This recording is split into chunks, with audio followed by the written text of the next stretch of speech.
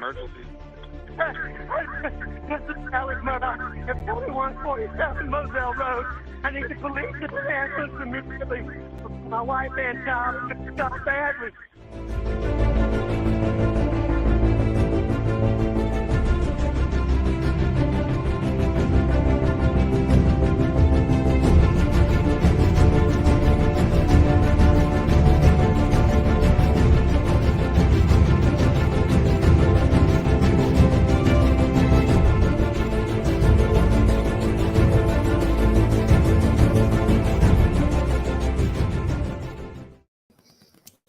Well, good morning, everyone. I hope you're all doing well. I'm Franky, and this is the Think Tank. So, looks like we are going to have Murdaugh back on the stand this morning. He wasn't faring so well yesterday afternoon. He was shaking, and he was vibrating, and he was pretty much a train wreck by the time prosecution got at him. I thought that was pretty interesting how Arpulian tried to get him off the stand by trying to get other testimony in the middle. It was like, are you kidding me? Please do not go for this. But of course, the judge knows him and knows his tactics. So pretty damn awesome that he was scrambling the way he was, I must say. So I thought we'll watch these little guys until court jumps on, which should be like right away. I'm assuming. I'll just keep checking for them to jump on until I got them. So what did you guys think of the testimony yesterday? Were you guys as surprised as I was to see him get on that damn stand? I was shocked. I was amazed. And yet part of me was going, okay, he's got the ego. That he does. He's fairly narcissistic. I seen it yesterday. Psychopathic. He could be, and I never looked at him from that angle. Well, good morning, Dandy. Good morning, Shauna. Good to see you guys. I'm just again trying to wake my little butt up here. Well, large, just the same. So, Dandy, are you thinking we're going to have some zesty days ahead of us, or at least today anyways? I was talking to Mexi last night, and she could not get over it either. I loved her reaction when she came on and seeing that he was actually on the stand.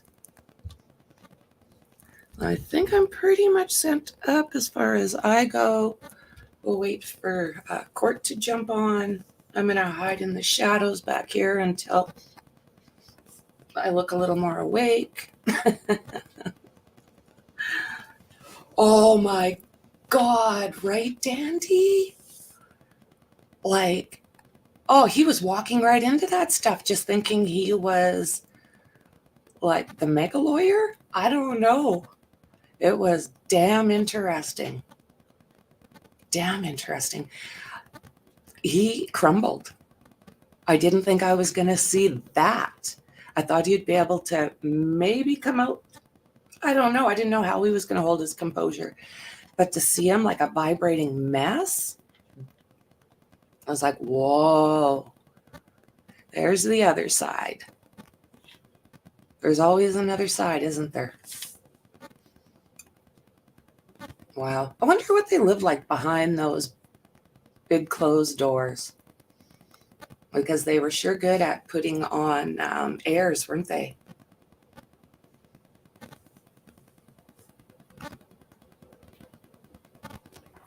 Trying to get my coffee into me so I'm alert.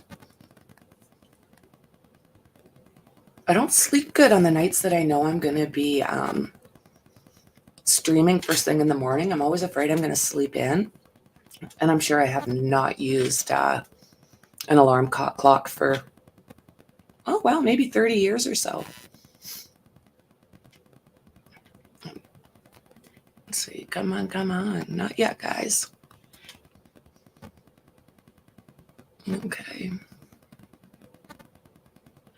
It says that this footage of these babies are... Oh my God. Look at that mother.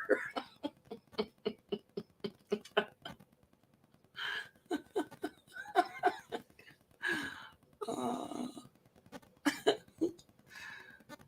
pretty damn adorable. Stay still, kid.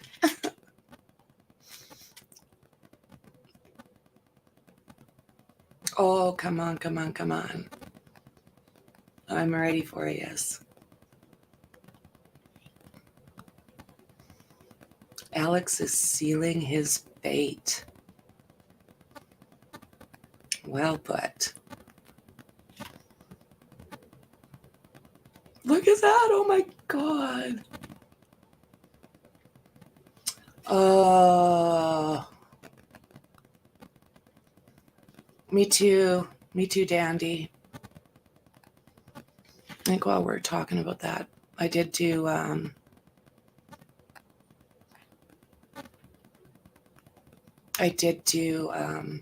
video on him last night. Maybe I'll send that out there.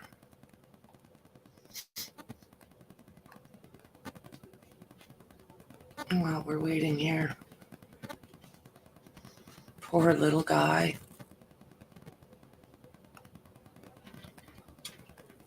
Okay. Oh, that's a scary part of the world to get lost in as a little guy. I've only been to Florida once. I was there for about 6 weeks, and everything there is toxic or bites or eats. So I just hope they can find him nice and safe and get him home to his parents.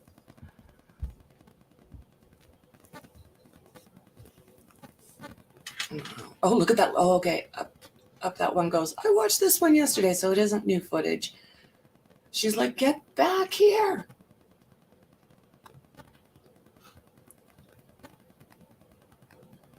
Like they just scatter right up there. Look at her. Get down here, kid.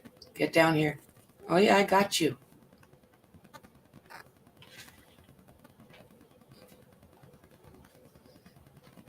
Okay, nothing yet, friends.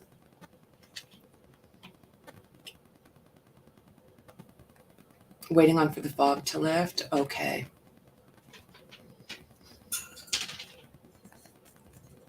Oh, that poor little guy. Cuter than a button, too. All those curls, Dandy, eh?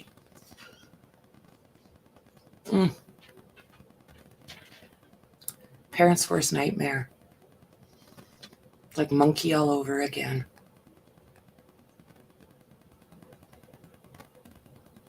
And we're still looking for monkey. Is that little bear going to go back up that tree?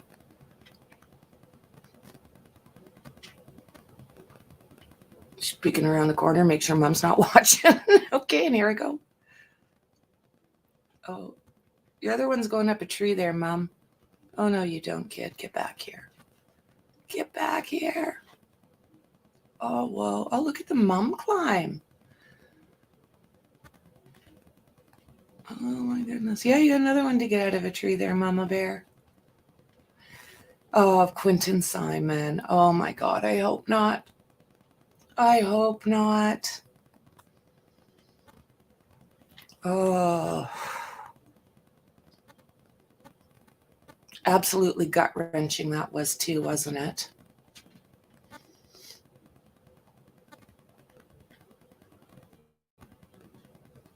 Let's see if I can find him. Just in case. Rest in peace, Lisa Marie, as I scroll by her.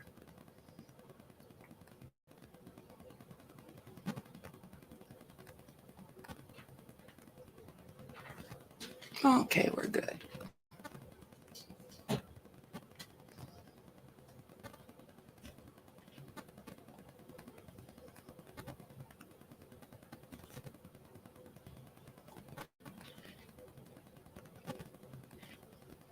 Wait for a little bit of sound.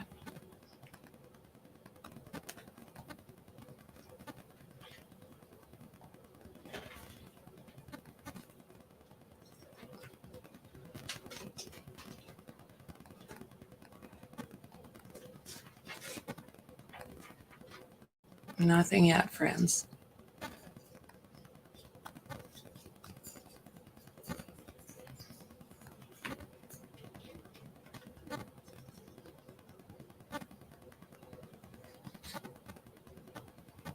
Here comes your mom, little one. You better scramble.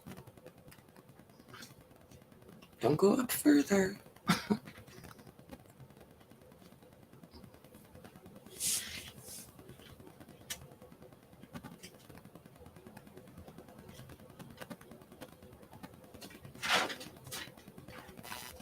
Still nothing, my friends.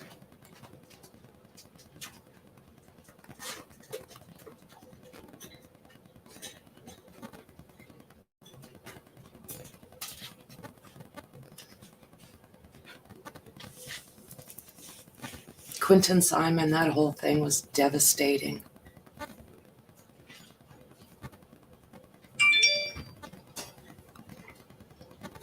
Are you serious?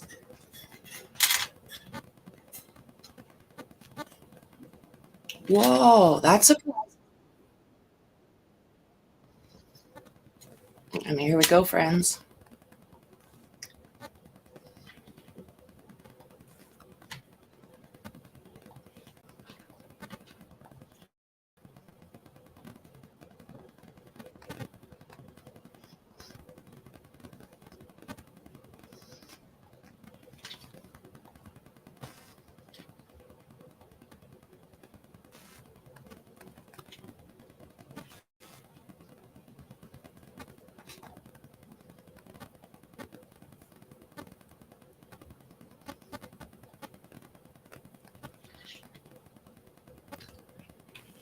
Two or three more, eh? That surprises me a little bit. But hey, I don't know how they could have much. Everything's bombing.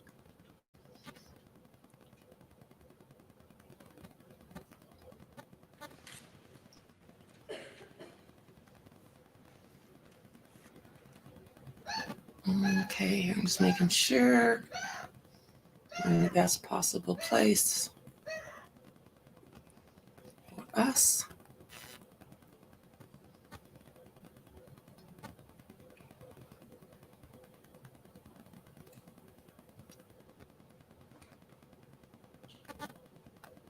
Yeah, I barely got any sleep last night. I don't know why I didn't just set something. I'm just not used to it. Rather not sleep, I guess. Thank you. Good morning. Good morning. Day number 24. Cross-examination. You may proceed. May it please the court.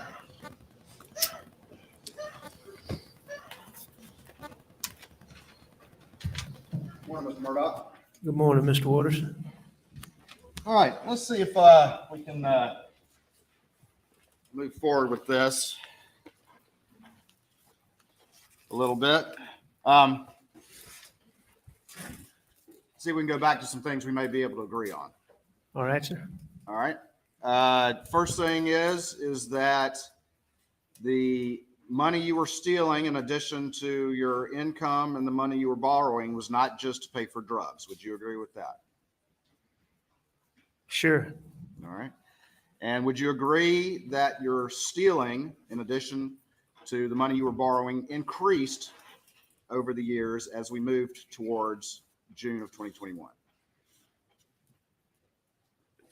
Repeat that, please, sir. Sure. Would you agree that your stealing increased over the years as we moved towards June of 2021? Yes, sir. All right.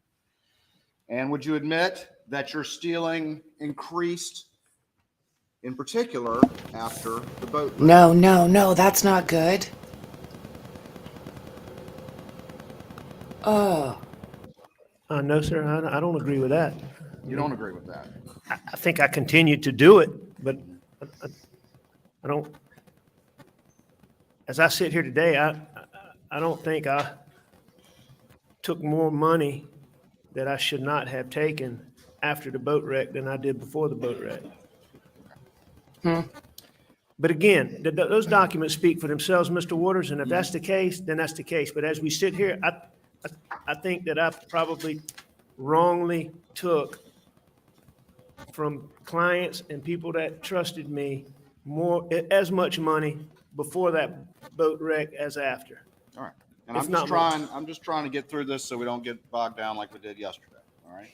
I understand. All right. So you wouldn't agree with me that in 2019 alone, you stole about $3.7 million? No, I think that's correct. All right. And would you agree with me though that figure in 2019 was generally higher than any other year that you've been stealing since 2011? In any year, sure, I'd agree with that. Okay. I thought you were talking about overall, the whole cycle.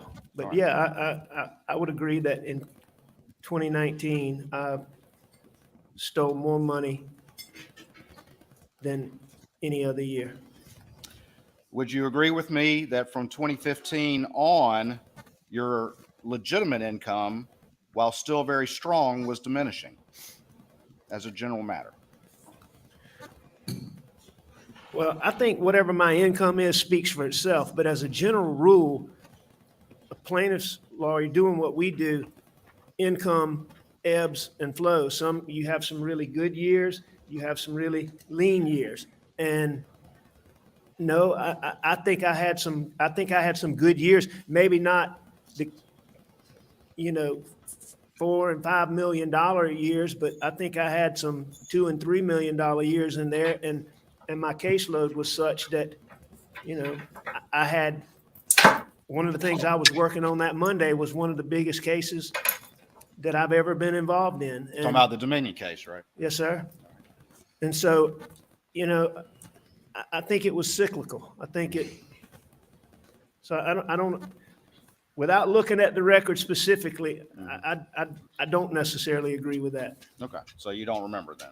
No, I do remember. I don't think I agree with that. But again, those records will speak for themselves.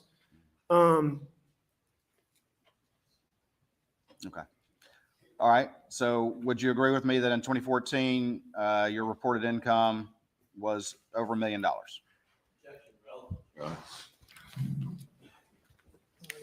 The objection's overruled. Reported income, like tax-wise, or reported?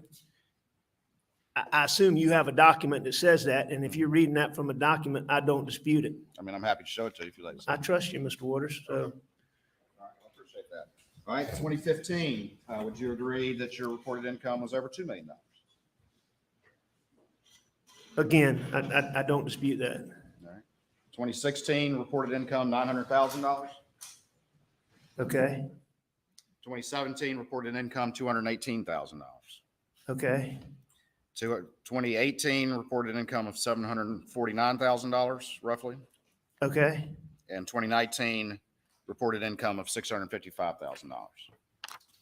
okay. And see, I mean, to me, that demonstrates exactly what I'm talking about, how it goes up and down. And would you agree with me that though during those periods of time where you were making that kind of money, you continued to steal? And I think you've already said that your stealing increased as we move through those years as a general matter. Absolutely. I don't dispute, and I have never disputed since I was confronted on Labor Day weekend, Right.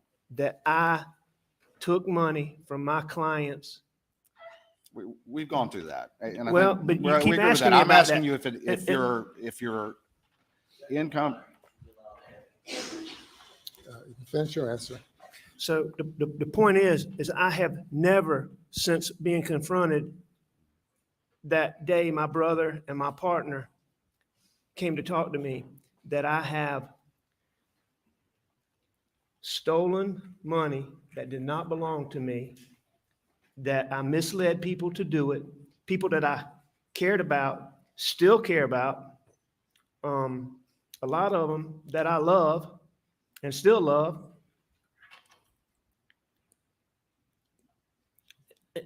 And I misled them to do it, and I was wrong. I have never disputed that from day one. We've been through that. All I'm trying to establish right now with you, Mr. Murdaugh, is as we move towards June of 2021, what your financial condition was like, okay? I agree, you've testified to that multiple times, all right? So let me ask you this.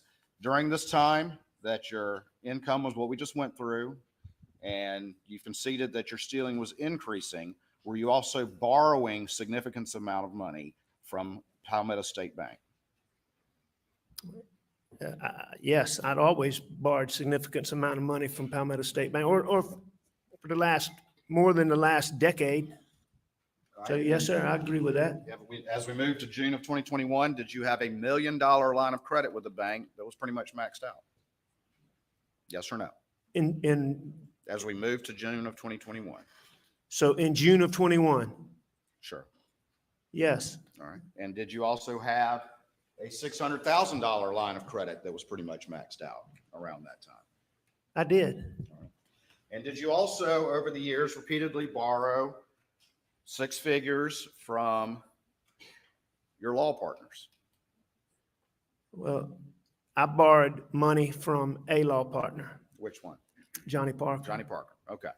And that was a fairly common occurrence over the years. It happened multiple times. Would you agree with that? I agree that it happened multiple times. All right. And you would agree also that you would sometimes use some of the stolen money to pay that back? I won't dispute that. I don't know that that's the case. I know what I saw Mr. Bernie testify to in using that particular accounting method. You know, I see that. All right. So I don't dispute that. All right. And would you agree that you also, when you needed money, occasionally borrow as much as 5 and 6 figures from your father and Mr. Randolph? I did. And would you also agree that over the years, particularly as we moved to June of 2021, you would use stolen money to pay that back? I don't dispute that. If that's what the record shows. All right. And you just mentioned here in the testimony of Carson Burney and the banker and all that, you would agree with me that as we moved to June of 2021, at least in liquid funds, you were running out of money.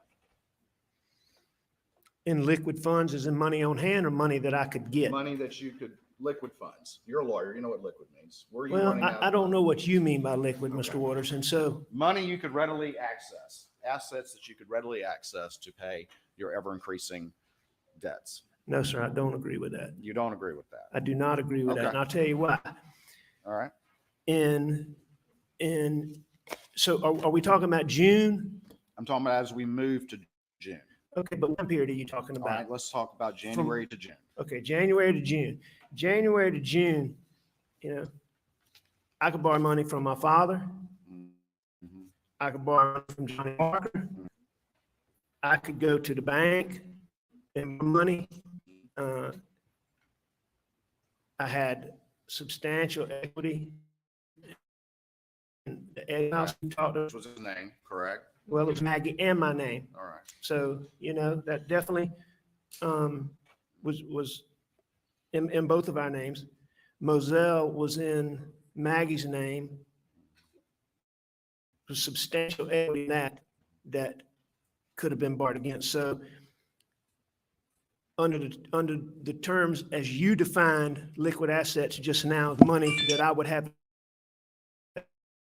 access to for those reasons that I just said. Can we at least agree that the way the compensation structure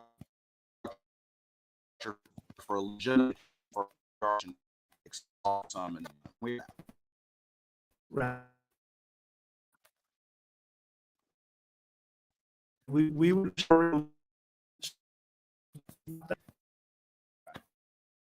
and a and then would you Oh, no. What's it doing?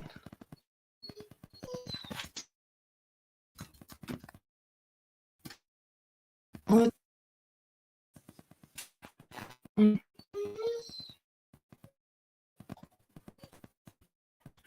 can do this.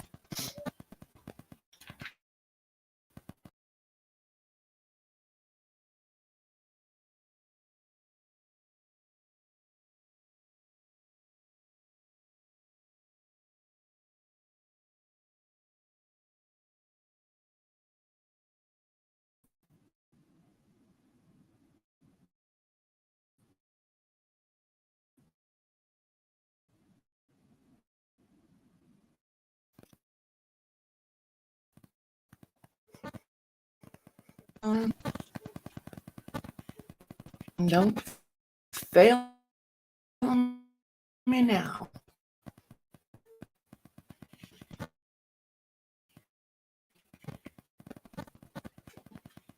A lot of reasons I hold funds, but I certainly believe or don't one of the reasons. Would you agree with me that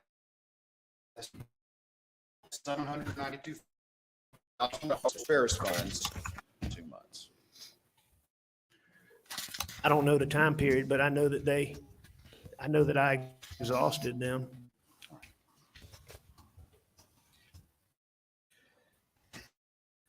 I'm trying to a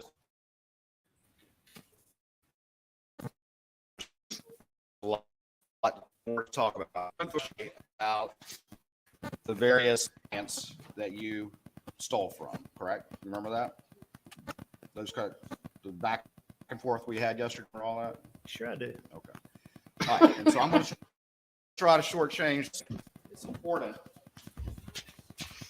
that we at least say the names of the people that were. Let's just do this to see if we can. To the comment, Your Honor, appropriate. I'll rephrase.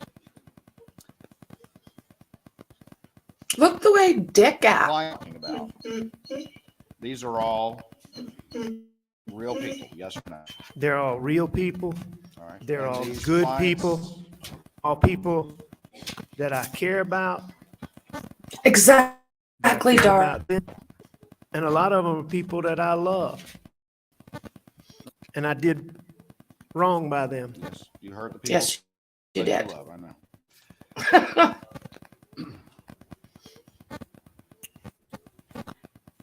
These were all people, every single one of them, personal conversation with at some point during the course of your representation. All of my About the clients, representation. absolutely. I had conversations with all of my clients. And these were people, every single one of them, real people that you looked in the eye and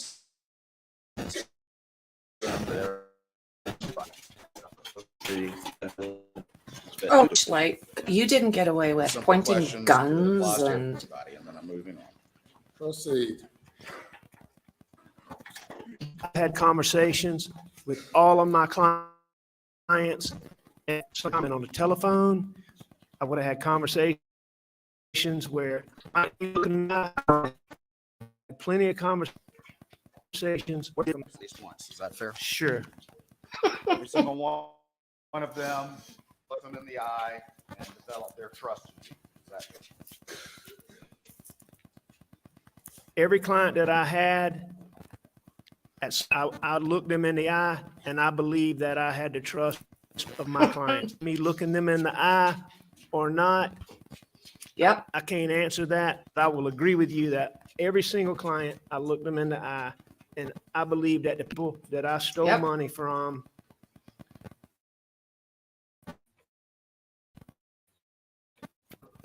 It's been previously admitted.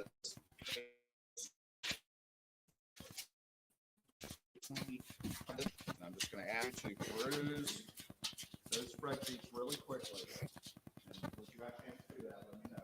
That one or two questions. so one of the lawyers was one of the jurors was crying yesterday, eh? Shit. all right, so I'm sorry. What was your question? I just asked you to look. Have you had a chance to review those documents? I have. All right. And that every single name on here are either clients that trusted you, stole from, or instances in which you stole from your law partners, you as well. I agree with that. Mhm. All right. So we don't need to get through it. Mr. Waters, like I told you, I'll go through whatever you want to go through, but each one of us have already talked about good people, outstanding people. They trusted me. Every single one of them I did, and I do still care about, and me, I love and consider them close friends. Like Barrett, I did. you recall a conversation that you had with Ronnie Crosby in which he told you that Barrett was desperate for money because he needed his wife to stay in a hotel near him while he was undergoing treatment for terminal cancer around the time that you stole from him. Say, Your Honor. Oh, my God. Objections overruled. I don't recall that conversation, but, you know, I knew Barrett was sick. But, you know, Barrett is a unique situation. I mean, Barrett Justification? Uh-oh. Barrett is and was dear to me as a friend, but Tissues. Barrett and I had a long history. You know, I guess really, and I lied probably more by omission, lies by omission in stealing that money. But that's a perfect example. You keep asking about me having these conversations and looking people in the eye. I mean, that's a perfect example. I mean, when I stole that money, he was nowhere around. It was more based on lies by omission. And That's not Barrett okay. and I had such a history. These real estate deals that you're asking me about, Barrett was one of my good friends, and we had been in these real estate deals together. Barrett was just an interesting person. He was a shrimper, was born and raised in Alabama. Here we go. And he moved down to the coast. And Mr. Murdaugh. as shrimping, Mr. Murdaugh, I don't know that we need Barrett's entire life story. no, but it's important Let to me just understand ask this you based on the this. question you asked. I don't Shush think his it. entire life story is responsible, Your Honor. And I'm not intending to give his life story. I'm just telling you a little background. Go so ahead, you'll tell us understand about it. your friend that you stole from. So Barrett started getting into real estate, and he was really good at it. And so I started getting involved with him in that. He could go out and find pieces of property that were really cheap, get them and sell them and make money. Well, we got in some of these deals, and we got in as Barrett and it was some other people. Well, when the recession hit, one of the reasons these land deals caused me trouble is because the people that I was in these deals with no longer could pay. Whereas I might have gone in and I was a 20% person. I'm now all of a sudden, either I have to default at the bank and affect credit, affect ability to borrow, or I have to pay 100%. And so that's what I did. I paid 100%. And so there were years where I was paying, instead of a fifth or a half, I'm paying the whole thing. And it equated to it equated to millions of dollars, which is one of the ways why I ended up with the Moselle property, because I had paid more than $1 million in monies for Barrett, and that was part of the deal in the trade in me purchasing Moselle. So what you're telling me is you felt like you were entitled to steal from him. No.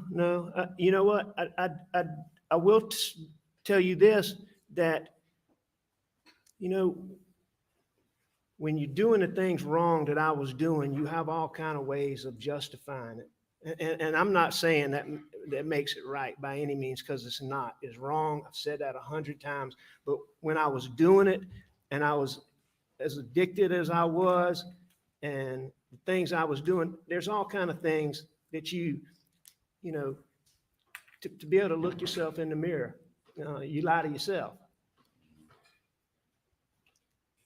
And I guess self-justification for these bad things, you know, I guess is what I was doing. But, you know, Barrett had owed me so much money that when I took his money, I just didn't tell him. So it was a lie by omission. All right. All these people on these two exhibits, these were real people that needed this money. Is that correct? I'm sure they did. But it was more important to you that you stole their money on top of the 40% of legal fees that you were taking? Unreal. I've never I asked s- that question. I stole their money. It was more important to you than their needs. Is that correct? I know, Dar. Objections overruled. I don't remember sitting down and calculating, okay, is this more important? You know, one of the self-justifications that I talked about, Mr. Waters, is, and this is one of the things, again, I want to make it clear. I don't, as I sit here today, I do not believe that any of this justifications that I'm talking about made any of this okay, because I don't. As I I've sit owned here up to today. all this money I stole, I've tried to since I was confronted, and I continue here today. You But tried one to of the hide. justifications at the time when I was taking pills and doing the things I was doing was, I may ask a partner, okay, how much is this case worth? And if one of my partners, and I may not even give them all the real facts, okay? So if they said this case is worth $100,000, okay, and I go out and I get them $300,000, you know, that's one of the Okay. stupid little things. Okay, well, this isn't the same. And that's one of those justifications that I used in looking back on this that I don't know how I did. Right. So to sit down and say, did I evaluate that they needed the money more than I did? You know, No. I don't The answer is think I no. did that. I think I was selfish and Mm-hmm. I think I just took the money. Okay. I think I understand. Yeah. Me too.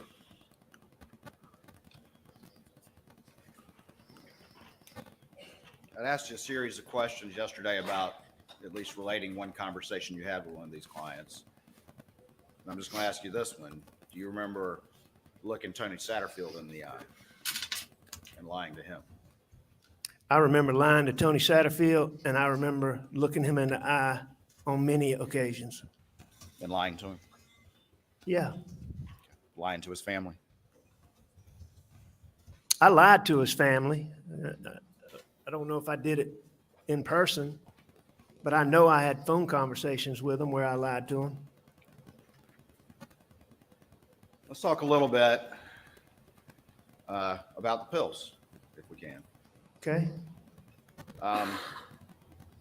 And you've already testified, as has other people, that you were still able to function as a lawyer over the years despite the pills that you were using. I can't see it. Is that correct? Yes, sir. And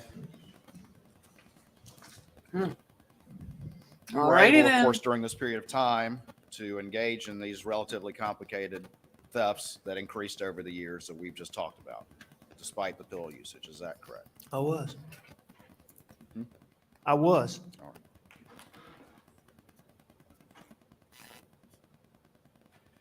And you were also able to, during this time period, convince your staff that nothing was amiss with all of these exhibits, despite your pill usage. I mean, most of those didn't require convincing my staff, but just so we're on the same page again, I acknowledge that I certainly allowed them to be misled. I certainly allowed them to do things that I shouldn't have done on my behalf, knowing that they trusted me. How many pills were you using a day? Depends on Come the on. number of items, most importantly, how strong the pill was. Okay. Well, let's talk about, let's say, start maybe in January of 2021 and move forward. Can you describe to the jury what your daily pill intake was like? Do I tell. think at that time, most of what I was purchasing was 30 milligram pills, instant release, oxy. He can remember this though. Um, Oh my. Probably mixed in with some OxyContin, which is made of oxycodone. It's just time release. I would have been taking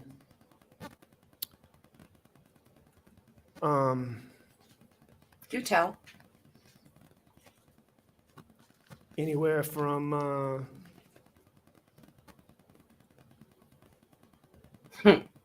Make the numbers make sense. 1,500 milligrams maybe to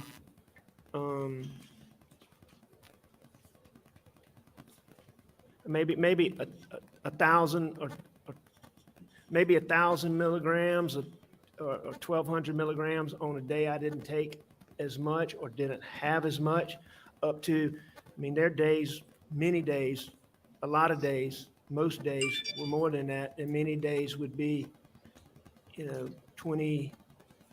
more than 2,000 milligrams a day. And how many pills is that? It depends on the strength. Well, let's say it's the Of the 30s pill. that you just mentioned. Yeah.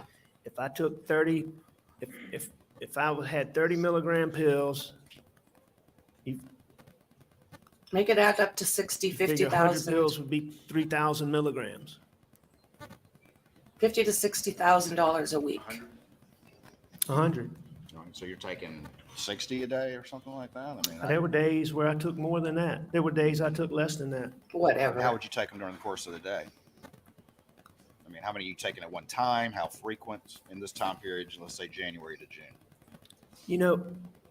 There's a point in time, and I'm not sure when it was, I think it was well before that, where, and you have to understand this. This is something that I can still remember the first time I ever took an Oxycontin. Oh, Mr. Murdaugh, can I ask you to answer my question, and we'll let you explain all you want. My question was, how many were you taking a day during this time from January to June? Answer that first, please, and if you want to explain, I'm happy to let you do so. I'm not positive, and here's why. It's because oh my over the God. years, like, as I was saying, the first Oxycontin, one Oxycontin made me sick. And that was when I was transitioning from hydrocodone to oxycodone. And it made me sick because it was a really strong one. And so, one Oxycontin pill was like 10 hydrocodone pills. So, but anyway, as I took more and more, and over the years, it just, you build up a tolerance to pain pills. And so what might give me this energy, the reason, Energy. one of the reasons I became so addicted is, some people talk about pain pills and how they make them lethargic and where they can't do anything and they feel. Opiates gave me energy. Right. I mean, Okay then. whatever I was doing, it made it more interesting. It made me want to do it longer. To go on a drive, it made driving. It just at the beginning, it made everything better. But I took so much just to keep. It got to a point where I was taking so much just to not backslide or go into withdrawals or have all those symptoms. And so it got to the point where I was taking the amounts that I came to be taking in the time period you're talking about, January to June.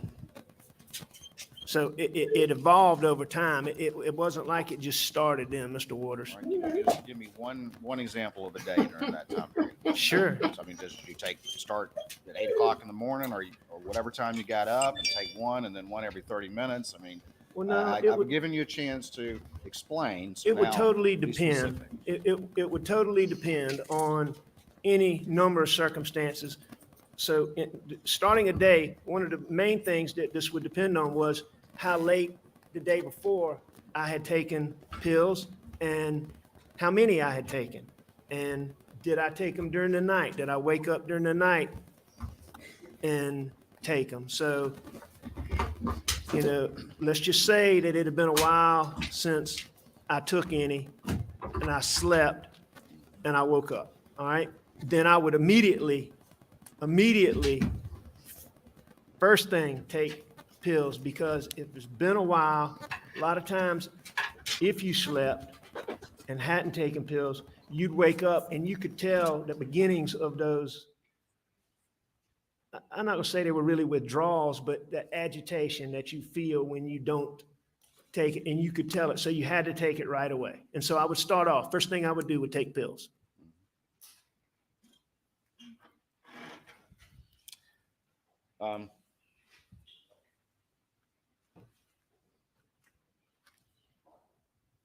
And that's how strong the withdrawals are for opiates, correct? That you feel that agitation until you can take another pill.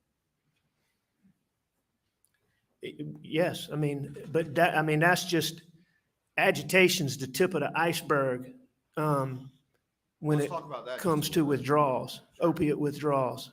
I think you said in your, what's been played for the jury and the telephone conversation with Special Agent Kelly that, and you talked about withdrawals, just how strong they are, how you're willing to do anything to make them stop, correct? I think what I said is almost anything. Almost anything. Well, describe that, please. I mean, you're sick. I mean, you're physically, you are physically sick. It's like having the flu when you ache and your joints hurt. You don't want to get up. I mean, you can't get up. And that's after a while. It starts with what you're talking about, agitation and, fidgety. Everybody talks about how fidgety I was. But it starts with that, and then it goes to, you might be sitting here and just all of a sudden sweat's running down your face, all over your body. I mean, like you ran a marathon. I mean, you literally sweat that much. The next thing that comes on after about, 12 hours is, I call it jumpy legs, but I mean, there's no way that you could sit right here in this chair. I mean, you couldn't remain sitting. I mean, you would have to get up and move around. And I mean, it's like your legs don't want to work. And that lasts for about anywhere from 18 to 24 hours. During that period, the intestinal issues come in, and I mean, you can't control yourself. You have, diarrhea, like you have food poisoning. You throw up. You're physically sick. How many times did you try to self-detox? Mr. Waters, dozens, if not hundreds. It's so many I can't tell you. And those symptoms you just described are extremely powerful and made it very difficult to do that. Is that correct? Made it difficult to try to self-detox. Oh, it's extremely hard. You mentioned yesterday that you were paranoid. How long had that been going on? Well, no, I didn't say that I was paranoid. What I said was, as the addiction evolved, there would be situations where you would have these paranoid thoughts. And when did those first start? I can't tell you when they first started, but I mean, how long before June of 2021? a long week, time. a month, a long time? No. It was, it was as my addiction got worse. I mean, it was a significant period of time, but How long when would you have these paranoid thoughts? I usually a matter of seconds. I mean, it was something, again, my whole life, you wouldn't see me where I didn't have pills on me. And that's where I kept them. I kept them on me because I was scared to put them somewhere for fear somebody would find them. So I kept them on me. So if you saw me, I had pills on me. I had a pocket full of pills on June the 8th. On June the 8th, when I was sitting in David Owen's patrol car. So I always had them on me, and I might be going to Edisto, and I turn on Hampton Street right out here, and a police car pulls out. Boom, I have paranoid thoughts, it just, but I could always say, you're not doing anything wrong. He's not following you. And I could get past it in a matter of seconds. Did anybody in your family ever see you having these severe withdrawals? Absolutely. And who did? Mags, Pawpaw, Bus, my dad, Randy, John Marvin.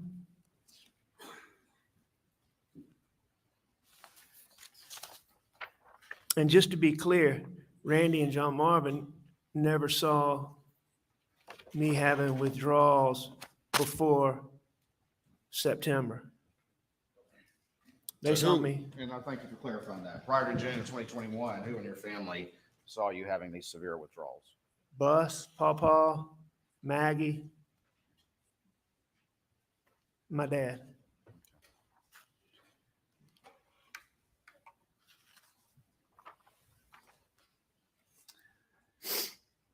Do you remember calling Paul a little detective?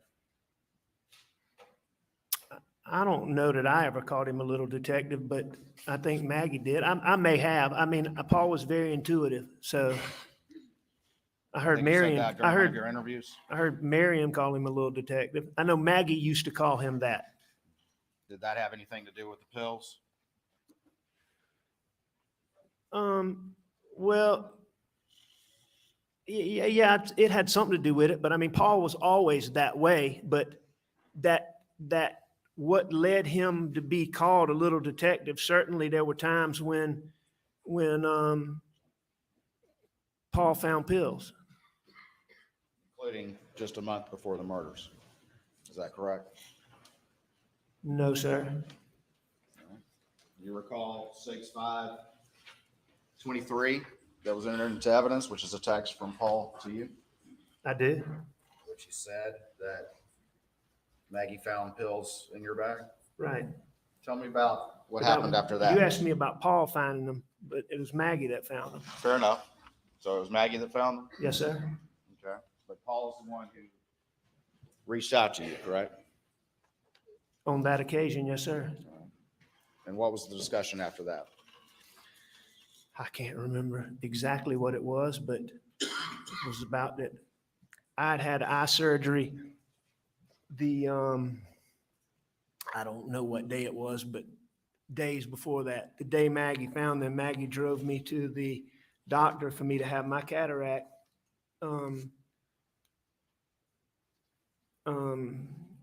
removed, whatever they call that surgery. I can't remember, but I had a cataract taken out, outpatient. You go in for a couple hours and you come out. And it was during COVID. And so Maggie wasn't allowed to come into the doctor's office. And so she sat in the car. And I had left pills in a computer bag and sitting out there bored. I guess she started looking at my computer and found them in the computer bag. So she found those pills.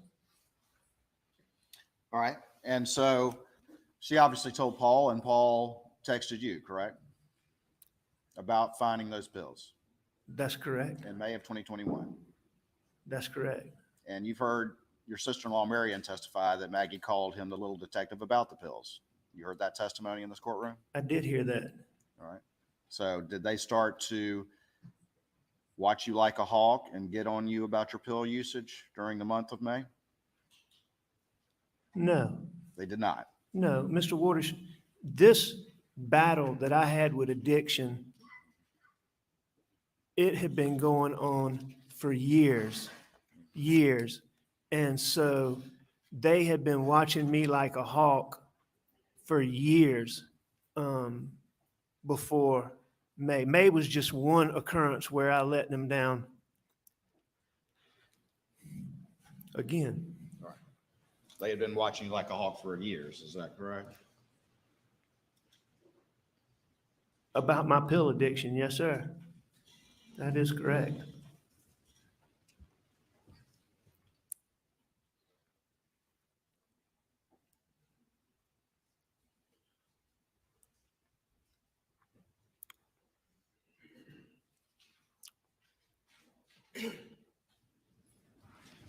This time in May, that wasn't the only time that Paul found pills or Maggie found pills, is that correct? Now, there were a number of times where Mags found pills, Paw found pills, Bus found pills. I mean, it was an ongoing, it was just an ongoing battle for me. And after they found those pills in May, that being Maggie and Paul, were they trying to get you to self-detox? No, sir, not at that point in time. They just let it go? No, they didn't let it go. But at that point in time, Paul and I had already had a discussion based on, I can't remember exactly when it was, but there'd been a previous occasion a good while back where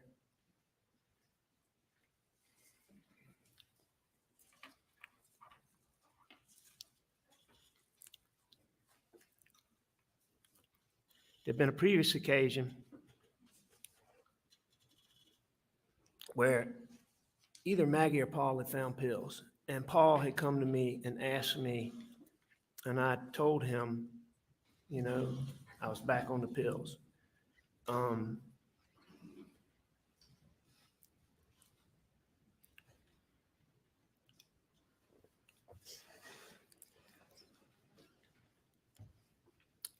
And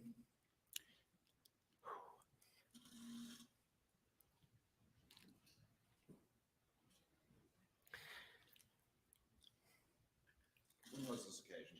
we had a long talk. As I said, I don't remember exactly when it was before that. Paul and I had a long talk.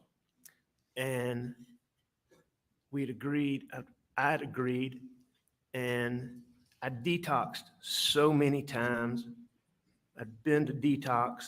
I detoxed at home with Maggie's help. I detoxed at home with doctor's help. Detoxed on my own, tried to, and it just detoxed and just didn't work. It just, you could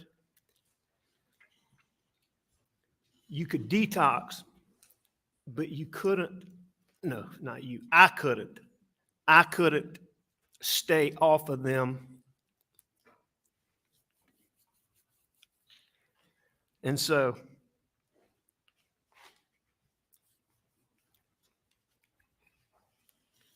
I promised Paul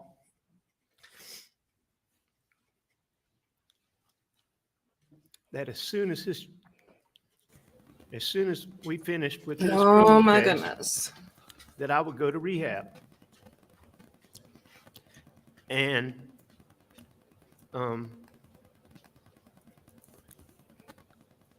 He died first. and on this particular occasion, Paul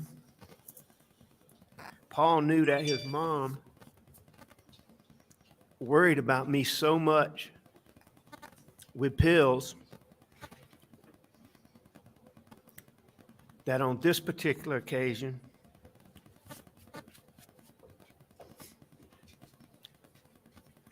I think that Paul convinced Maggie that I got those pills in anticipation of the eye surgery, but that I never took them, so that she would not worry that I was once again. You're talking about, now you're claiming that about the time in May, that Paul talked to Maggie and convinced her of that? Or are you talking about a different time? I'm not claiming that, Mr. Waters. That's a fact. This is what happened. All right, we're hearing that now, correct? Hearing what now? What you just said. Well, you just asked me this. Mr. Waters, Oh you my keep making an God. issue about the first time you hearing these things. When I got arrested and I went to jail, we began reaching out to you to talk to you about all of these things, to try to tell you everything that I'd done, to give you all these details to help y'all go through these financial things. And up until the time that y'all charged me with murdering my wife and child, you would never give Jim Griffin a response to our invitations to sit down and meet with you. Why So would you're telling me they? I never responded to Jim Griffin? Is that what you're saying here today? I'm telling you, Are you saying that you ever before yesterday reached out to anyone through yourself or through your attorneys and reached out to anyone in law enforcement or the prosecution and told them the story about the kennels? Are you telling me that? what I'm telling Did you, answer my Mr. question Waters, first, please, sir. Answer my question first. Did you ever reach out to anyone in law enforcement or the prosecution and tell that story that you told this jury yesterday about the kennels before yesterday? did I ever reach out to law enforcement Did you- to say, I want to tell you about the kennels? No, sir, I did not. What This I, is the Fifth Amendment line. Pardon? This questioning about him volunteering information on these charges violates his Fifth Amendment rights, and we strongly object. Any more, we have to make a motion. Oh, good God. Objections overruled. Boom. what I did was, Answer my question first, sir. Your Honor, for the record, he did not bring it. He was talking about financial Sit down, stuff. Mr. He was- Griffin. Yes. Oh, there's that look. Eye to Answer my eye. question. Before yesterday, did you ever bring up what you told this jury about that kennels to anybody in the prosecution or anybody in law enforcement? no, I didn't have the opportunity to, Mr. Waters, because you would Oh, my not God. respond to my invitations to reach out and tell you about all the things that I'd done wrong. Mm-hmm. And to talk about bringing this to a head, to talk about bringing this to closure. I understand how many people I hurt. I understand how angry my partners are and how hurt they are. And I understand how hurt these people that I stole money from are. I understand how hurt they are. And one of the things that I believe is getting past this may help them get some closure. Whatever. And so since at least January, I've been trying to sit down with y'all to talk to y'all Okay. and never, ever got Ever. a response to Ever. the multiple requests. Ever. Multiple requests. Yes, sir, multiple requests. I would ask about this, Let's, every let's few ask weeks. this, sir. sir. Did Mark Ball ever hear your story to the jury about the kennels until yesterday? Your buddy and law partner, Mark Ball? Listen, I haven't spoken to Mark Ball since I went to rehab. Mm-hmm. And these were the same law partners that you were listening to the night of. Is that what you testified to this jury earlier? You testified to that earlier, did you not? Here we go. I don't understand your question. Didn't you testify earlier that you were listening to your law partners on the night of the incident? Was I listening to them? Yeah, you testified to that. It's a simple question, sir. I'm sure I was. When are you talking about? On June 8th, in the early morning hours, you testified to this jury that you were listening to them, but you never told them the kennel story either. And they heard it for the first time yesterday as well. Isn't that correct? Yes, that's the first time they heard it. First time that Ronnie Crosby ever heard that would have been yesterday. If he was listening, that would have been the first time he heard First it. time Johnny Parker ever heard that was yesterday. Yes. First time Danny Henderson, who was representing you in the boat case, ever heard that was yesterday. Yes, yesterday is the first time that I have said that openly. Mm-hmm. But that's not what you were asking me, Mr. Waters, but you go ahead, First time your brother Randy heard that was yesterday. if he was listening. If he was listening.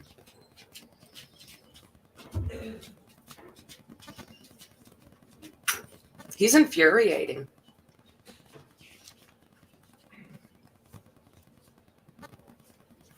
Not you. And And Mr. Waters, just to be clear, The bad guy. I was begging Don't you? for a meeting with y'all to try to bring this to a close, to talk to y'all about everything up until the time that y'all charged me with hurting Maggie and Paul. Now, Paul, after that point Papa. in time, Jazz? I stopped, obviously. That you were begging for a meeting and information, but you admit information was never conveyed that you wanted to change your story after multiple interviews with law enforcement about what happened that night, including the most important fact of all, which is when the last time you supposedly saw your wife and son alive was. I don't know exactly what was conveyed or not because I wasn't part of it. All I know Fair is enough. what You don't I know was that. trying to do was to sit down. I understood to bring all this to a close that y'all would want me to sit down and go through all of these financial things, all of these things that I'd done wrong. And to try to bring that to a close, I was repeatedly trying to sit down with y'all. The reality is, Mr. Murdaugh, is the reason why no one's ever heard that before is because you had to sit in this courtroom and hear your family and your friends, one after the other, come in and testify that you were on that kennel video. So you, like you've done so many times over the course of your life, had to back up and make a new story that kind of fit with the facts that can't be denied. Boom. That's true, sir. No, sir, that's not true. You've done that over and over again over the years with all of this that we've been talking about, haven't you? I've done what over and over again? Oh, my The God. second that you're confronted with facts that you can't deny, you immediately come up with a new lie. Isn't that correct? Mr. Waters, have we established, I have lied many times, but I can't sit here and tell you that, what are you talking about, facts that I can't deny? That I would disagree with that proposition that you're putting out, that was what I did all the time. But in doing that, I admit again that I've lied Blood. to people that trusted me. Yes. Oh, my. Look at that look. We can agree that the prosecution, Boom. law enforcement, and so many of your friends and family heard for the first time your story about the kennels yesterday after all these weeks of testimony. And we Alex. agree on that. That law enforcement, my partners, and my friends heard me say that for the first time. Yes, I agree with that.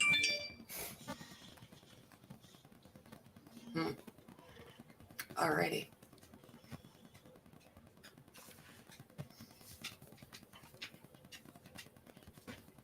Alec. Would you agree with me?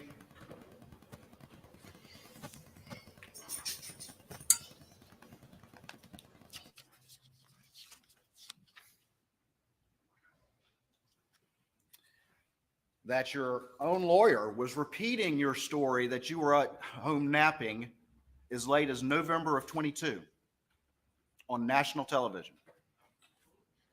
I don't know. You don't know that?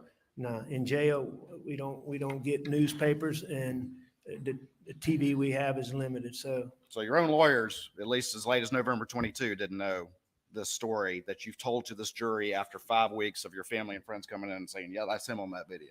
I don't know. Objection, Your Honor, violates attorney-client privilege communication. Totally improper. Totally improper. Yes, sir. In response. He has brought up his communications with counsel, and now that is fair game, Your Honor. His communications through counsel with, or alleged communications with the prosecution. He didn't. There's no attorney-client privilege to national television interviews. The objection is overruled.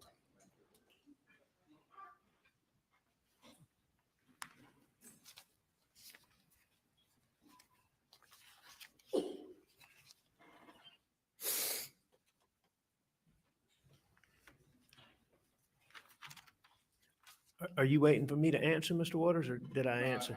I think the point's made. All right. You said you were unaware of that national television interview. Is that what you You were Unaware of what national television The interview? one where your lawyer repeated that story as late as November of 2022. Your story that you were actually home asleep at the house. The During the only, 8 o'clock the hours. only national TV ad that I'm aware of is, not ad, program is one that Mr. Griffin was involved in, was are you referring to like a Dateline something? I'm talking about HBO. Okay, HBO. All right, like, so yeah, I am aware of that. And what I believe the case to be is that I believe that when that was in its works, that Mr. Griffin made those statements sometime substantially before November of 22, as early as around the very beginning of 2021, Well, let's talk. at least what I understand to be the case. All right, let's talk some more about your testimony from yesterday. And you're telling this jury, even on something as clear as a skin on video, that your story doesn't change when you have to make them fit the facts that no longer can be denied. Is that what you're telling this jury? Good I don't question. understand that question. Say that again. I said, you're telling this jury that you don't change your story to make the facts fit evidence you can no longer deny, like what's been going on in this courtroom. I'm not telling the jury anything about that. All right, good. All right, let's move on. Let's talk some more about that issue. Let's talk about the confrontation on June the 7th with Jeannie Seconder, which you said was no big deal. Isn't that what you testified? Words to that effect? I think what I testified to is that, to me, it certainly didn't seem like a confrontation. Jeannie came to me and was almost apologetic. And this is what I believe, Mr. Waters, is I believe that what Jeannie Seconder and my partners have had to go through since September has been hard. I know I could see it. I could see the hurt that I caused them. And I know that they're betrayed, and I know that they're angry, and I know that they're hurt. And I want to make clear to this that while I disagree with what Jeannie said as to it being a confrontation, because I don't believe that it was, I don't think that she was lying. I think that she feels it. I think that, she believes that that's the case after all this time that she's had to deal with this. But on June the 7th, when she came to me, she was almost apologetic. You heard her say that she said that she wouldn't be doing her job if she didn't do this. And it was made clear to me that someone had said this, that I had to make sure that income came through the firm, that I couldn't structure money.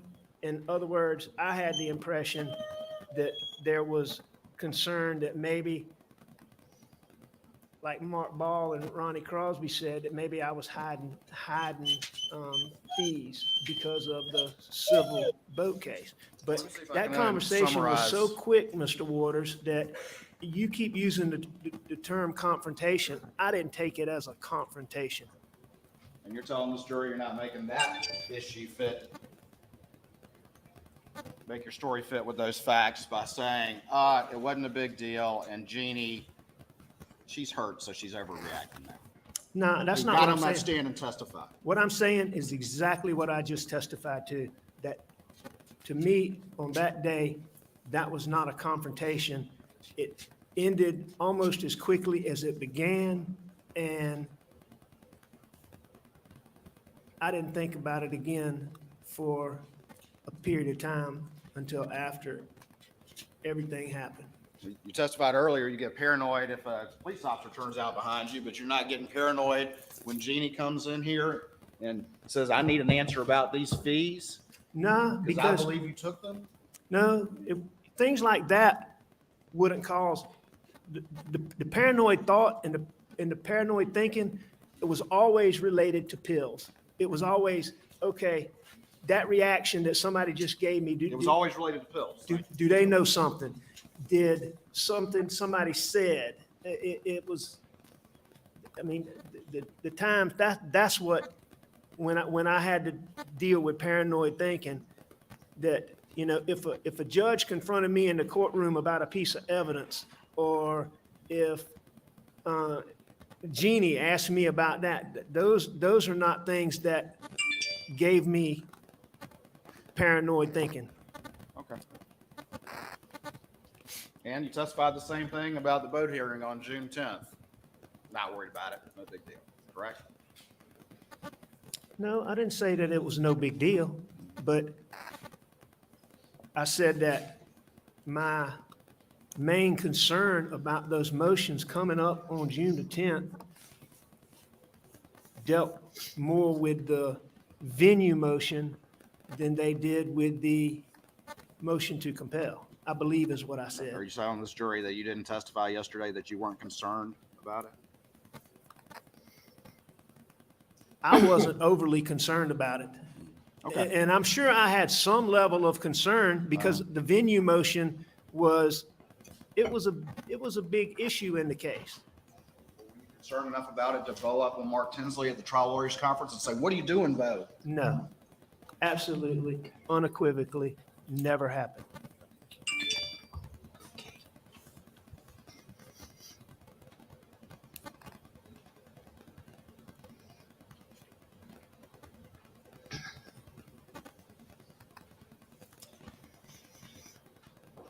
If the Ferris fee issue comes to light on June the 7th, you're not going to be able to borrow money from Johnny Parker anymore, are you? If the Ferris fee, hypothetically speaking, if the Ferris fee came to light on June the 7th, well, here, any point in time, if the Ferris fee came to light, Johnny Parker would not loan me money.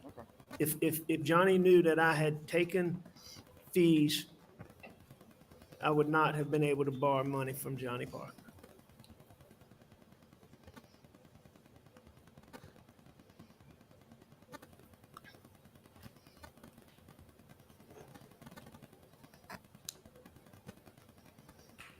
You testified earlier about going to the Gamecock baseball game on the weekend prior to Monday, June the 7th, 2021, correct?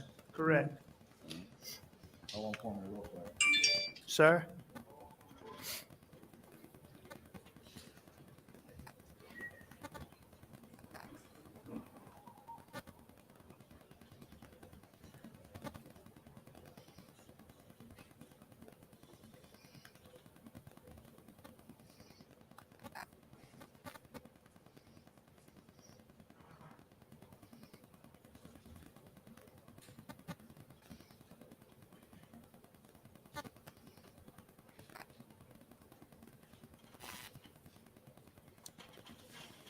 All right.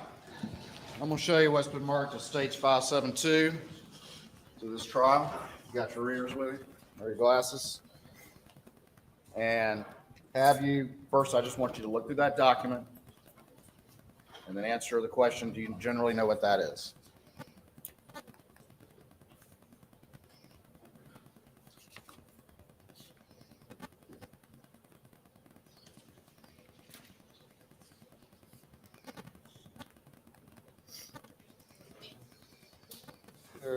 Waters. Someone wants something, so if you'll stand for a moment. Everybody stand for a moment.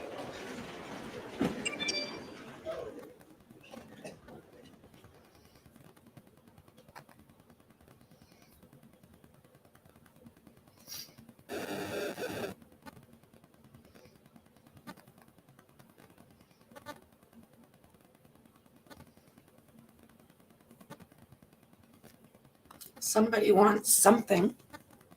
Who? Who?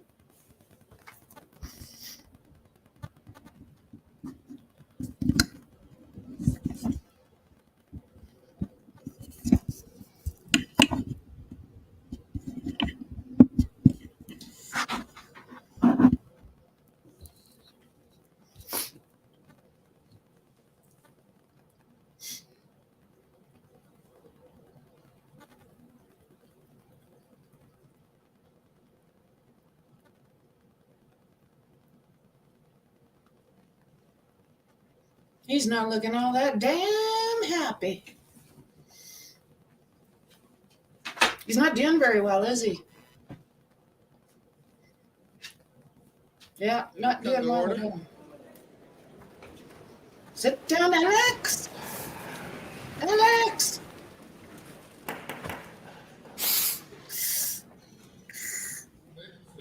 May it please the court. Have you had a chance to review that, Mr. Murdaugh? Yes, sir. All right, and do you recognize what those are generally? I do. And what are they? Text between Maggie and I. And what day did they take place? The day I shot her. June the 6th. June the 6th, 2021. Is that correct? That's correct. Yes, sir. At this time, the state would offer states 572 into evidence. No objection. To admit without objection. All right. Tell the jury, where were you when these texts were taking place? I was in a hotel, And what city were you in? Columbia, South Carolina. And where?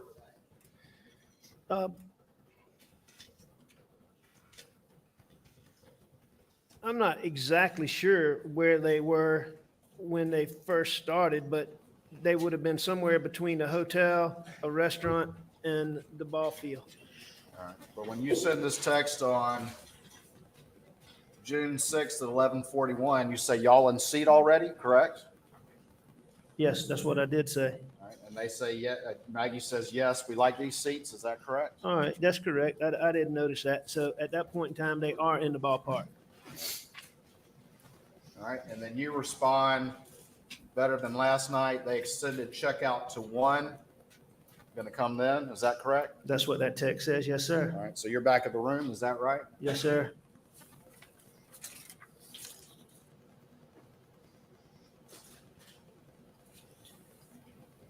Later on, you text after he asked you to bring a charger and says, Muggy, you text, I'm dreading it. See you in a little bit. Is that correct? I'm just That's what I saying, said. Yes, sir.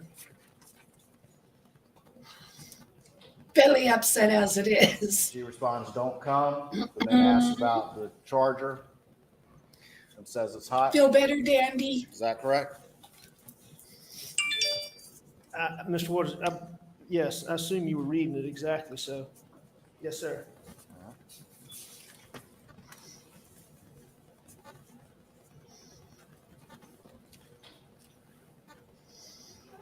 She eventually responds, not crowded, but not the place to come if you don't feel well. Very hot and muggy. We are inside, sitting at the bar, very nice indoors. Is that correct? That's what it says. Yes, sir.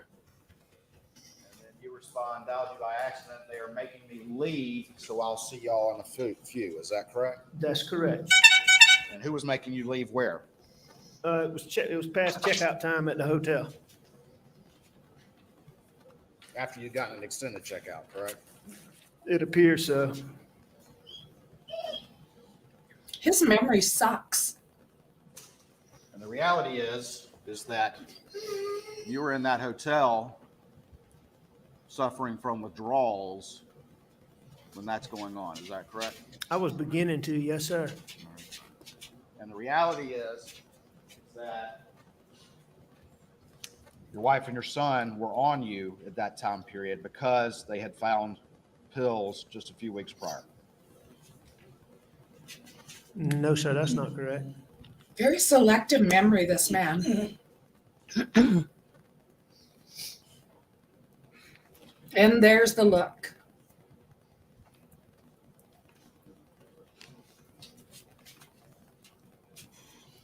Mm-hmm. Yep, Let's talk about you betcha. June 7th, okay? Very selective.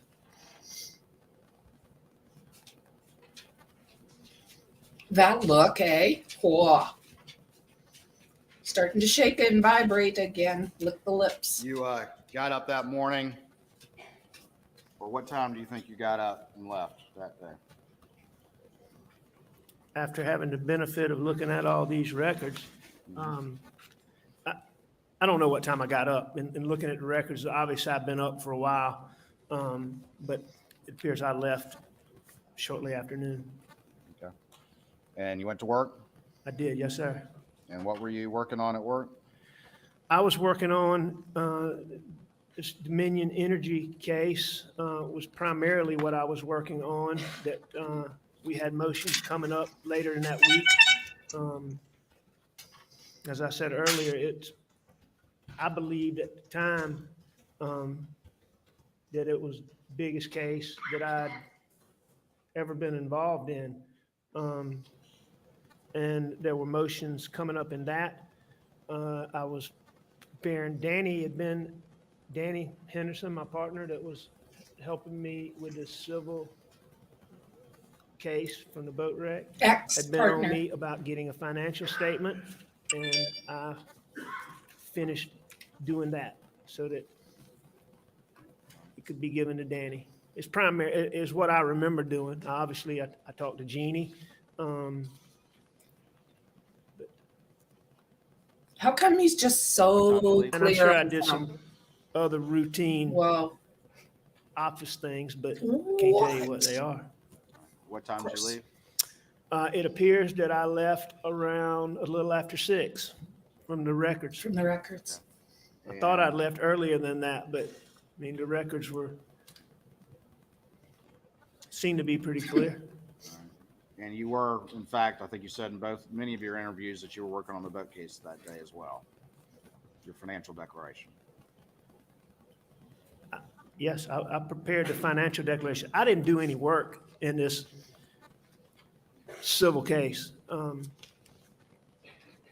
So my work in that is what I did. I prepared the financial statement, which took me a little bit of time to get the details on that, but that was the work I did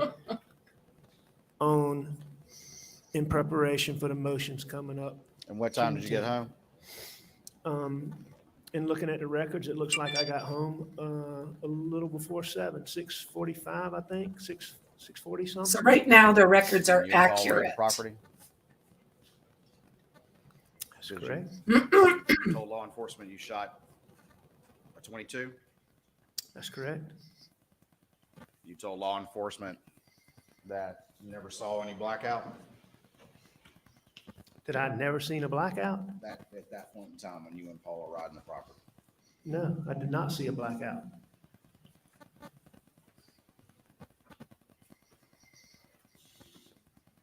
Did you tell law enforcement that you and Paul were going around looking for hogs?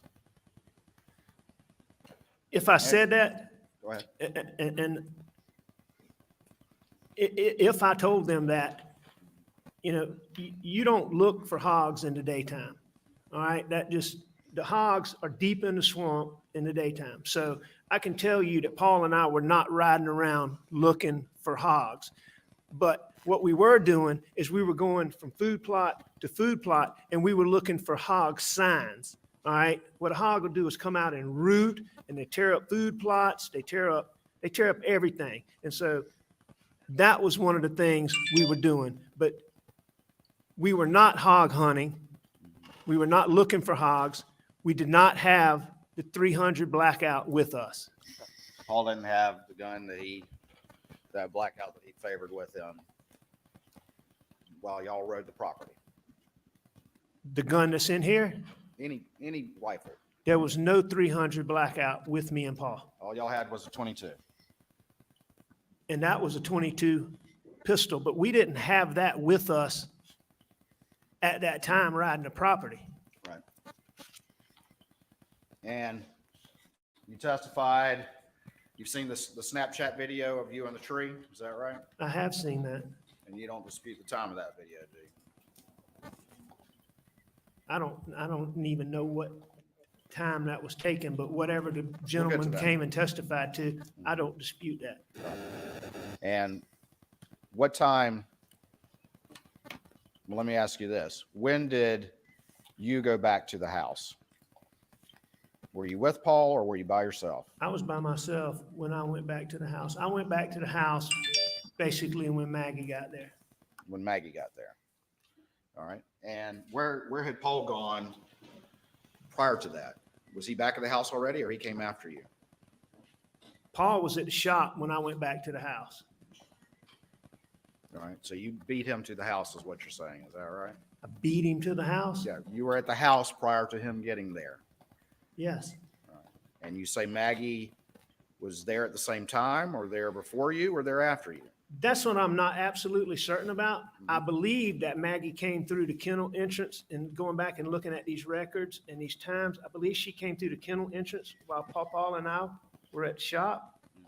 But either way, I got to the house very shortly after Maggie got there. And I believe that she came through, and I believe that I went right behind her. When did you take the shower that you've been talking about? I believe when I first went in the house. I mean, I would have talked to Maggie for a second, but I'd seen her that morning, so You left your clothes on the floor? I'm not sure. It makes sense to me given what Blanca's said, but I couldn't tell you one way or the other. All right. About what time was that, you think? And looking at the records, I think that was a little after 8. And you're saying Maggie was already there at that point? When I got to the house, Yeah. yeah, And what did you do after that? I came back out, sat out on the couch to eat dinner. About what time was that? A few minutes later, I mean, it didn't take me long to shower. And you say Paul was already eating at that point? He was. You say he left first. What I said is he got up and he finished eating and he left our immediate vicinity. Now, I don't believe he left at that point, given what I've looked at time records and all. I believe that he was around the house for a little bit longer, And just to be clear, again, but I didn't see him. all of this detail was people were hearing for the first time yesterday, like we talked about before, correct? Say that again? All of this detail that we're going through right now is not anything that you related before. We're all hearing this for the first time yesterday. Objection, Your Honor. Fifth Amendment privilege. Of course. Objection overruled. So, yes, I did not tell law enforcement.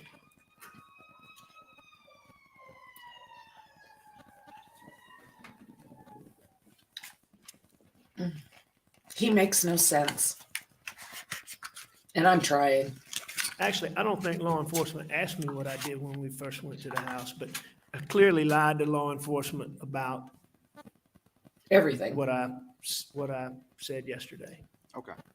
And all of this, the last time you supposedly saw your wife and child, all of this detail, you as a lawyer and a prosecutor didn't think that was important to offer on your own?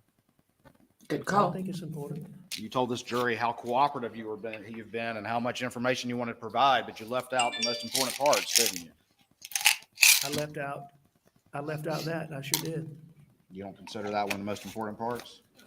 I think it's important.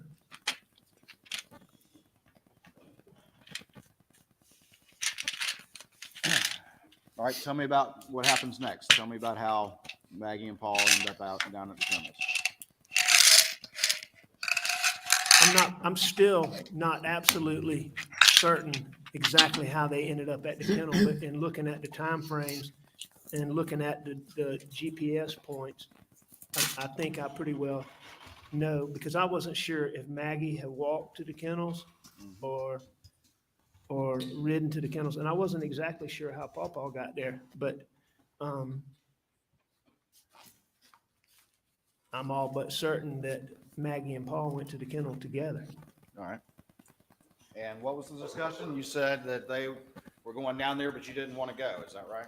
Maggie, what I said is Maggie asked me to go to the kennels with her, and I wasn't gonna go. I said, I'm not gonna go. And how long after she left did you supposedly go down there?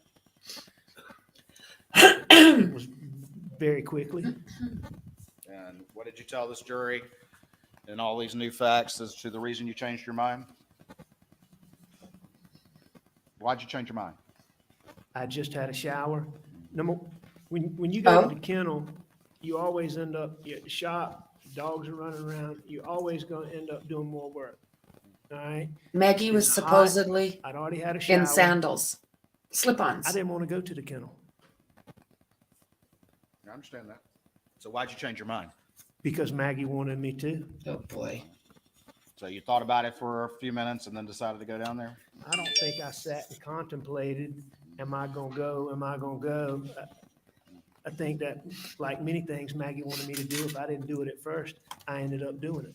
And you took the golf cart down to the kennels? That's correct. How long did that take to drive from the house down to the kennels in a golf cart?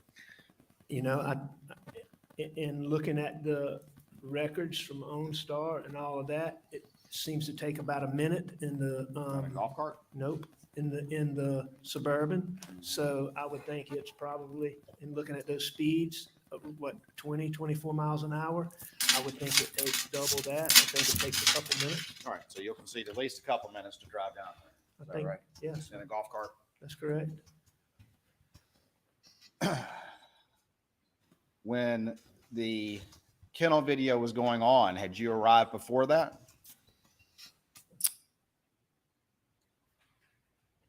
I believe that I had. Okay. How long do you think you had been there before that was going on? Not long, because when I got there, in looking at the kennel video, you can see Paw Paw standing in the kennel. When I got there, Paw Paw wasn't standing in the kennel. He wasn't in the kennel anymore? Well, he wasn't in the kennel like he is in the video. Right. He's probably, and I don't know exactly, but I know he wasn't in the kennel. He was like in the driveway. He was fooling with Cash. He was in the driveway, but like close to the kennel, but not in the kennel like he is in the video. So the video happened after that, according to you? Video happened after I got After there. you first saw Paul? You're saying he wasn't in the kennel. When did the video happen? I believe that to be the case. After you had arrived, is that correct? Yes, And, very shortly after I arrived, but after I arrived. and did you tell Maggie at that time that you were going to go to Alameda? I did not.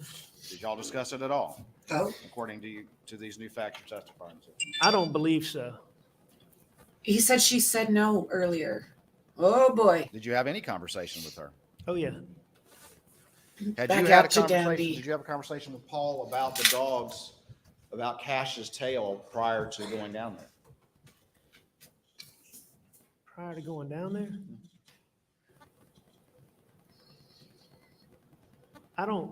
Did I have a conversation with Paul about Yes, that you talked to Cash? him about Cash and some problem with his tail prior to going down there. Did you have any knowledge of that prior to going down? I'm not sure. As I sit here today, I don't recall that, but I don't think so. When you first arrived in the golf cart, where did you pull up to? I pulled up right where Maggie was. Which is where? She was standing in a spot where she could see in between chicken coop and the storage room of the kennels. Isn't that where The she dogs was were back found? up in those planted pines, behind the kennels, to the left of the chicken coop. Is that not where she was found? And what'd you do after that? I went back to the house. No, I mean, did you pulled up, you get out of the golf cart, When I pulled up, I stayed on the golf cart, and stayed on the golf cart? How long did you stay on the golf cart? however long I was down there. The entire time? Great answer. No, I got off to take the chicken from Bubba. How long were you down there before you took the chicken off the boat? Very short time. Like what?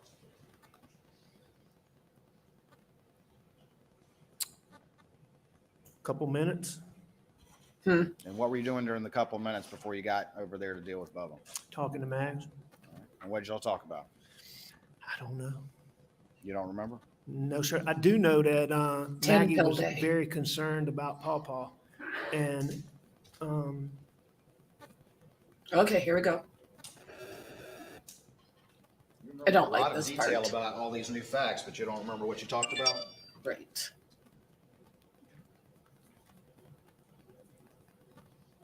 Yep. I don't remember the exact details of what we talked about. I believe that at that time, I'd remember every we last may have word. talked about Last time I seen my spouse, Pawpaw, every word. but I'm not certain. Were you withdrawing at this time? At this time, no, sir. You weren't withdrawing at all. No. He's talking circles. I mean, I would only withdraw when I didn't have pills. And you're saying you had pills? Yes. Down there for a couple minutes, I think you've said now, before you get off the golf cart? Do you guys remember him saying he was sweating in that About, cop yes, car sir. All right. because he And was withdrawing? where do you go at that point? I take the chicken from Bubba. All right, so you get up. Well, I mean, Bubba's come out there with this chicken. I mean, he's showing us, hey, I caught this chicken. And I take the chicken from Bubba. Golf cart.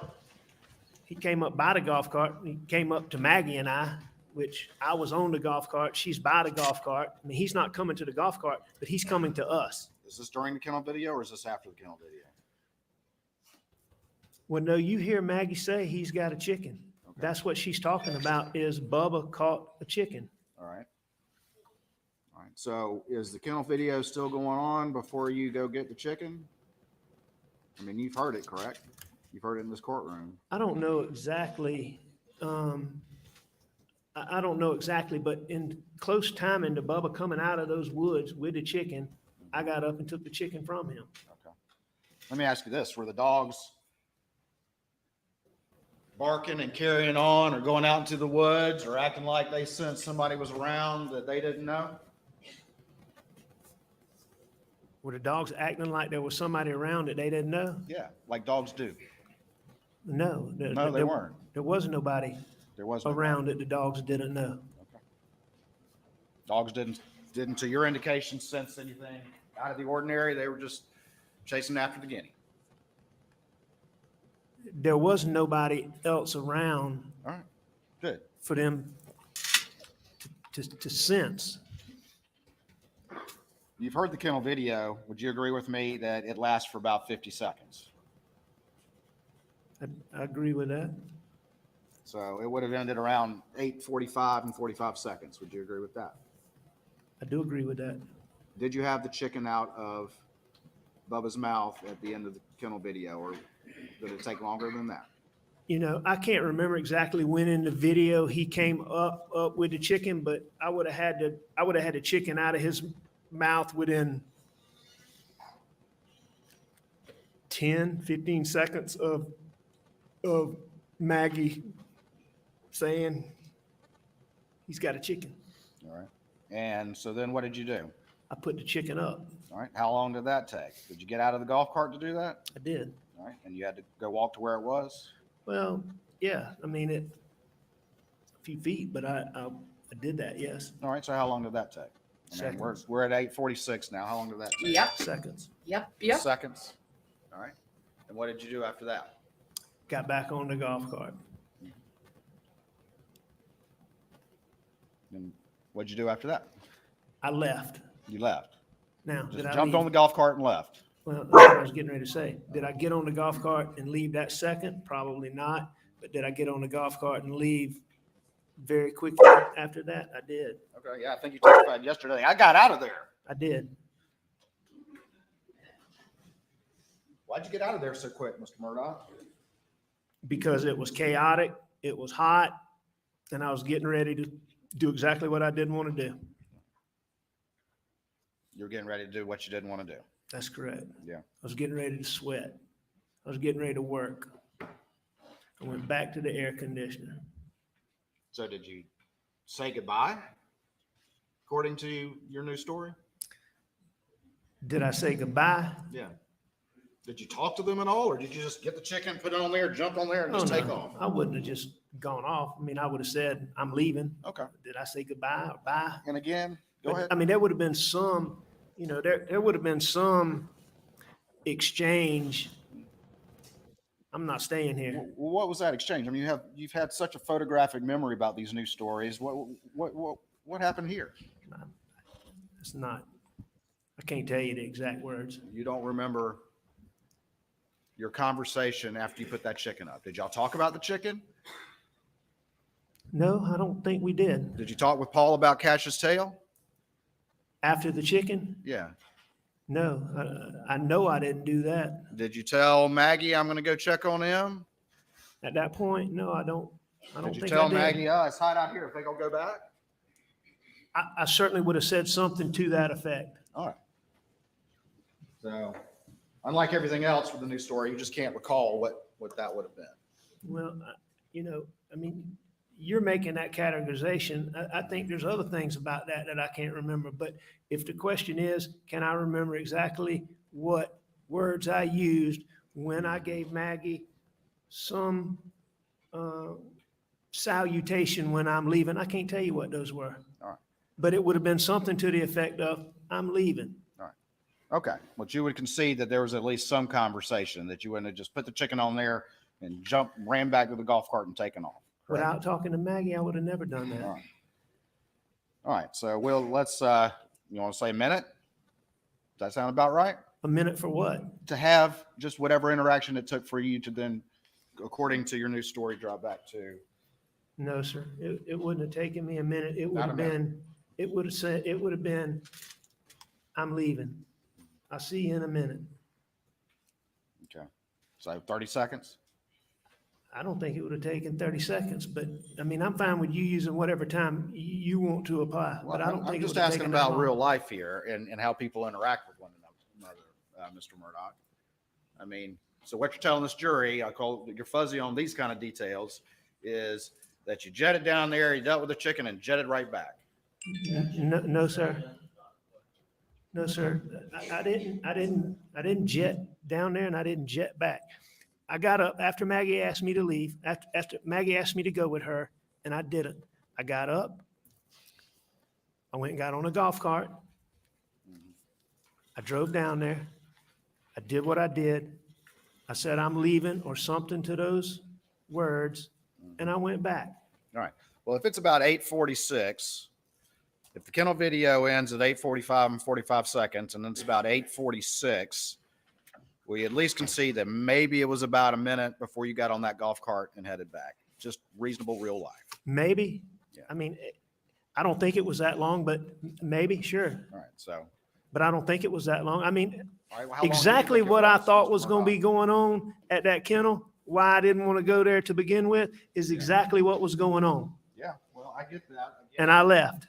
Are these also convenient facts in your new story that have to fit with the timeline now that that evidence has been thrown in your face? No, sir. Does that sound like real life to you, that you jet down there and jet back, Mr. Murdaugh?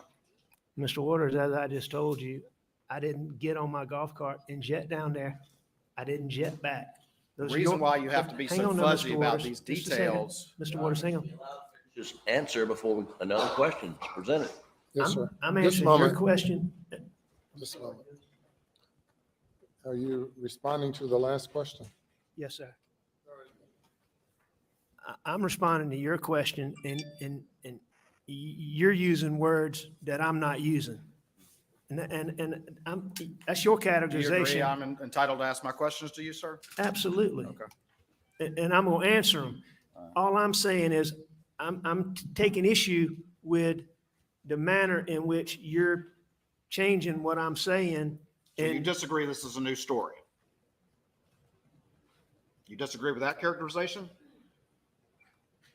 yes, this is the first time that this is being told openly. And you disagree to my characterization that you've got a photographic memory about the details that have to fit now that you know these facts, but you're fuzzy on the other stuff that complicates that. You disagree with that? I do disagree with that. I think that I have a good memory about a lot of things on this. How about this? We got the kennel video ending at 8:45. So just to take care of the chicken, put it up. I was going to say 8:47, but somewhere around there. I think you said somewhere around there. Is that fair? Just to do whatever you need to do and get on that cart before you head back The kennel video ended at 8:45, in 45 seconds. 8:46. It certainly could have been 8:47 before I left out of there. Okay. I think it was sooner than that, but it could have been. All right, that's 60 seconds. And 50, 75 seconds, correct? After it ends. If it ends at 8:45 and 45 seconds, it's a minute and 15 seconds. You characterized it yesterday as I got out of there, right? That is exactly what I did. All right. So if we're at 8:47, I think you said, giving you the benefit of the doubt, it's 2 minutes to get up back to the house, correct? Approximately. All right. And when you got back to the house, where'd you park the golf cart? Same place I'd gotten it from, right where Mark Ball testified that it was. And what door did you go in? I would have gone in the front door. And if you left around 8:47, and it took about 2 minutes to get up to the house, what time would that make it, Mr. Murdaugh?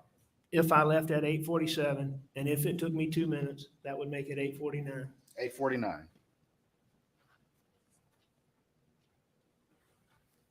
I do.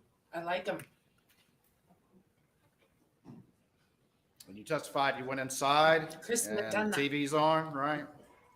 I did go inside, and the TV was on. Okay.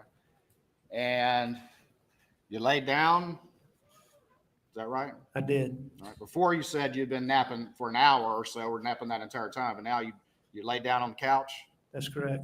all right, and maybe dozed for a second, Maybe. according to your new story. How long did you doze? If I dozed, extremely short time. Extremely short time? Because you would agree with me that at 9:02, you're up and moving, according to the data. I agree that according to that data, my phone's recording steps at whatever time it is, 9:02 something. How long did it take you, if you were at the house at 8:49, how long before you went and laid on the couch?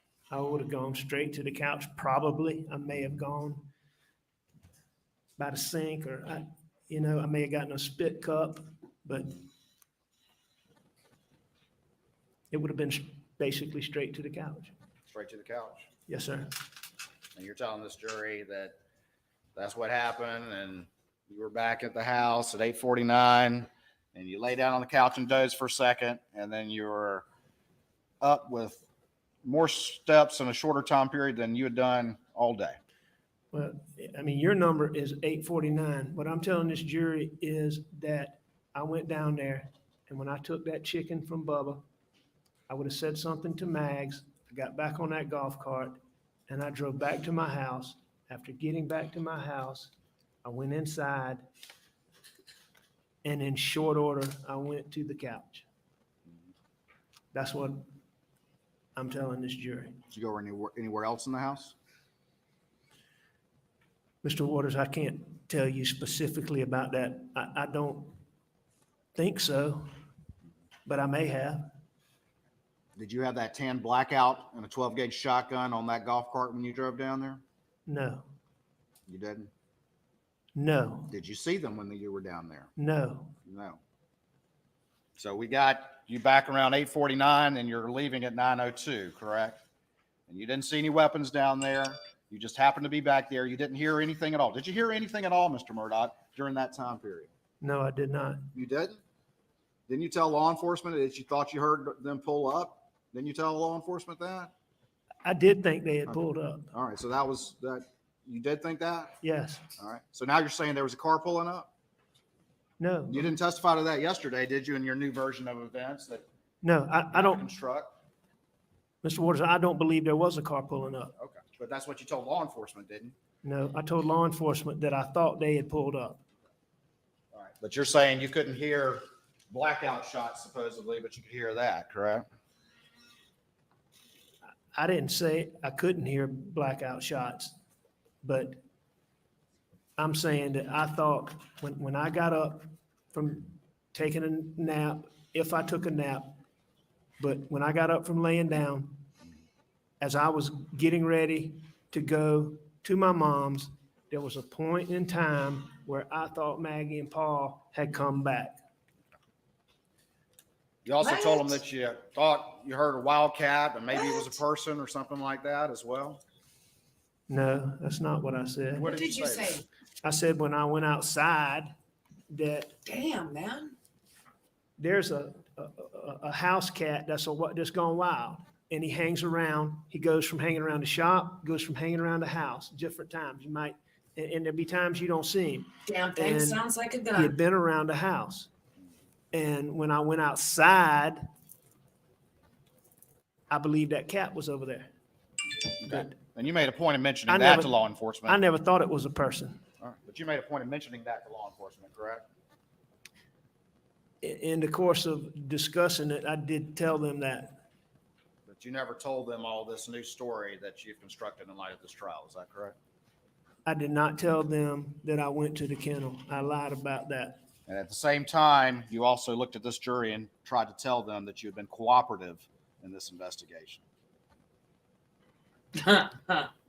Other than lying to them about going to the kennel, I was cooperative in every aspect of this investigation. Except for the main part. Maybe the most important fact of all, that you were at the murder scene with the victims just minutes before they died, Boom. right? Boom. I did not tell them that I went to the kennel. Wow. Buddy. We'll take a break at this time for about 15 minutes, talking to the jury. Please go to the jury room. Please not discuss the case.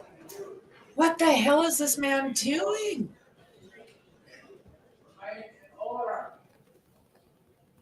Like, what is he doing?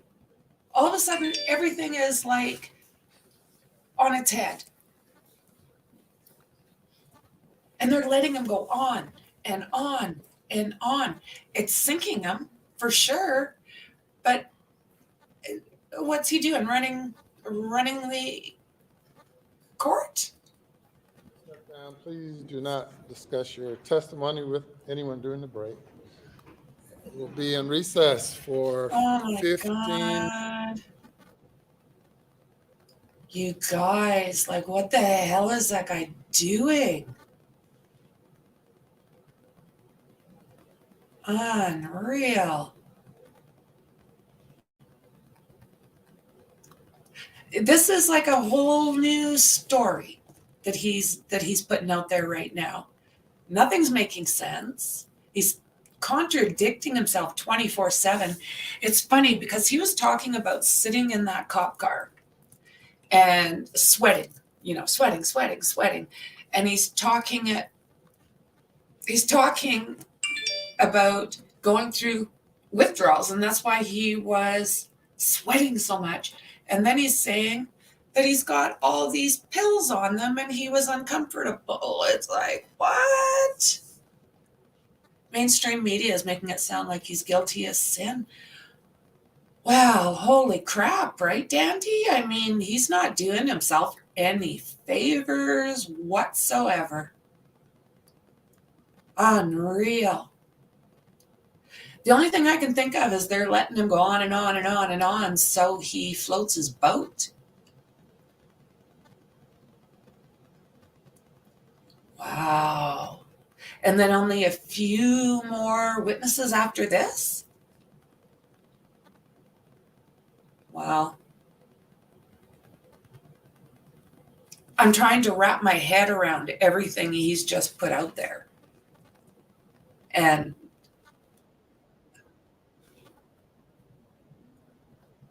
no.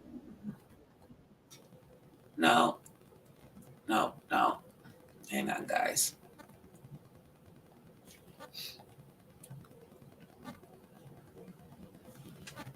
Okay, there we are. Sorry about that. Well, he's just not doing himself any favors. He's not making any sense. He's like, everything he said, he's contradicting. The biggest thing, I agree with you, Dandy, they're letting him sink his own ship. He's just, what the hell? I'd like to know eventually if they're going to come out with that tread on her calf, that mark, was actually from that quad, because they haven't said where that mark has come from, really, have they? Just that it was like a mud mark or something that they figured was kind of washed off because there was no bruise there. And he's not going to convince me that he was taking $50,000 to $60,000 per week on opiates. It just isn't going to fly. I mean, I've seen people on these, and their personal choice, and sadly for many of them, their deaths. And what he's saying, you don't get a skip in your heel or whatever when you take that shit. I've never seen, and I mean, as we all know, I mean, this is rampant in Canada as it is in the US. Have you guys ever seen anybody like get this jolt of energy? I'll just take my oxys. Like, what the hell? I just get a little burst of energy. I'm not like everybody else. I believe he was on these things. Don't get me wrong. I believe he was on these things. But I also think there's more to it. In my personal opinion, as we know, we all have to say it. I'm not a professional, just my personal opinion. I don't think he would be breathing if he was doing that. And again, my personal opinion, the only thing that makes sense in my head is that he was selling these things. That's the only thing. I'm not accusing, I'm speculating. I'm sure all of us have seen, oh, Diane. Yuck. That's so gross. Oh, Diane. Hello, Shauna. Yuckers. I don't know if Dar's still around, but oh my goodness, she's right down deep. Dar's seen me like not in good shape seeing that stuff. Just so gross. So, oh my God, like look at that mom play with her babies. Some humans could learn from that, let me tell you.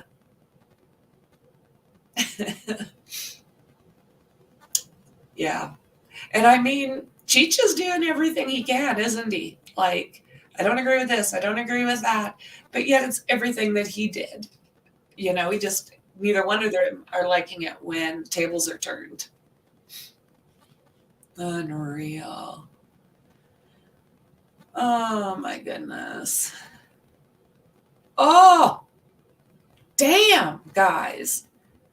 I'm searching for missing 2-year-old JJ Rowland. She's been found safe. Oh, nice. How long is this? I'm just going to jump over here for a second because this is fantastic. Thanks, Mexi.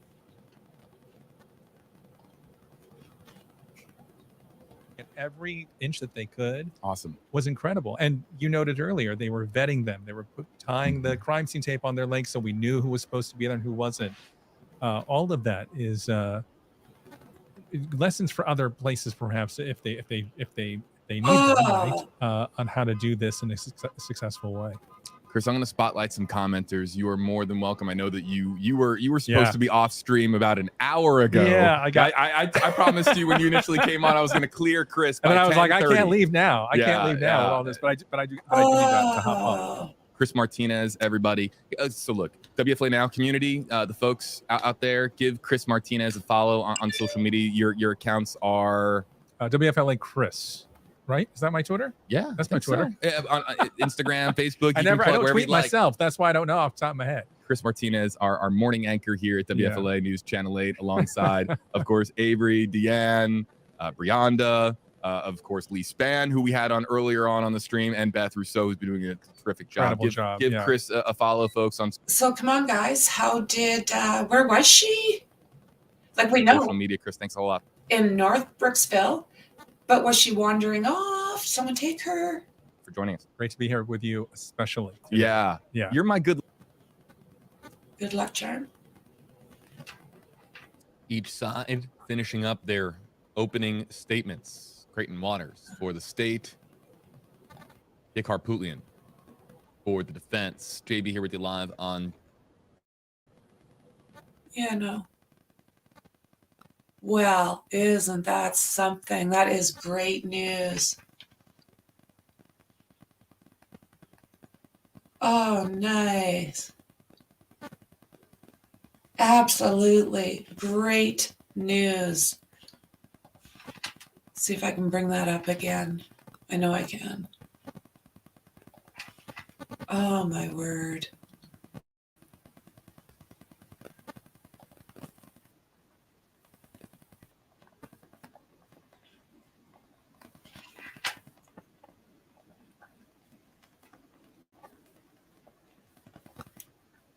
I know, right? Just adorable. Did I say she? Sorry. For a local police department or for a local sheriff's office. They don't want you to wait. Sheriff Allenhai said they'd much rather get a canceled call 90 seconds later just so that they can get on the way, get to the property, get to the location. Do not wait. So it's a learning experience for parents. It's a learning experience for us in the media. How can we use social media? How can we use live streaming? How can we use our websites or apps? How can we use technology in the media to get the word out as quickly as possible to assist those in law enforcement, the law enforcement agencies in the areas that we cover? This is for local news stations across the country. How do we do better? And then, of course, for law enforcement, this was a collaborative effort that began on day 2. There was, of course, a lot of assisting agencies participating on day 1 of the search, but day 2 is when volunteers were part of the equation and part of the search efforts. And really, approximately 4 to 5 hours into the search on day 2, boom, we have results. And the results we all prayed for, JJ being found alive. We're going to spend another 10 minutes on stream. The sole purpose of this 10 minutes is to, yes, we're going to pay attention to if we get any more details, any more word as to who found JJ. Oh, my word. But also at the same time, this really, the primary purpose for this next 10 minutes is to spotlight your comments. I did note in our comment section earlier on today that there was a lot of finger pointing going on in our comment section. Look, as far as news reporters go, I'm as real as it gets when it comes to paying attention to our comments. Okay, this is what interactive journalism is all about. I'm paying attention to what you're saying out there, and I know that there was a lot of finger pointing going on, a lot of the blame game that was playing, back and forth in our comment section, and that's to be expected because on social media, it's almost expected now for people to want to have something to blame when a news story begins to spread. And so it's normal now. It's something that we've come to expect as far as associating blame. But it is so important, given a story just like this, to remember we don't know everything. That's one of the reasons why WFLA Now exists, for us to help you navigate and help us navigate in real time through the unknown so that we can separate fact from fiction and make sure that you're part of the process. So let's get back to some of the comments. And the sole purpose for these next 10 minutes is just to spotlight your hashtag HeyJB comments on social media. And I will try to get to as many as possible. Some people online are claiming that that he was found in the woods by a volunteer, and I don't want to put any names up on screen. We have to verify that information. So Megs, I see you on YouTube. I would love to share that. We have to vet it. We have to vet the information before we can share it. While I do see that, and I hope that is true. I hope that person found JJ, and I hope that it was a volunteer. It doesn't really matter to me who found him. The fact that we just found him is just a miracle. It doesn't matter if it was a deputy, an officer, a volunteer, a neighbor, a family member, a friend. It doesn't matter who it might have been. Just the fact that JJ was found is extraordinary and a miracle, and the news that we've been praying for.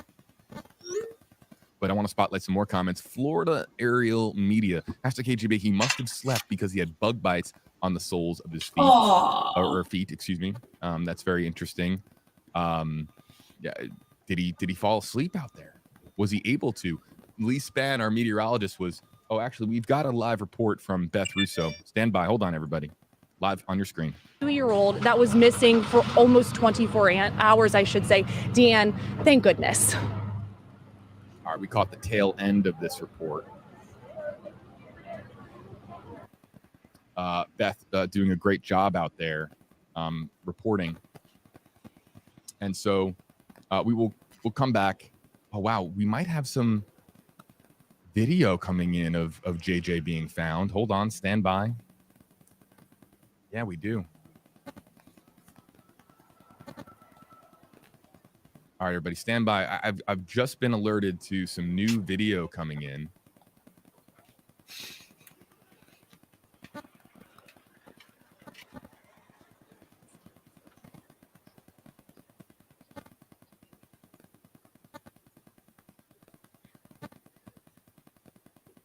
Girls hug each other funny sometimes. All right, I just looked at the video. It's video from a distance. You can't see too much, but it will be on WFLA.com. Apologies. We want to get back to our comments here in the stream center, and we'll show Eagle.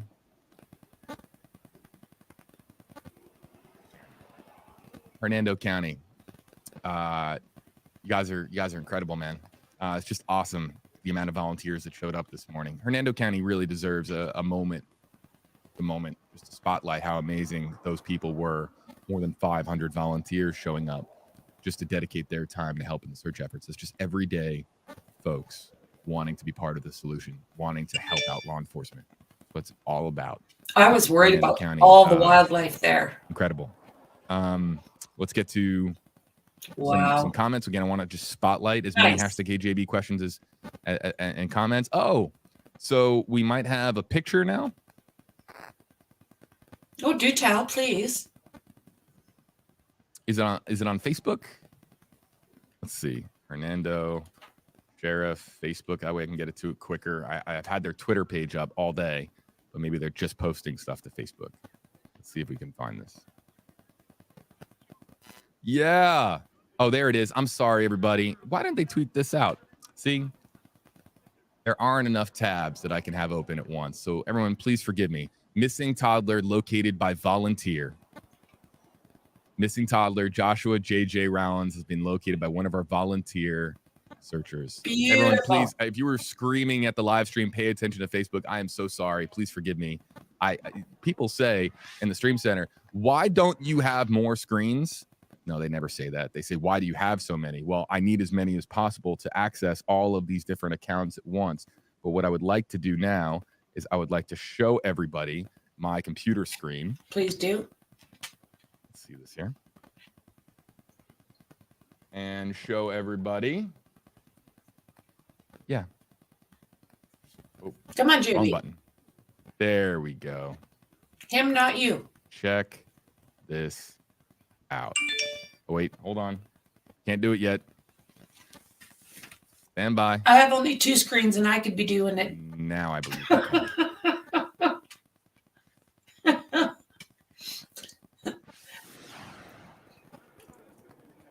Awesome. I will read look this at the and hair I'll on show that you the little photo. boy. Missing Oh, my toddler word. located by volunteer searcher. Missing toddler Joshua J.J. Rollins located by one of our volunteer searchers. JJ is doing well considering he has been out in the elements all night. He's being transported by paramedics so he can be checked over. We have attached a photo of the rescue.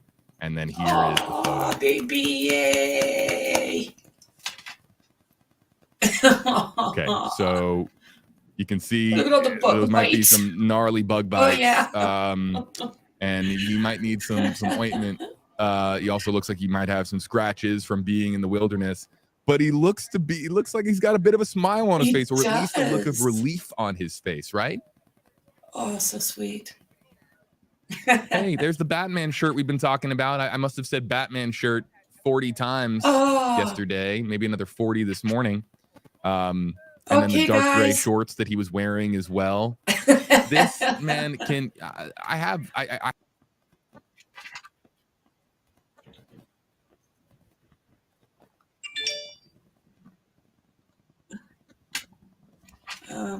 Let's do that. Okay. Oh, great news. Happy dance. And we're back. Great news. Happy dance, happy dance. Oh, right, Dandy. Absolutely. I remind everyone in the courtroom that there is to be no reaction to the testimony. No What he jeers, says. cheers, no reaction at all by anyone in the courtroom. Well said, mister. Sir. You'll bring the jury. On record before the jury comes in. There will be an opportunity to put something on the record. If it's regarding an objection, it can be done later. Anytime. Yes, sir.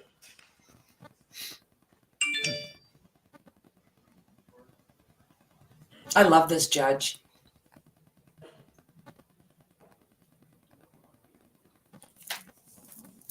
I don't know. I'm finding the defense is turning out to be quite whiny.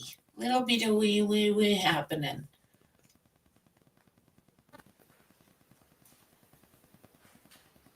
Yes, you two are losing. In my personal opinion, Cheech and Chong, done.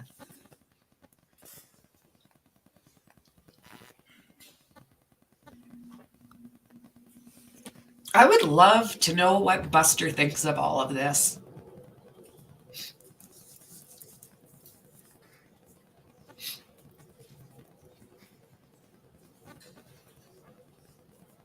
Cheech's eyes.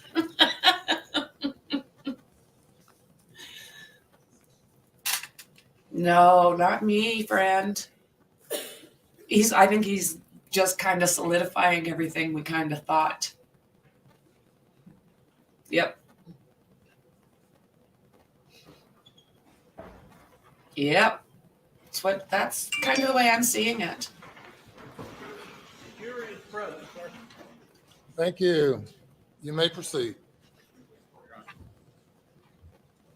I got a family of big men. Alex is short compared to the brother and father, and my brother's 6'4", almost 6'5", and my dad's When you over picked up that chicken, 6'6". was there any blood on it? I think so. I don't believe so. Did you wash your hands or all? At that point in time, I don't believe that I did. When you say you were there, you said Maggie was nearby you. Is that correct? Right by me. Was she messing with the hose at all? At that time, no, she was not. Did she mess with it the entire time Yep. that you were there, according to He did, Shauna. your new facts today? While I was there, she I'm was sorry I lied. What a not touched. knob. She was Sorry, not fooling I with a didn't hose say at that. all. I'm trying to work on my potty mouth for YouTube. I'm a mess.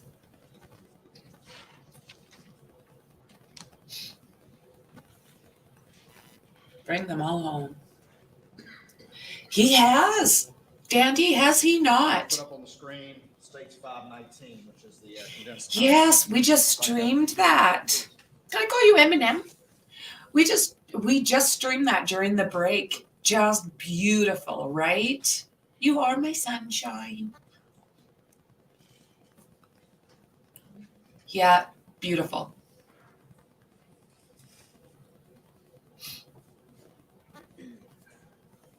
Yeah, absolutely, Maxie. It's the condensed timeline. Thank you. Thank you, thank you.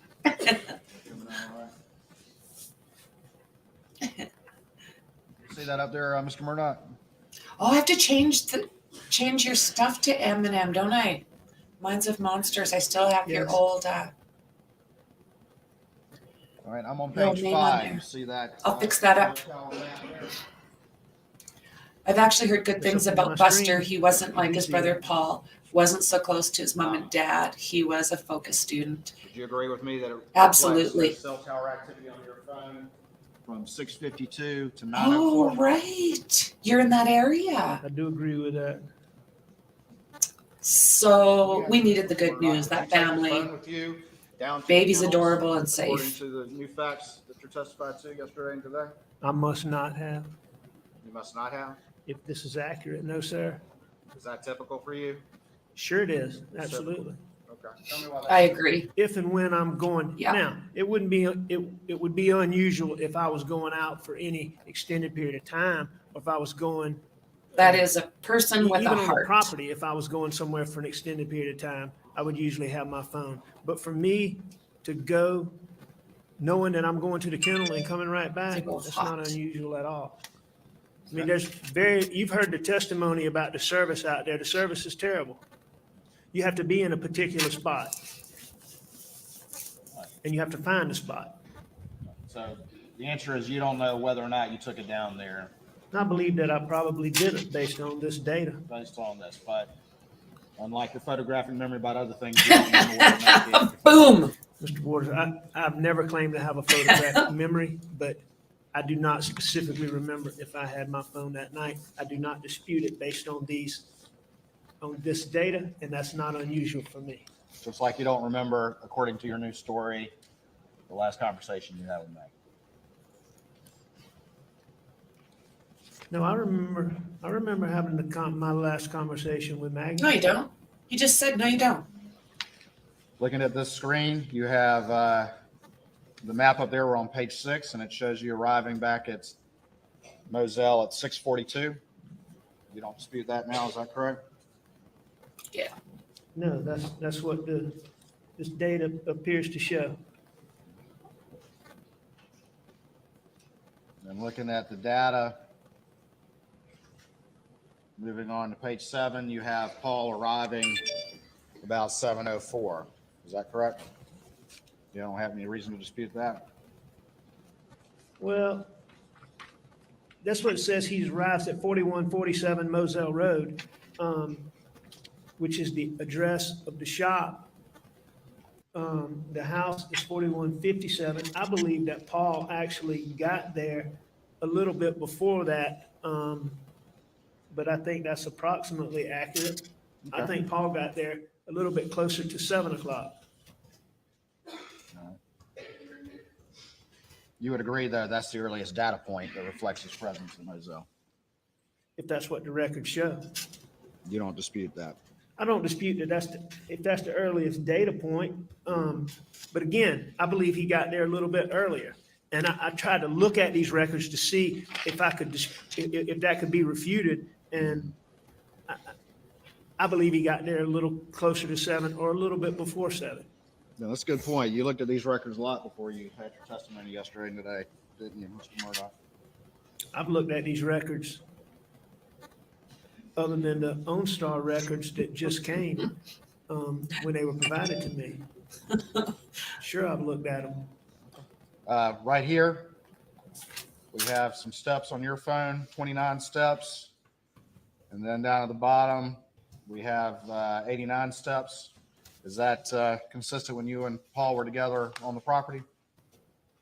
I mean, sure, we would go to different locations on the property. Sometimes we would get out, sometimes we wouldn't. We'd get out and walk around. We'd look at stuff. We'd do things. For example, you saw me messing with the tree. There'd be other ones. We may get out and look at a feeder. Maybe other ones we get out and look at hog signs where hogs are rooting. So it would be perfectly consistent with what Papa and I were doing that day. Papa. Cry. Come on, do it.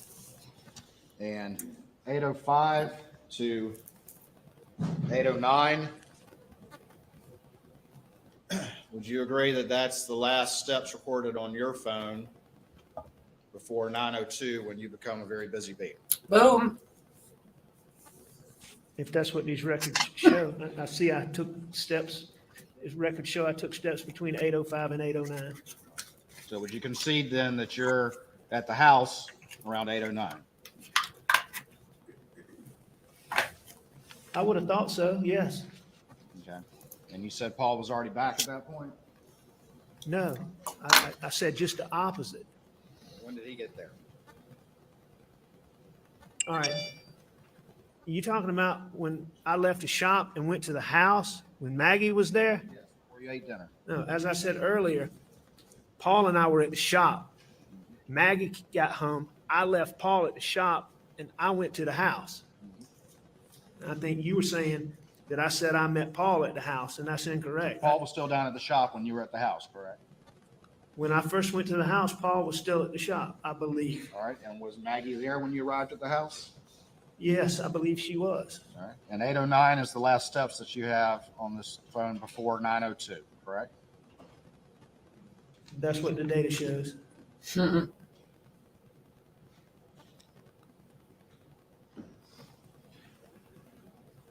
They have this down. Looking now at page 15.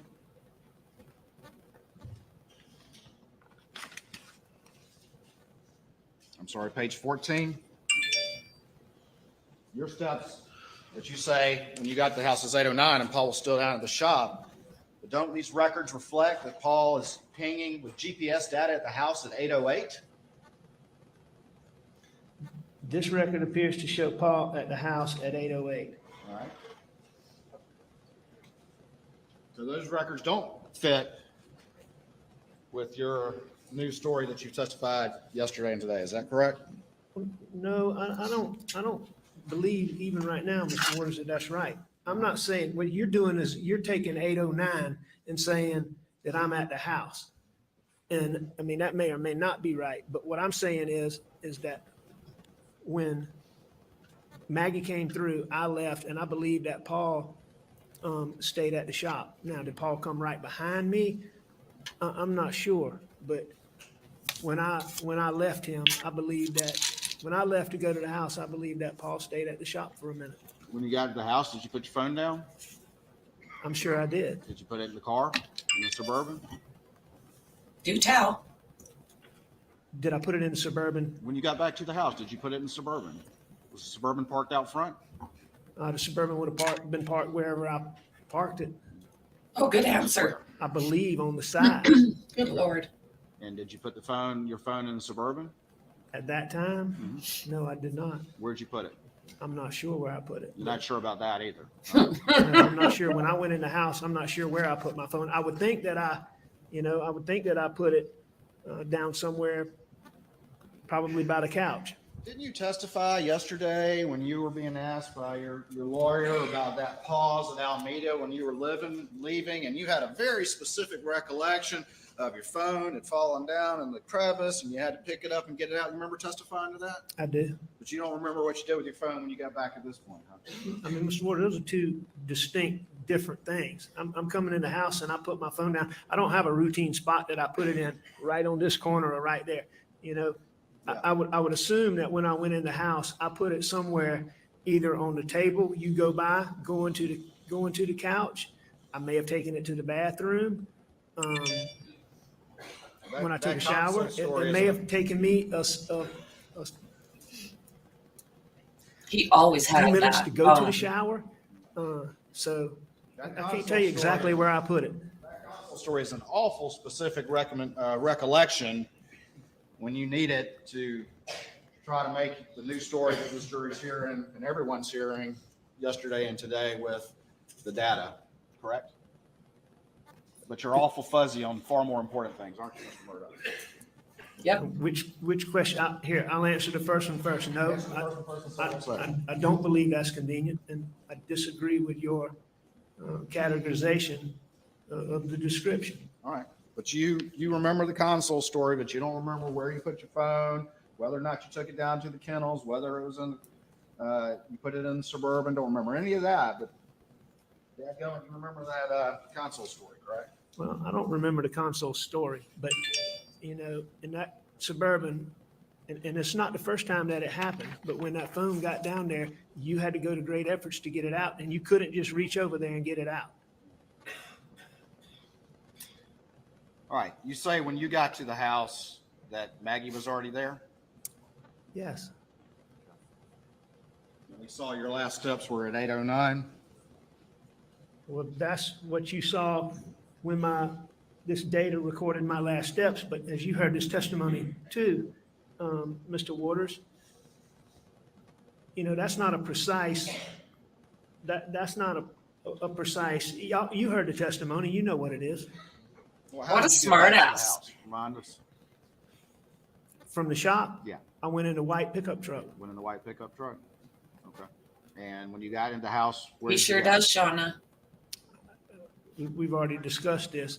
I took a shower, whether We already I did discussed things this. for Oh my a moment God, before he's I went to the arrogant. shower. I'm sure I talked to Maggie because she'd been gone. And if she came through the kennel, which I believe she did, we only talked briefly, so I would have talked to her, but I would have quickly gone to take a shower. Yep. Agreed. Going over to page 16. You would agree with me that the data reflects Maggie start logging steps and her phone disconnecting from the Mercedes around 8:17, correct?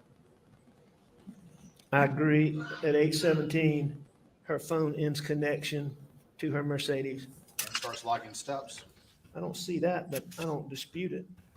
Well, you see the purple line talking about it disconnecting from the Mercedes? I and do then if you see, go I down see, to- I see where you're talking about. So yeah, I Yeah. see it. 8:17, her phone starts logging steps. I agree with that. Okay. So what you can see that appears to be when she arrived. No, I don't believe that's when she arrived. I believe that, I mean, it was very normal for Maggie when she's driving to jump out of the car, run inside, go to the bathroom, do things, and either send me or Paul or go back, or Buster, or go back to her car herself and unplug her phone. So, I mean, I agree that's when her phone's unplugged, but I believe that Maggie got to the house a little bit before that. That's the whole reason why Paul and I went to the house. Okay. But you're saying Paul arrived after Maggie, is that what you're saying? At the house? at I this point believe in so, time? yes, sir. That's what I recall. And I remember Paul arrived this. at the house after I arrived at the house, I believe.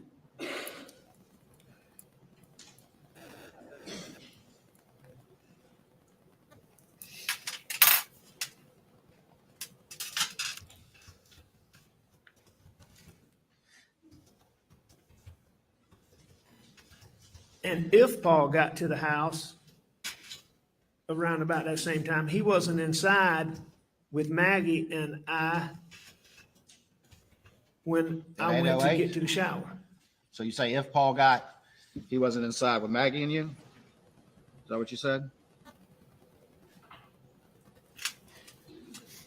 Mr. Murdaugh, is that what you said? Sir?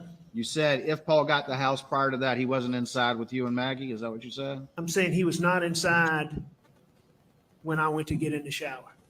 Okay. But again, looking back at this data point,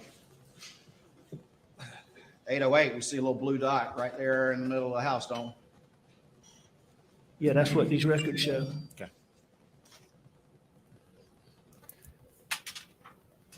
And it also shows that circle that folks testified to, what the range of what it could Yeah, absolutely. be within. So, I mean, it clearly could be. Look at that circle. Look at what's right in the middle of that circle. Almost like somebody drew a circle around the house, don't you agree? Yeah, I do. But also in that circle is where you would park a truck if you pulled up. All right. So, and I'm not saying that he wasn't in the house at some point in time there. But when I went to get in the shower, he wasn't in the house. No, he was still at the kennels where he never left, in my opinion. And he very easily could have been there and been parked in the yard. Yeah. All right.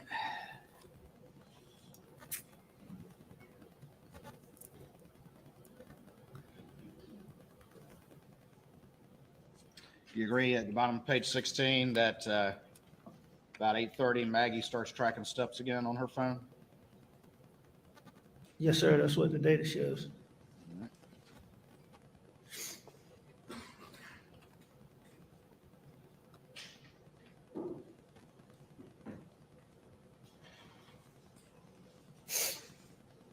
Oops, hit the wrong button. And you would agree with me that about 8:38, Paul's phone shows him back up at the kennels. Well, yes, sir. I agree that at 8:38, Let me see which one. It's hard for me to figure out which one of these rings, but at 8:38, it shows Paul in whichever one of those rings is 56 meters wide.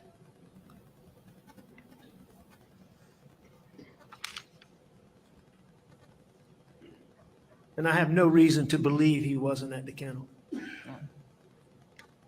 And then 8:44:55, we've already gone through this, but that's the kennel video, right? Yes, sir, that's correct.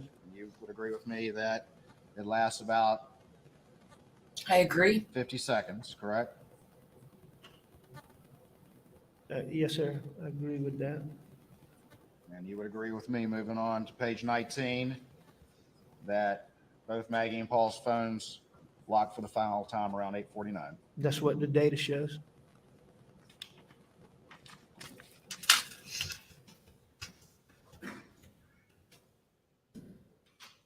After that, you agree that Maggie's phone around 8:53 shows some steps being taken? That's what the data shows, yes, sir. Data doesn't show who's carrying it, but that's what it shows. Is that correct? That is correct.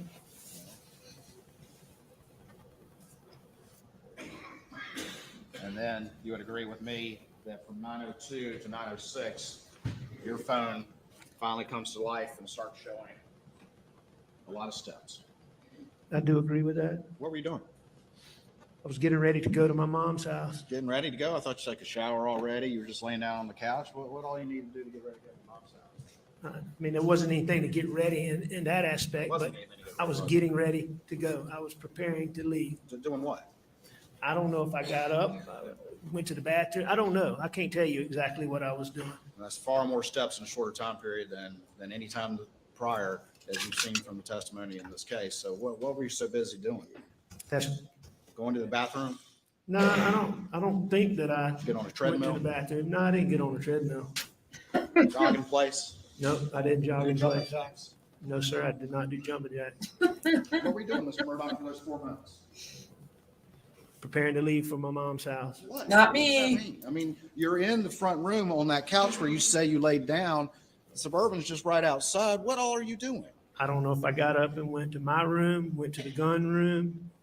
went No back idea. in the- Doing what? You've been so clear in your new story about everything. What were you doing during these 4 minutes? I disagree with your assertion about every detail. I don't recall. I know that I was getting up and I was leaving. I was going to check on my mom. But specifically what I was doing, I don't know. I mean, he's right. He's so I know what I clear. wasn't doing, Mr. Waters, and what I wasn't doing is doing anything, as I believe you've implied, that I was cleaning off or washing off guns, putting guns in a raincoat, and I can promise you that I wasn't doing any of that. Okay. I called bull crap. Also, during this 4 minutes where you've got 283 steps, not only are you moving around a lot, but you're making a ton of phone calls. Because that in that same time period, you see this red line right here, where over that 4 minute period, all those steps were taken. That's also when you're calling, making all these phone calls, isn't it, Mr. Murdaugh? Well, I made the So were phone you running this calls. place and making phone calls? Is that what you're? Be allowed to answer before Mr. Waters steps on him again with another question. Please. Because you don't do it? Oh my God, he's a dick. Oh, sorry. That's the other lawyer. You were making all these phone calls while you were taking all these steps. Would you concede that? Oh, dandy. Well, I was making phone calls and that shown here. At 9:05, I called my dad. You know, I don't know that I was taking steps like you're saying I'm taking steps. I heard the same testimony you heard, Mr. Waters, and, you know, steps can be recorded any number of ways. I don't have a specific recollection of walking around. I don't know if I was hitting my phone like the guy showed or doing whatever that makes steps, but, you know. So you were hitting your phone like that while you were making all these phone calls? Hang on, no, sir. What I'm saying, Mr. Waters, I don't know that. I'm just giving you an example. You're saying that I'm running around taking these steps, and while I'm doing that, I'm making telephone calls. What I will agree with is that 283 steps recorded on my phone. And sometime during that period, I made certain phone calls. Okay. All right. So not only for whatever it is recording steps, but you're also making a ton of phone calls, including missed calls to Maggie, who is 1,100 feet away, supposedly. You're using the term a ton of phone calls. Yeah. What I agree is that I made the phone calls that are listed on these call data records, which But yet he disputes are them very normal phone calls from me. anywhere else. No, that might not be accurate. You Though know it what, means this, Franny? but Phone calls were missing from the log around this relevant time period when law enforcement downloaded your phone on June 10th. From my phone? Yeah. all the don't. deleted stuff. Did you delete them, Mr. Murdaugh? Not intentionally. Around the time of June 7th, all these calls are missing, but you had nothing to do with No. that between June 7th and June 10th. No, sir, I did not. And I did not delete phone calls from my phone. Mr. Waters, one of the most important things in this whole thing for me has been getting this data that I believe would exist. Phone calls and phone records would be part of that. I've been in enough civil cases and used phone records enough times to know that you delete a phone call from your phone, it doesn't disappear. So I can tell you, this jury, and everybody who's listening, that I did not intentionally delete phone calls Bullshit. from my phone. Yeah, because you Bullshit. started talking about you're a former prosecutor, correct? And former lawyer doing civil cases. We went through that yesterday. And boy, you're busy bee on that phone right out of the gate at 9:02, right? Objections overruled. Am I a busy bee? Yeah. I am using my telephone at, I think I call at 9:05, I start and call my dad, and I agree that I made other phone calls. And one of the first things you start talking about with law enforcement is these calls that you made to Maggie. Correct? You recall that from your first statement to law enforcement? One of the first things that I said to law enforcement, Yeah, that's one of the things you talk about. I'm talking about with your interview with Special Agent Dave Owen. Bzz, bzz. I don't remember that being the first thing we talked about, but First things. if Mr. Owens asked me about it, then Oh, You brought it up, didn't you? I did. oh, dandy. I'm sorry. Call? No, I don't recall. Would you dispute me if I said you brought it up? That I brought up, what, brought up Your what? phone, Mr. Murdaugh, your phone. Phone calls to Maggie? Yes. That I brought up phone calls to Maggie to David Owens. I'm asking you, is that one of the things that you talked about in your first interview with Dave Owen? That you pulled out your phone and started looking at it, that you brought that up? Do you recall that? Well, but that's not what you asked, Mr. Owens. You asked me, was that the first thing that I talked to him about? And that was the discrepancy. I certainly don't dispute that Mr. Owens and I talked about phone calls. But that's not what you said, so just to be clear. Well, the real reason, Mr. Murdaugh, is that you as a lawyer and prosecutor are up at 9:02, finally having your phone in your hand, moving around and making all these phone calls to manufacture an alibi. Is that not true? It's absolutely incorrect. So that's just another circumstance and coincidence in this particular Damn. case. Right around the time Alec, that you lied to law enforcement about maybe one of the most important facts in the case. Alec. Comment before the question. It is an absolute fact that I am not manufacturing an alibi, as you say. How do you remember so much detail about everything else, but you don't remember what you were specifically doing to generate 283 steps while you're making all these phone calls in the same 4-minute period? I remember unequivocally, without any doubt, with as clear a mind as I could have at any time, that I never manufactured any alibi in any way, shape, or form, because I did not and would not hurt my wife and my child. So why So can't I you know remember for a what you were fact doing? that I never, ever, ever created an alibi. Why don't you remember what you were doing when you were so busy for this 4-minute critical period? I do Other remember than what I was I was- doing. Do tell. Other than I was getting ready to go. Well, that's because that's what I was doing. That's all. Unreal, guys.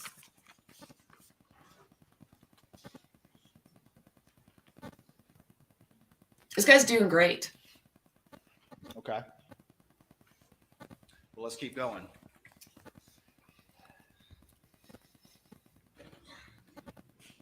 You made those calls to Maggie in that 4-minute period. You had just seen them a few minutes ago when you say you went down there and came right back. Mhm. Why didn't you just take that quick little left 1,100 yards away and stop by? See why they didn't answer the call. You're obviously wanting to get in touch with them. Why didn't you go down to the kennels that were so close by? There was no reason to. I mean, Making multiple missed calls to Maggie, and she's so close. And there's a driveway right there. Why do you not just go down there and say, hey, guys, I'm heading over there? Boom. it wasn't important to do that. Me making those phone calls is simply me letting, I believe I called Maggie and I called Paul, but that's simply me just letting them know that I'm leaving for a minute. I'll be back. The fact that they don't answer is not unusual at all. Now, it is odd. It is unusual that they never call me back. But at that moment, the fact that there's a missed call when I know they're on the property, I mean, that doesn't even register at all. That's perfectly normal to try to call somebody who's on the property and not be able to get them. And as far as not going down there, there was no sense of urgency. Maggie was with Paul. You know, she should be as safe as she could be.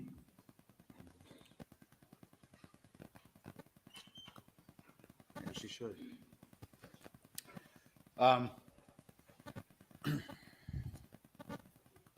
Yes, she should. Did you talk with Maggie about going to Alameda when you were at the kennels? No, I don't believe I did. Did you talk with Maggie about going Again? to Alameda during supper? I know that we had talked about it. I had talked, I don't believe we talked about it at supper, but we may have. I know that I had talked about that I was going to go over there. And then I decided that I wasn't going to go over there. So what was your conversation at supper? Tell me specifically, if you could, please. I About going to Alameda. can't tell you that we specifically talked about it. The only thing that I can tell you we specifically talked about at supper was Paw Paw. And what was the conversation? Get him. Get him. Maggie was just concerned. Paul had been having, for a young person, Paul had been having high blood pressure. And he's very resistant to go to the doctor. And this has been going on for a little while, but lately Paul's feet had swollen. And for a 22-year-old to start having swollen feet concerned both of us. And it particularly concerned Maggie. And we talked about that. Gout. Did y'all talk about Mr. Randolph at all?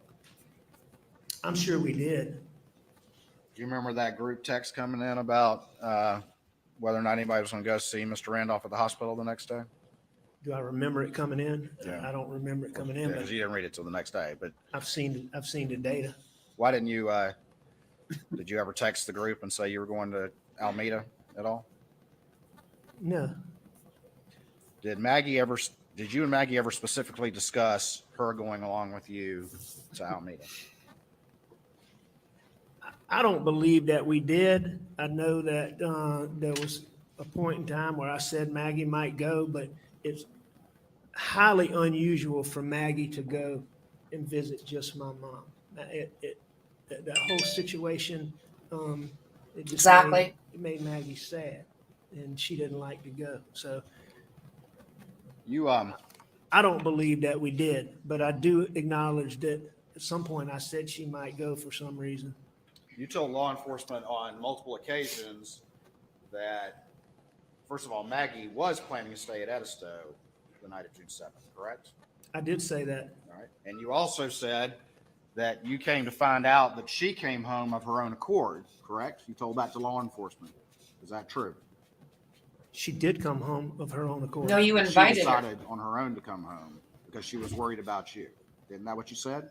I did say that, and I believe that to be the case. You had Since asked we- her.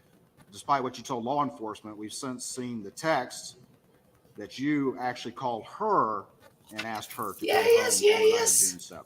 No, sir, that's not correct. That's not correct? No, sir, that's absolutely not. Oh my God, this man. Your sister-in-law, Marion, testified to just that fact of a conversation she had with Maggie, but you're saying that's not true? I don't believe that's what Marion said. Okay. And your defense put in this exhibit 107, where Maggie texted Blanca and said, Alec wants me to come home. I've seen that. I agree with that.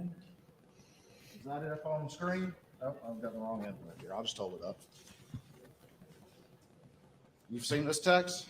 I have seen that. Mr. Waters, the only dispute I have with what you're saying is you're saying that I called Maggie and wanted her to come home. I always wanted Maggie to come home, and I would have talked to Maggie about coming home before she ever left to go to Charleston and to Edisto. And I can tell you this, and I didn't realize this at the time, but I realize it now. Yeah. That Maggie was already undecided. Now, I didn't know this, but Maggie was already undecided about staying at Edisto. I can promise you that, because Bubba and Grady were in their kennels, as y'all well know, that night. That day, if Maggie was certain that she was spending the night at Edisto, at a minimum, Bubba would have been with her, and probably both dogs would have been with her. It was very unusual for her to spend the night anywhere without one of us or those dogs. Thank you. So you're that saying- tells me that when she left that morning, she was already seriously thinking about coming back. So you're saying that you never called her and had a conversation that day asking her to come home, specifically on the night of June 7th, 2021? Thank you. Maggie and I had a couple of phone conversations that day. What I'm telling you is that before she left, no, I don't believe we had a phone call about that. We may have discussed it during the phone call, but I didn't make a phone call to her to ask her to come home. I had already told her I wanted her to come home. I always wanted her to come home. You heard Marion say that too, that I always wanted Maggie with me. Maggie thought enough of it to talk about it with Marion, didn't she? The fact that I wanted her to come home? Correct. Well, sure. I mean, that's what Marion said. So you're denying that you called Maggie and specifically asked her to come home that night? I didn't make a phone call to Maggie to ask her to come home that night. I asked Maggie to come home long before she ever left. And I probably asked her again each time I talked to her, but I didn't make the phone call specifically for that, as you're saying.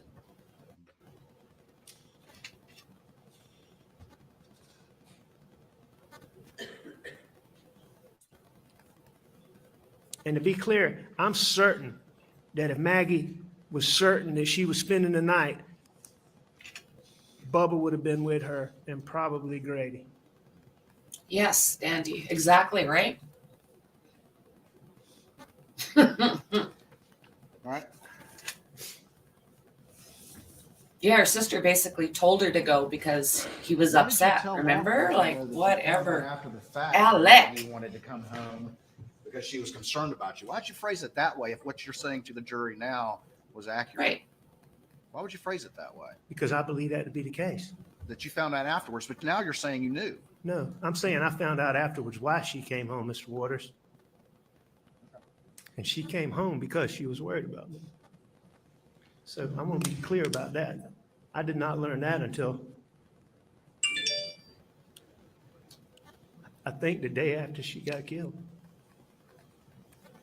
Well, you're saying that you found out that after the fact, but you're telling this jury that you knew the things that you just said about her wanting to come home. And you were unaware of what Marion would say at that point either. No, I'm saying at that time, I had not thought about Bubba and Grady. Since that time, Right. I thought about that. I'm certain of that. At the time, I thought Maggie was staying at Edisto. All right. She was going to Edisto to meet the people, to do the work. Maggie loved to stay at Edisto. She There's was no doubt coming about it. back from there to hang out It would with not be him. unusual right? at all for her to stay at Edisto. But just like every other time, I had already asked her, please come back, come back. Please. Always wanted her to stay with me. Always. But I did not learn about, and Maggie even texted me, I'll see you in a few Yep. hours. Exactly, Diane. But I did not know why she decided to come back until later, is what I'm saying.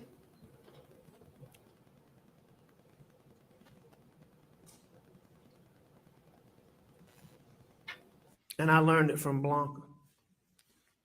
Blanca actually showed me the text that she sent her talking about being worried about me.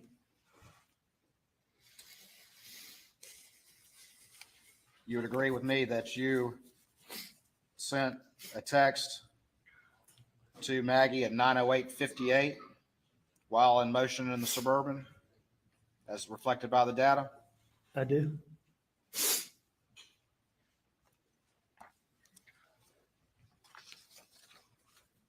Which was because I couldn't reach them by the telephone and I wanted them to know where I was. Okay. Which is what we do. And you got to Alameda around 9:22? I believe that's correct. I can go down to it. No, I don't have any reason to dispute that.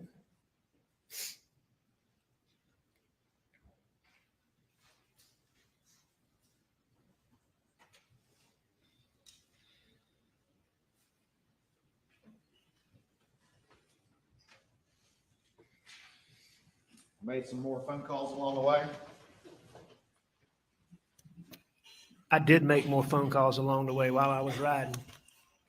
Called Chris Wilson. I did call Chris Wilson.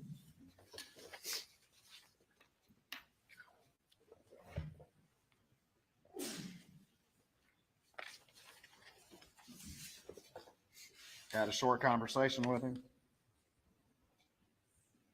Is that right? I did have a conversation for however long the records show, About 131 seconds. That sound about right? if that's what the records show, 2 minutes. Called your brother, John Marvin, for about 106 seconds, including connection time. Does that sound about right? That does sound about right.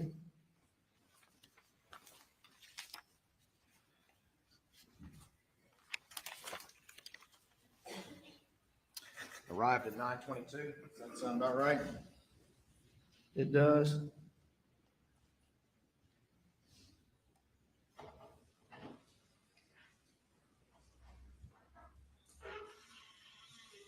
And then at 9:24, you call, that's the landline at Alameda. Is that correct? That is correct. And then you went inside. Is that right? Yeah, that's Talked to right. Miss Shelley. That's right. I called the house phone to get Shelley to let me in. And when you were asked by law enforcement how long you were at your mother's house, you said 45 minutes to an hour. Isn't that correct? I think I said a couple of different things, but I think at one time I did say that. But routinely through these things, I kept saying, you know, when you get this data, you'll see exactly. When you look at my phone, you'll see exactly. When you do, you know, so, you know, me giving the times was always given with the thought that, okay, there's OnStar out there, there's whatever. But when you had a conversation with Miss Shelley after the fact, you actually asked her to say that you were there longer than 20 minutes. Boom. You know, I heard Shelley's testimony. I believe Shelley to be a good person. And I wasn't trying to influence Shelley on any particular length of time because at the beginning of this, I believed that data would show what data would show. And for me to tell her to say something when my OnStar is going to show something different just doesn't make any sense.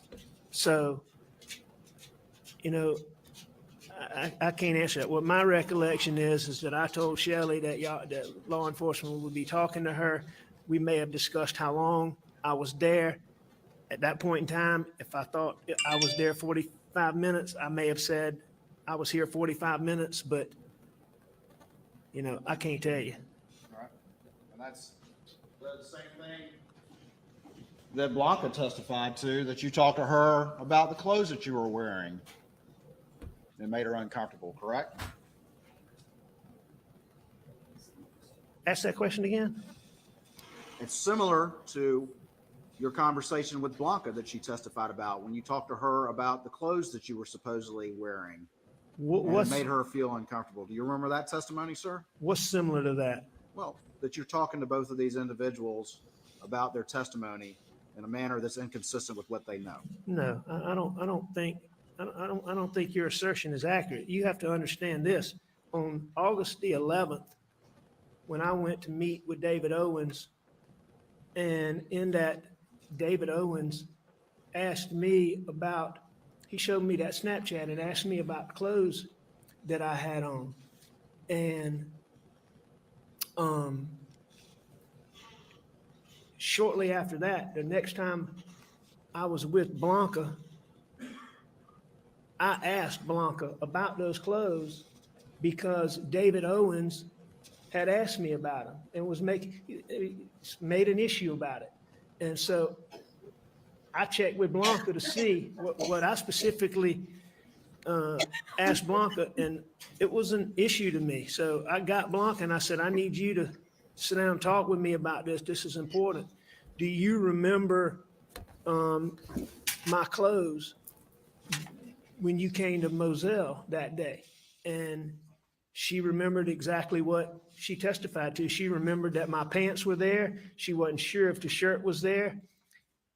At that time, I think she actually thought the shirt was there, but she was clear that she wasn't sure about that. No, she wasn't unsure, but she didn't remember, but assumed that it was. So that was the conversation and why I was asking Blanca. Well, again, you're very specific about your memories of that conversation. Is that correct, Mr. Murdaugh? You dang right. I'm consistent about that because a very short time before that, David Owens is asking me questions and telling me I'm a suspect in the murder of my wife and my child and asking me about my clothes. You dang right. It was important. It was important, right? And you dang right. I remember why I went to her and for what reason. Because the only thing you're concerned about is yourself. You're not concerned about giving accurate information to law enforcement, correct? What's the reason for that, Mr. Murdaugh? Why don't you want to give accurate information to law enforcement? Why do you want to talk to these women who both are employed by you or your family and try to influence what they are going to say? I did want to give law enforcement accurate information. I told a lie about being down there, and I got myself wed to that. But I wanted to give them as much. I knew that I hadn't done this, and I wanted to give them as much accurate information as I could. But the reason I went to Blanca is specifically because David Owens talking to me on August the 11th.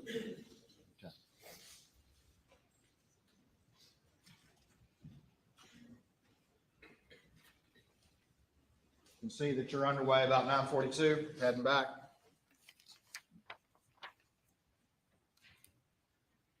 I do. 9:42 to 9:43. I do.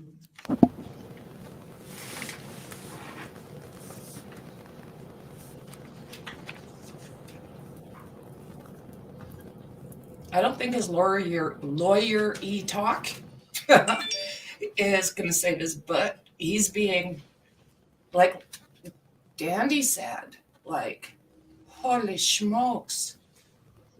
I agree. Right, Dandy?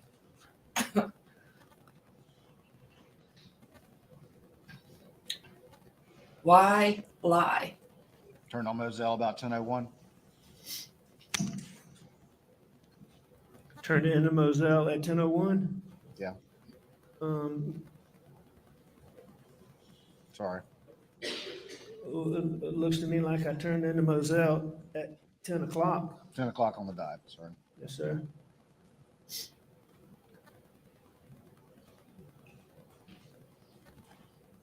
At the house at 10:05. Yes, sir. And then that's when you went back to the kennels after you came back from Alameda, correct? I went to the kennels after I went to the house. I went from Alameda to the house to the kennels.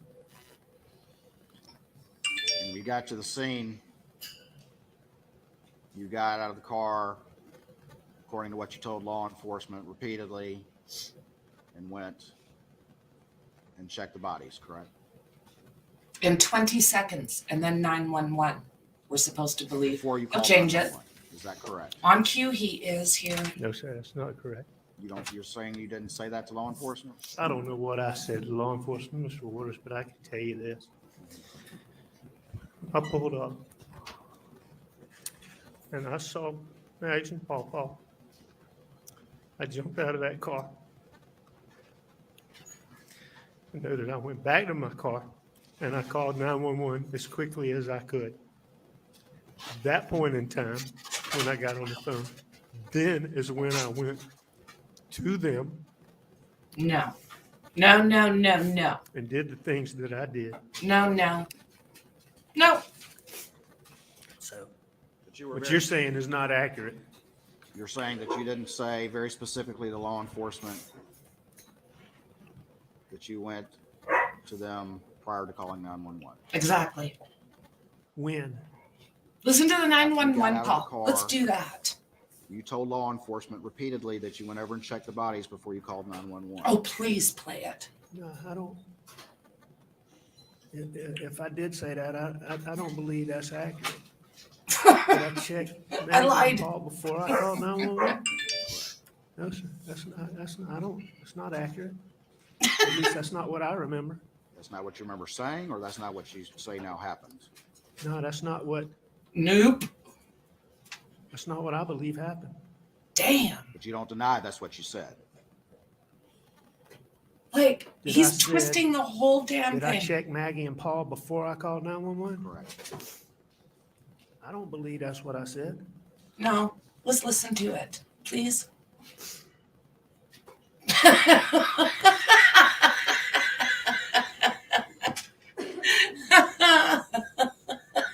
Yeah, I know I checked them, but I don't believe I checked them before I called 911. Okay then, Alec. Oh, you guys. Bruh. Because I can pretty well remember vividly. Bruh. When I checked Paw, I was already on the phone with 911. No.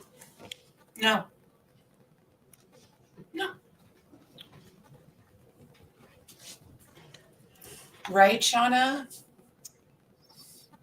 Because you don't hear him do that anywhere else. I think that's what is bothersome.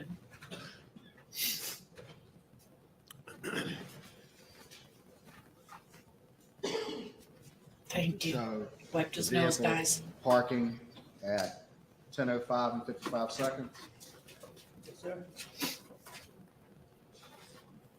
10:05:57. Suburban arrives at the kennels. You agree with that? I'm sorry, say that again before. At 10:05:57, it shows the Suburban arriving at the kennels. Oh, I don't think that's accurate. Okay, Okay, that's what he says to it. Okay. okay. He does. The 911 call was at 10:06:14, Okay. just about 20 seconds later. You agree with that? I think that sounds right. Yes, sir. I mean, that makes sense. Oh my God, you guys. But that goes back to what I'm saying is I pulled up. So they're going to demolish the house where the students were unalived. Saw. U of I. That comes from that Idaho Saw them. statesman. And I know I jumped out of my car, I wondered what they would do with that house. but I believe that before I checked them, in fact, I'm almost certain, then I went back and I got that's when I went and got my phone and I called 911. Okay. And then after I called 911, there was a little while where there wasn't, I don't think there was anything going on. And I believe that is the time period that I went and checked on them.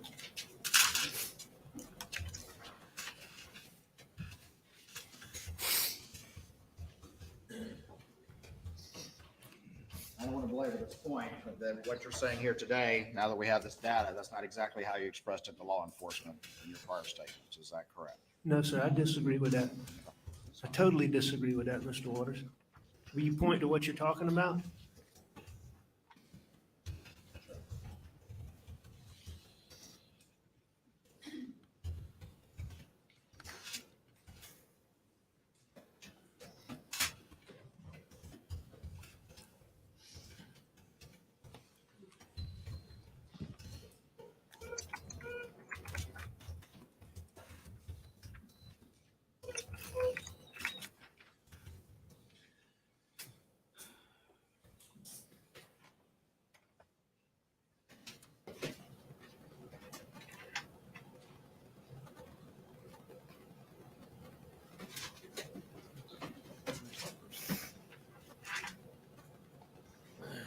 So yeah, just fast change, subject change.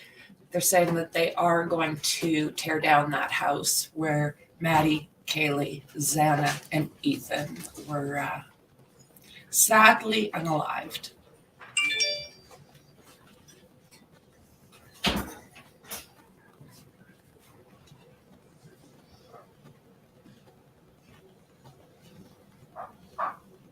Exactly. Boom.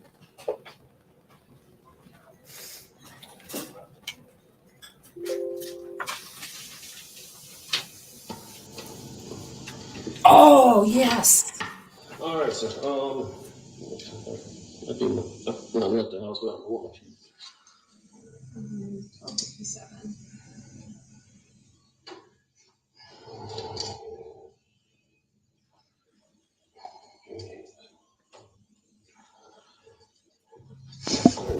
This is amazing.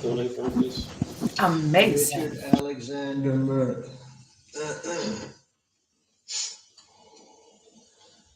And spell your last name so it'll be correct.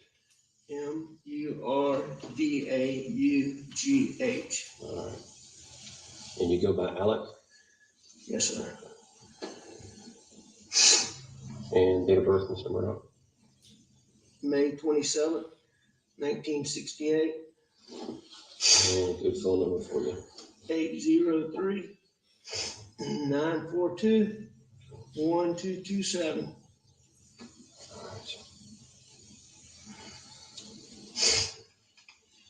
And sir, what was your name? Yeah, Danny Henderson. Okay.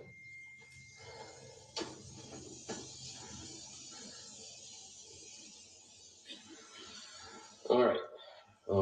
As I stated, I'm David Owen in Lower Rutland with Collin County. I'm with SLED. I hate to have to do this. I but- understand. Yeah. I totally Yeah. understand. Yeah. So you don't have any problem Yeah. with it. So, just start at the top, take your time. Like when I came back here, Mhm. I mean, I pulled up and I could see him, and you know, I knew something was bad. I ran out. I knew it was really bad. And my boy over there, I could see it was.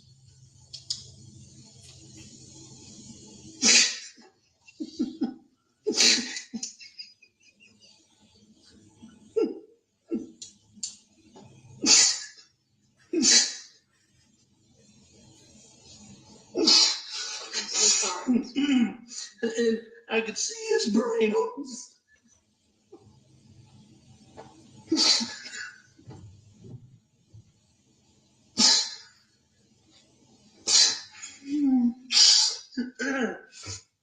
And I ran over to Maggie, and actually, I think I tried to turn Paul over first.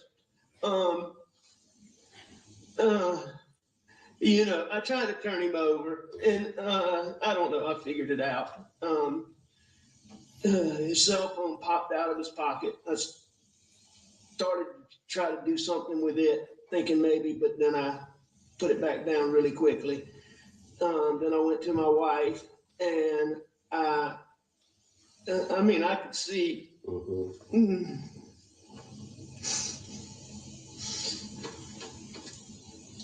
Did you touch Maggie at all? I did.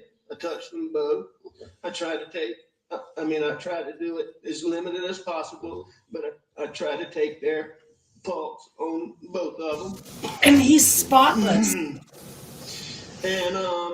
you know, I called 911, pretty much Boom. right away. Boom, boom, boom, boom. And she was very good. Oh my God. I talked to her. I told her I was going to get off the phone to call some family members.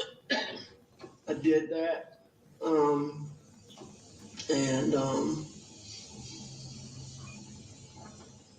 many family members did you call? I called my brother Randy, and I called my brother John. And I tried to call a little boy, real good friend that's right around the corner from here, but I didn't get him.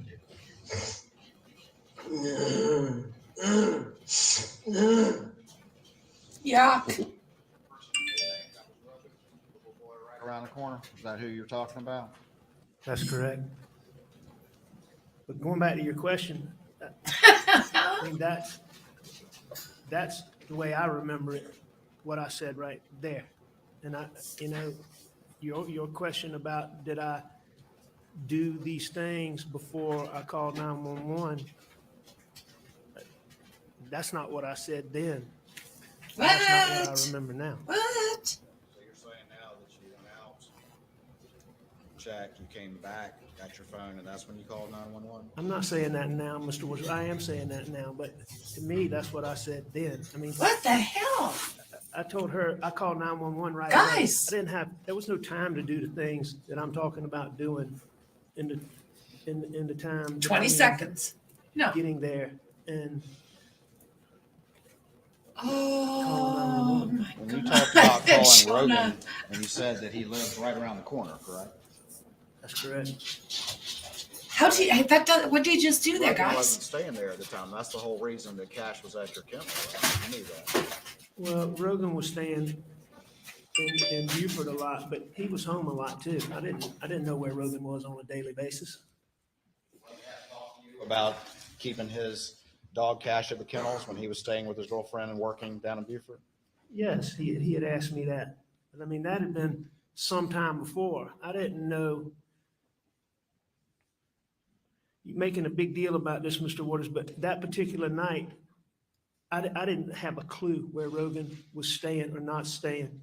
I was trying to find somebody to come out there with me. I'd called Randy, I'd called John, and Rogan was the next best alternative. Okay. And Rogan Whoa. is so close. I mean, Rogan of all these kids that you've heard, Rogan, Gibson, Roro is like a Rogan. You prefer when I call him Rogan, is truly like a son to Maggie and I. And he was such a good friend to Buster, and he was such a good friend to Paul.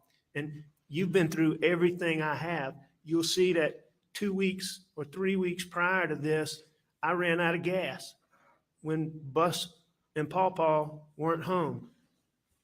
And Rogan's the person that I called to bring me gas. Nobody's disputing any that Rogan would have helped you. Let me keep playing this. Around, Paul, when you walked up, Blood. anything else? I mean, there were some body things, yes, sir. I mean, like any other evidence? I know you said the phone fell out of the pocket, but did you see anything else that didn't belong or shouldn't belong or that wasn't part of Paul? No, sir, not. No, sir. How about Maggie? No, sir. You didn't see anything around them? What made you come out here tonight? I went to, my mom's a late stage Alzheimer's patient. My dad's in the hospital. My mom gets anxious when she does. I went to check on them and Maggie. Maggie's a dog lover. And she fools with the dogs. And I knew she'd gone to the kennel. I was at the house.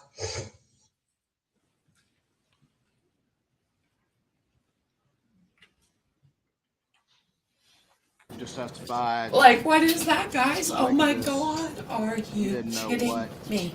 you said to law enforcement. That was what you just said. No, I mean, I know a lot of what I said to law enforcement, but there's a lot of things in looking back at this video for one, the 911 call for one. I mean, there's a lot of things that I didn't remember. Okay. But right then and there, just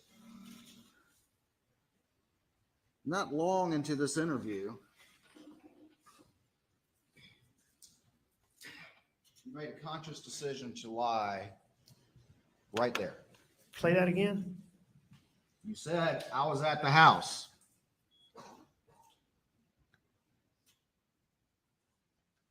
And I knew she'd gone to the kennel. I was at the house. I left the house. Play. You want me to back it up some more? Well, Yeah, we can keep listening to it. Anything around them? What made you come out here tonight? I went to, my mom's a late stage Alzheimer's patient. My dad's in the hospital. My mom gets anxious when she does. I went to check on them and Maggie. Maggie's a dog lover. And she fools with the dogs. And I knew she'd gone to the kennel. I was at the house. You want to hear it again? no, sir, but I don't So you think. made a conscious decision to lie right there, this early into an interview, sitting in the front seat, correct? I don't believe so. You didn't make a conscious decision to lie? I don't believe that. I don't believe that was lying at that point. Okay, tell me why not. It's fabulous, Dad. Because Maggie had gone to the kennels and I was at the house. Oh my God. You think you- And he's literally That was not a trying lie to at that twist point. this I to don't favor believe so him. At what point did you decide to? I'm sorry, this I'm is not sure, but it was in there. ridiculous. It was in this interview? I believe that it was. Okay, was this interview where you're sitting in the front seat, correct? It is. You're not in custody, correct?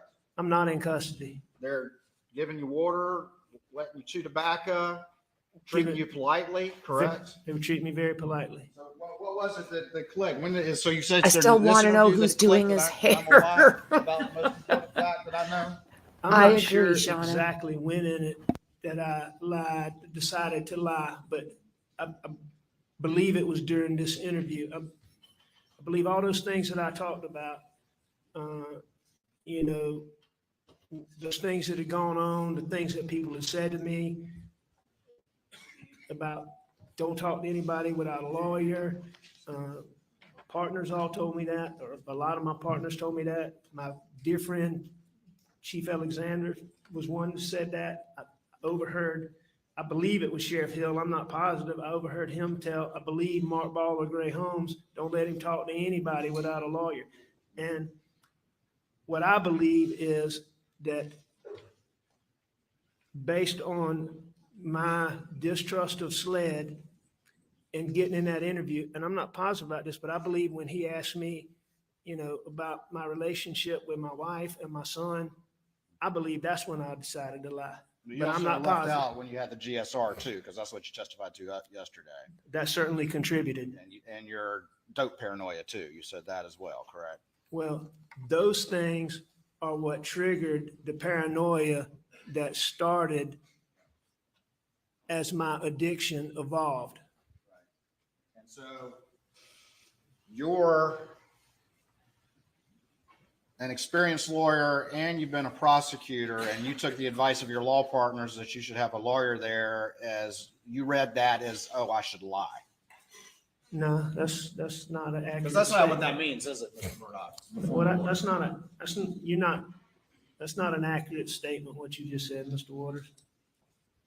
I just repeated what you just said. You said it was one of the factors was your law partners, and now you're blaming Sheriff Hill and Greg Alexander told you that you needed a lawyer before you talked to police, and you took that somehow as meaning I need to lie No, as a lawyer and a prosecutor? no, that's what you said, Mr. Waters, but How am I mischaracterizing it from your perspective, Mr. Murdaugh?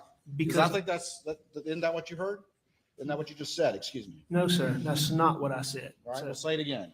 I believe those guys were trying to help me. I believe they cared about me. I believe they thought that I was in a condition such that I shouldn't talk to anybody. I mean, those guys had to prop me up, help me get myself together just to be able to go talk to them. I mean, they were trying to help me. But before that, that was just one of the many things that I believe led to that situation sitting in there where those paranoid thoughts came to me. Them talking about not talking to anybody without a lawyer, Brian Varnado, checking my hands, the fact that I got a pocket full of pills in my pocket.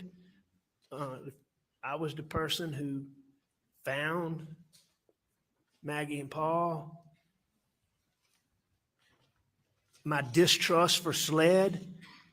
All of those factors combined and made me decide to lie. I also know him asking me about Maggie and Paul contributed to that paranoia. All I'm saying is I'm not disputing that I lied. I'm just saying at this point, you're saying I made a conscious decision to lie here, and I'm saying I don't think I made a conscious decision right there. Okay, so it's later. I believe so. Had you already had your GSR done at this point? Yes, sir. Okay. I had. And you already talked to your law partners and heard Sheriff Hill. Now you're blaming him and I'm not- blaming no. Chief Alexander now as well for your lies. No, sir, Mr. Waters. You just added that one. You didn't say that yesterday. You just added that one. Be given an opportunity to answer the question. Objection. Can you finish your last answer? All right. Mr. Waters, I'm not blaming anybody. I accept full responsibility for what I did. What I'm saying is what I believe contributed to me doing that and the reason why I did that. I think those folks were trying to help me. So I don't blame them. I think they were worried about me. Okay. I don't dispute that, but you're saying you took that advice as I need to lie. Nah, what you're doing is you're isolating one I'm single not thing. isolating anything. I've mentioned all the factors. You've added some new ones, but I mentioned all the factors that you're blaming for your No, sir. decision to lie. That's not what you did. What you asked me is you said, I took my partners telling me not to talk to somebody without a lawyer as a reason to lie. And that's an inaccurate statement.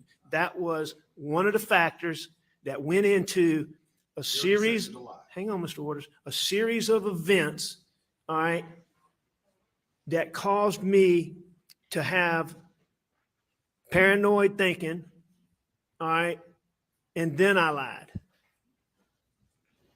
All right. But at some point it happened during this interview that you crossed over.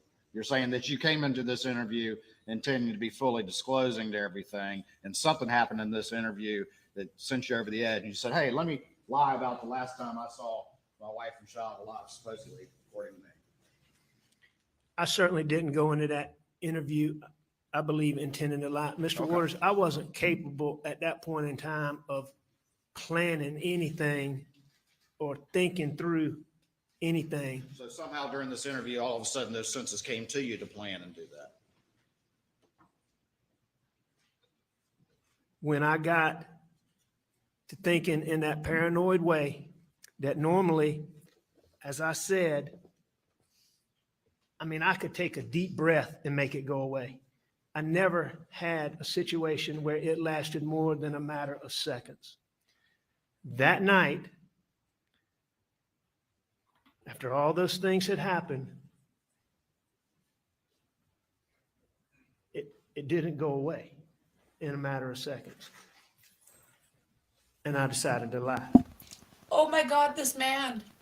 Those are the clothes that you ultimately gave to Dave Owen.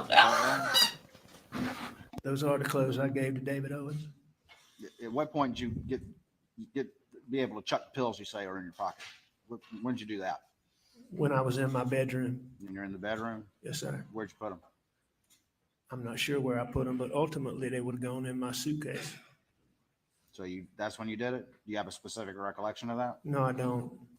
I just know that I took them out of my pocket.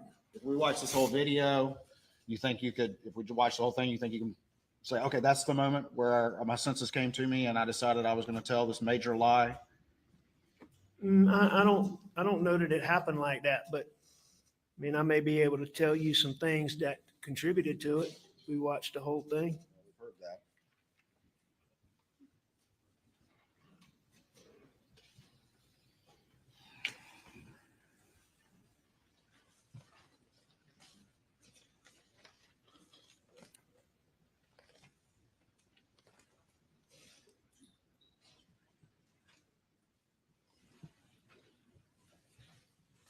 I just want to be clear, though. At least on this one, at some point during this interview, when you were able to plan your lie about this event, and you made that decision. Obviously, but it wasn't what we just played. It wasn't yet. It was some point after that. I don't think that's a lie right there. Don't call There's me a a reason why liar. I don't think that it's occurred before this, because what I'm saying there, I believe to be truthful. And I know this. I know for a fact that when David Owens asked me about my relationship with my wife and my child, I know that that played a role in that. And I believe that, and I may be wrong, but I believe that this was before that. You ever heard the expression, not telling the whole truth is the same as telling the lie? Sure I have. That's something you understood as a lawyer and a prosecutor? Lordy, lordy. Yes.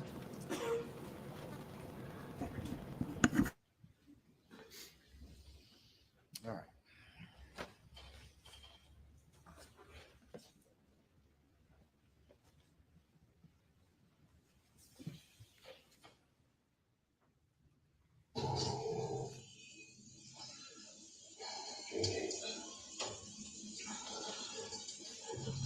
All right, Ms. Murdaugh, state your full name for me, please.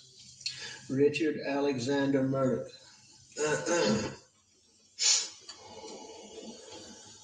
And spell your last name so to get it correct. Murdaugh. All right. And you go by Alex? Yes, sir. And date of birth, Mr. Murdaugh? May 27th, 1968. And a good phone number for you. 803-942-1227. All right. And sir, what was your name? Yeah, Danny Henderson. Okay.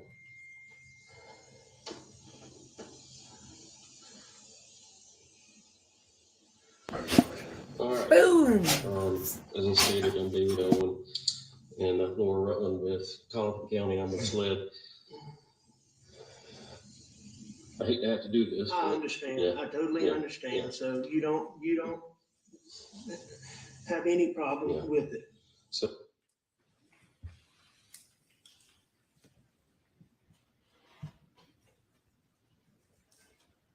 You hadn't decided to lie right there, correct? I don't believe so. You told David Owen that you understood that he had to ask questions and you do what you need to do, correct? That is what I told him.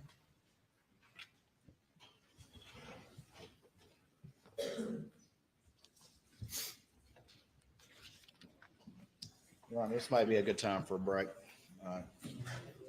Clock. Ladies and gentlemen, addressing the jury, we'll break till 2:15. Jury room, please do not discuss this.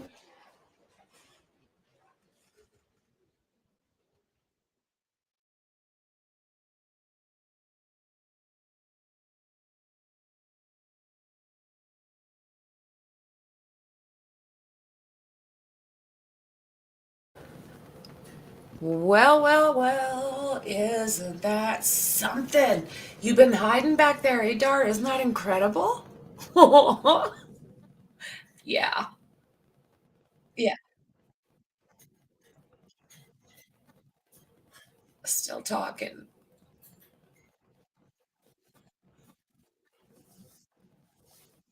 Oh, when they return. Okay.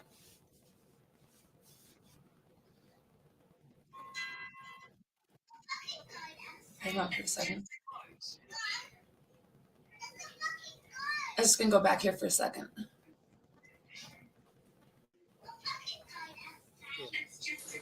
Okay. I could hear them talking in the background. What?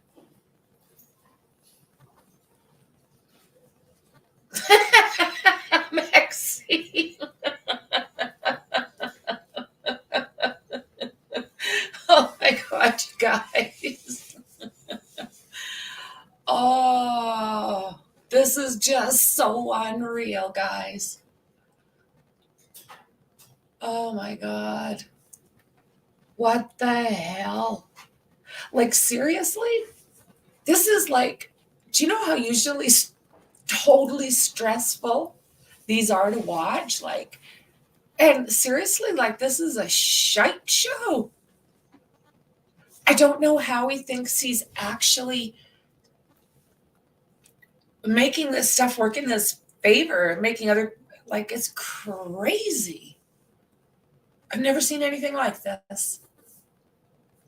I've seen some shite shows, but this is what? So, oh, what's going on there?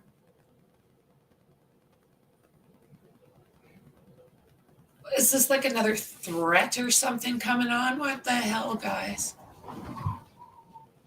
One bomb threat already. Be in recess to 1:15. Okay. Oh. No idea. So, I don't know. What is he doing? You guys, it's like unreal. I gotta put this back up here. Let's see what these, I know they're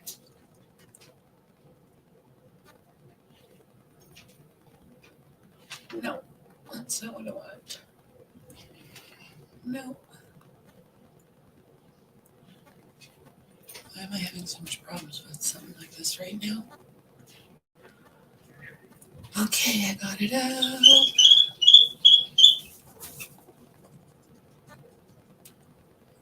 Unicorn in your previous life. Okay, there we are. And As soon as they come in, I'll hear them. Make sure I got everything else set up. I do. So yeah, they are going to tear down the house in Moscow, Idaho. I kind of wondered what they were doing because they had like all the windows were boarded up, the doors were boarded, everything was boarded up. So I didn't really know what was happening there. I knew something was up, but yeah, they're going to take it down. They're going to demolish it. And like you guys said, a nice little park or absolutely 4 benches, right, Mexi? I've always wanted to pet a unicorn. Can I pet you like real quiet? Like, you guys. Yeah, this is so crazy. Unreal what's going on. Unreal. I'm going to do this. And I'm probably going to have lunch. So what do you say? 2:45? Is that what he said? I think so. I was busy, like, I'm sorry, watching Alec, I've never seen anything like this. I mean, you guys, when you're saying, like, Amber, that case, it's like, oh my God, it really is. Unreal.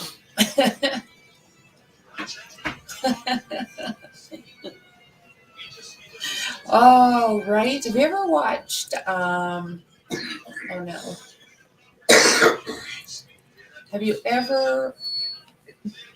What's that Western show that we like a whole bunch? Hello? Hello? Let me see if I can think about it. Let's see. Yeah.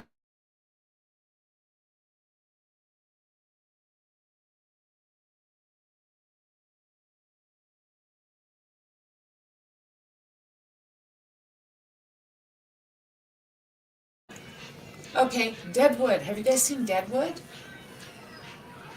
I do enjoy some good pets from time to time. Yeah, this is just, I've seen nothing like it. Unreal. I have been keeping track of that eagle. I've actually got it up pinned to my top.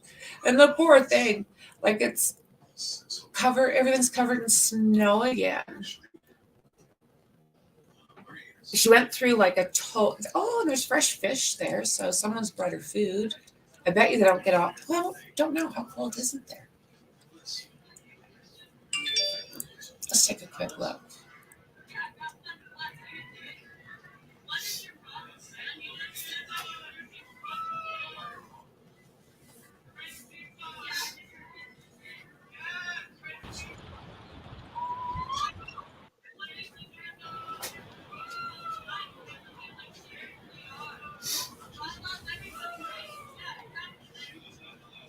Oh my God, I need that skunk tail.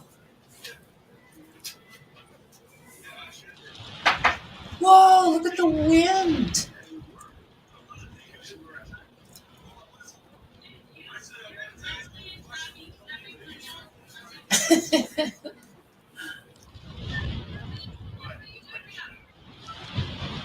Look at that. And that's what she's been doing. She was covered in snow the other day.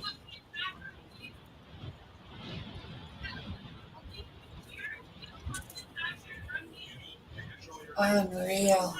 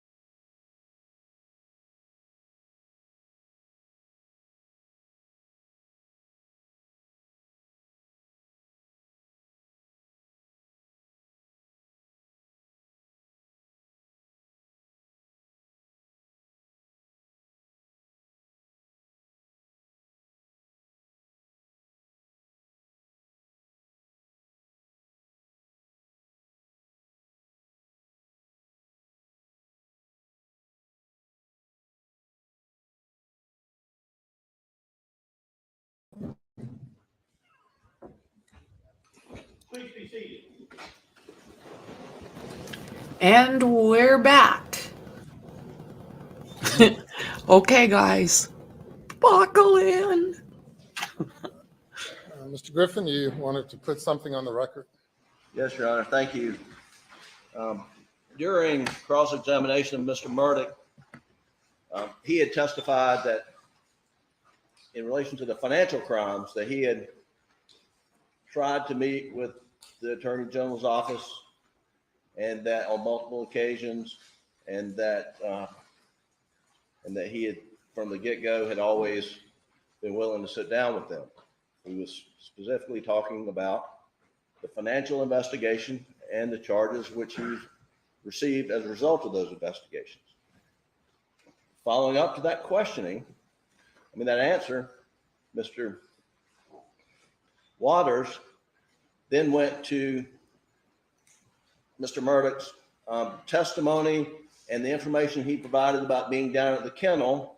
And he said you had never provided that information to law enforcement and other people until today or yesterday. And Your Honor, that is a direct violation of Doyle v. Ohio, where the Supreme Court said that cross-examining the defendant about his failure to have told an exculpatory story after receiving Miranda warnings at the time of his arrest is a due process violation. The court goes on to say the defendant's post-arrest silence cannot be used against him, violates due process. And that's exactly what happened on cross-examination. So I want to make clear the grounds for objection. Also would like to move to strike the question, strike the answer, and get a curative jury instruction that they are not to consider any failure of the defendant to come forward with exculpatory information after his arrest relating to the murder charges. Thank you. Mr. Waters. Yes, sir, Your Honor. Clearly, this defendant has given statements on multiple occasions, and that operates as a waiver under Doyle. Additionally, my question was not so limited as Mr. Griffin says, and it was in fact the defendant who made a point of saying that he had repeatedly tried to talk and put that in issue, at which point this was directly responsive to what he brought up. Additionally, this was also, all that was discussed were public statements of his counsel, who was an agent on his behalf and attributable to him. So there's no Doyle violation here. If Mr. Murdaugh had claimed his right to silence from the beginning and had kept that throughout, then the state would be precluded from commenting on the exercise of his right to remain silent. But one thing we know about Mr. Murdaugh is he has not remained silent at any point during this process, and he's the one that brought up this false claim that he had been begging to tell the kennel story, when in fact he did not do so till yesterday. Doyle primarily addresses the issue of post-arrest silence. If an accused is silent following an arrest, then it's improper to comment on a post-arrest silence. It does not allow an accused or a person who's suspected to give contradictory information, or to voluntarily give a statement, or to voluntarily give a misstatement, as has been acknowledged here. I do not find any Doyle violation, and the record is protected. I certainly understand the defense raising any and all possible issues, and they can be raised, and you've done it here. The record is protected, but all motions are denied. Boom. Let's bring the jury. Hi. Oh man, they're trying. Oh, they're trying. What's going on there, Cheech? What's Alec? Alec.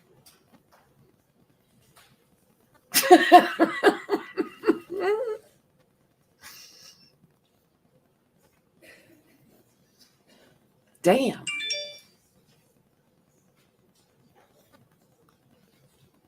Oh my God, they do not look happy.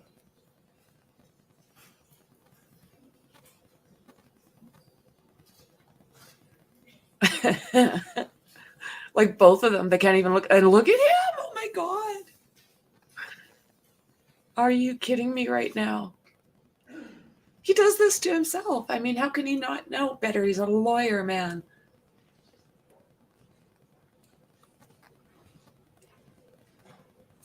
Literally 5 hours of him like blip, blip, blip, blip, blip. And they were trying to stop him from talking.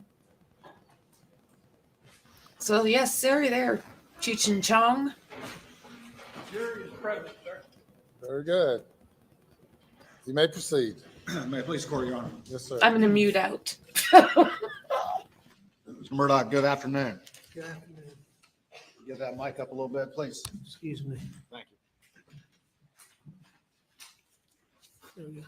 When we, They came right out and said that they did not agree. at what point during that interview in the car with Dave Owen that you decided to start lying about the murders of your wife and son?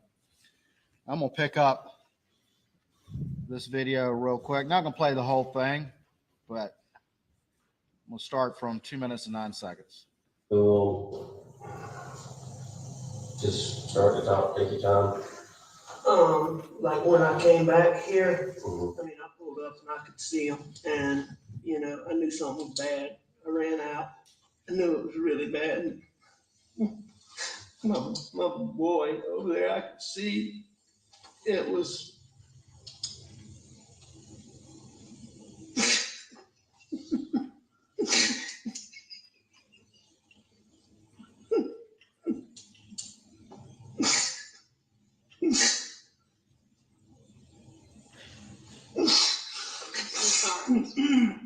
And I could see his brain on.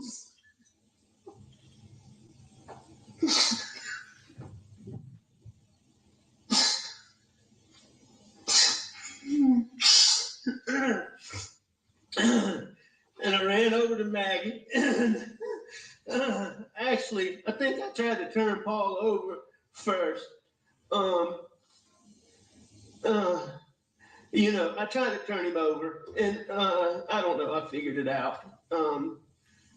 His cell phone popped out of his pocket. I started to try to do something with it, thinking maybe, but then I put it back down really quickly. Then I went to my wife, and I could see.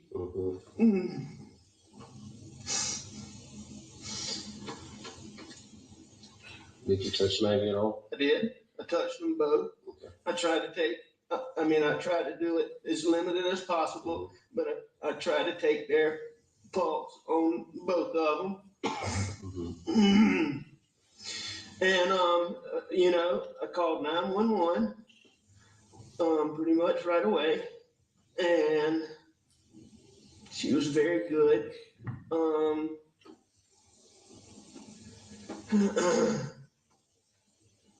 I talked to her. I told her I was going to get off the phone to call some family members.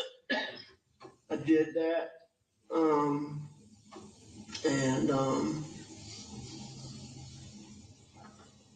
What family members did you call? I called my brother Randy, and I called my brother John. And I tried to call a little boy, a real good friend that's right around the corner from here, but I didn't get him.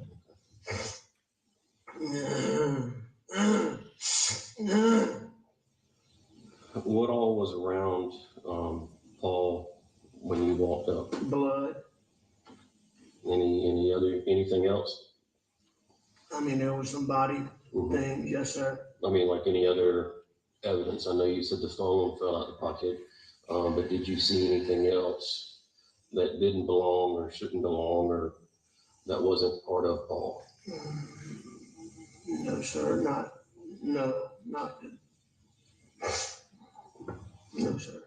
How about Maggie? No, sir. You didn't see anything around them? What made you come out here tonight?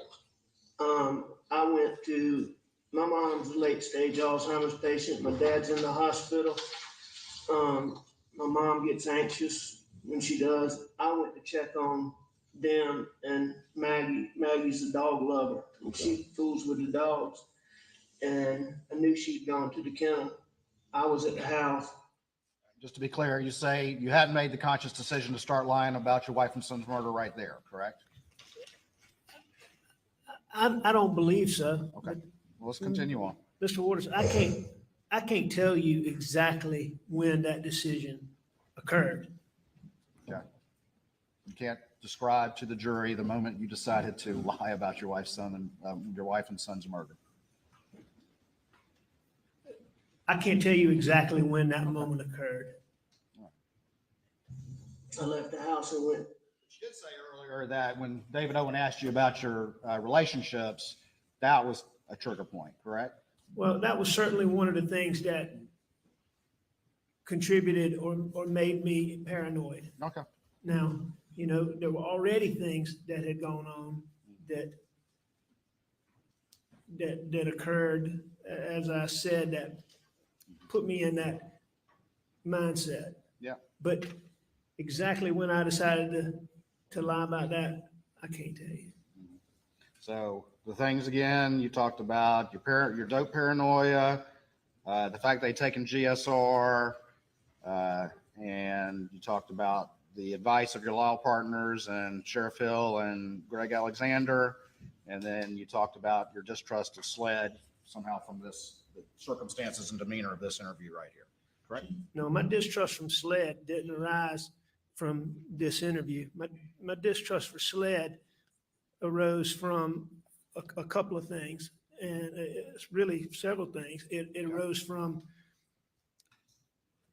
the way they had been involved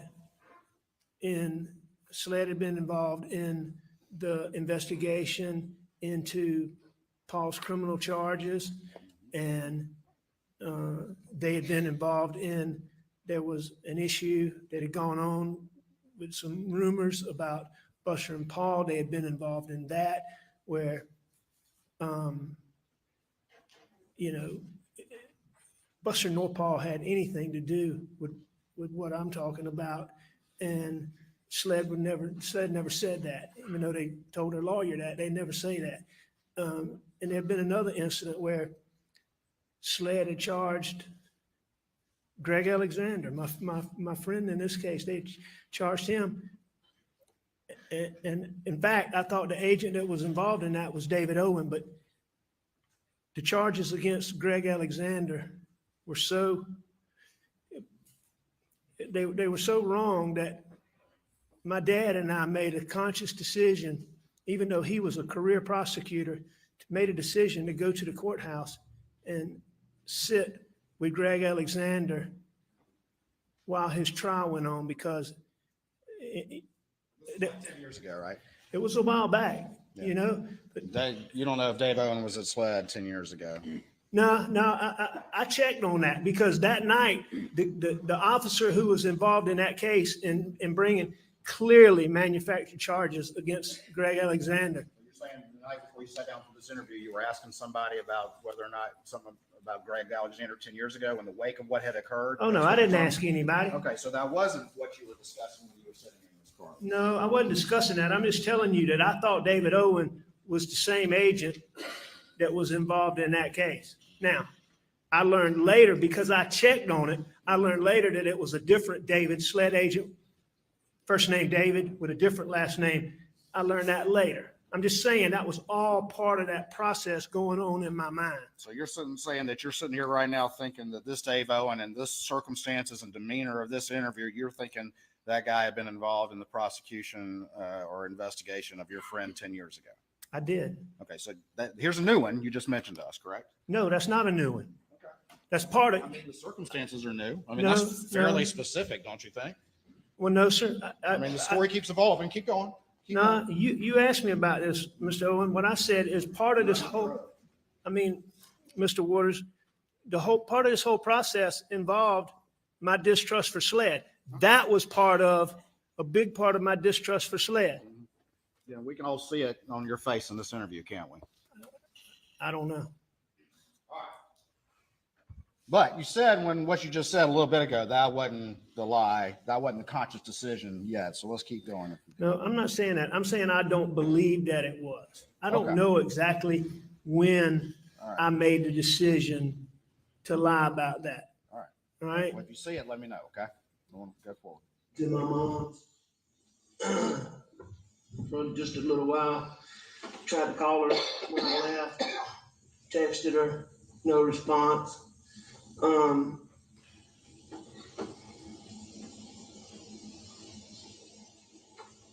When I got back to the house was obviously nobody was in there. So I figured they're still up here fooling around. Paul was gonna be getting set up to plant. Our sunflower seeds got sprayed and died, and he was refiguring to plant the sunflower seeds. So I came back up here and I drove up and saw and called.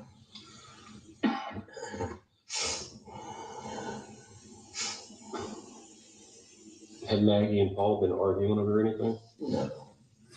What was their relationship like? Wonderful. Wonderful. How about yours and Maggie's? Wonderful.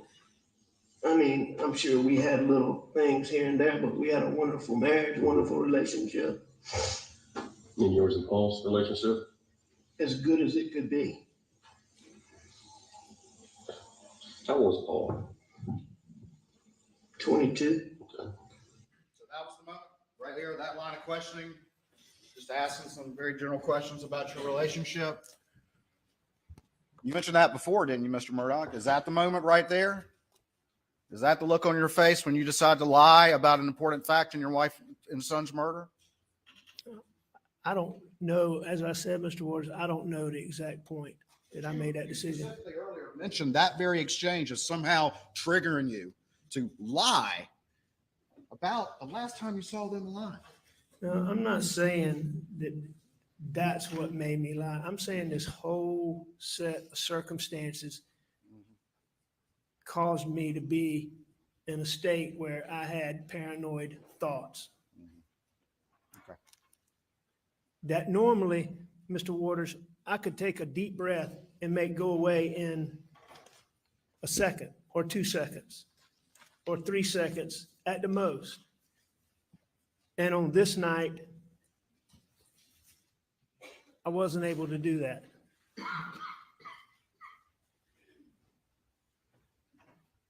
But all of those things that I mentioned, I believe contributed to that. Okay. Any more you want to add now, since you keep adding them? I'd be glad to answer any question you have. Well, I mean, I'm asking you. I mean, the factors have gone from yesterday to today, and now even after lunch, we got some new ones. So anything else you want to add right now as to factors? Mr. Waters, I don't believe that I've added any new factors. I believe that's what I said yesterday.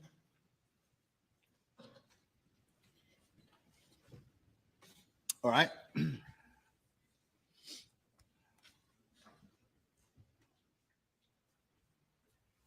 I've explained some of those factors because of your questions, but I don't believe I've added any factors. Okay. All right, let me move this forward just a little bit. Okay, so most of this was stuff from between a couple of them, but not. Yesterday in great detail about the boat case, which you brought up on the 911 call and to Daniel Green, and then of course in this first interview, correct? I did mention the boat wreck. All right, and you described that. Do you remember what you said in this interview about the boat wreck? Not About specifically. specifically the other people involved in the boat wreck? You don't remember specifically? Do you remember specifically? I guess you said no. I remember talking about the boat wreck, and I Don't know know that I talked about the boat wreck. All right. Well, I'm gonna play now from 1714. any direct threats between any of the people on the boat specifically, but I do think there's been a small amount of yap between a couple of them, but not recently. Okay. What was the term you used for that? A small amount of yip yap? Yeah, and just to be clear, Mr. Waters, there was never, ever a point in time where I thought that the people that were involved in the boat wreck did this to Paw and Maggie. Okay. I've never thought that. All right. I never thought that, but it's literally one of the first things that you said out of the 911 call. Nah, that's not what I said. I never, ever, ever under any point in time believed that those kids that were riding in that boat or their parents or their families, I didn't believe that any of the families, the people that were involved in the boat wreck had anything to do with hurting Maggie and Paul. Okay. But I can tell you that at that time, and as I sit here today, that I believe that boat wreck is the reason why Paul and Maggie were killed. Okay. And I'm certain, So I believe that. It was random vigilantes, the 5-2 vigilantes, huh? Now, what I believe, Mr. Waters, is I believe that when Paul was charged criminally,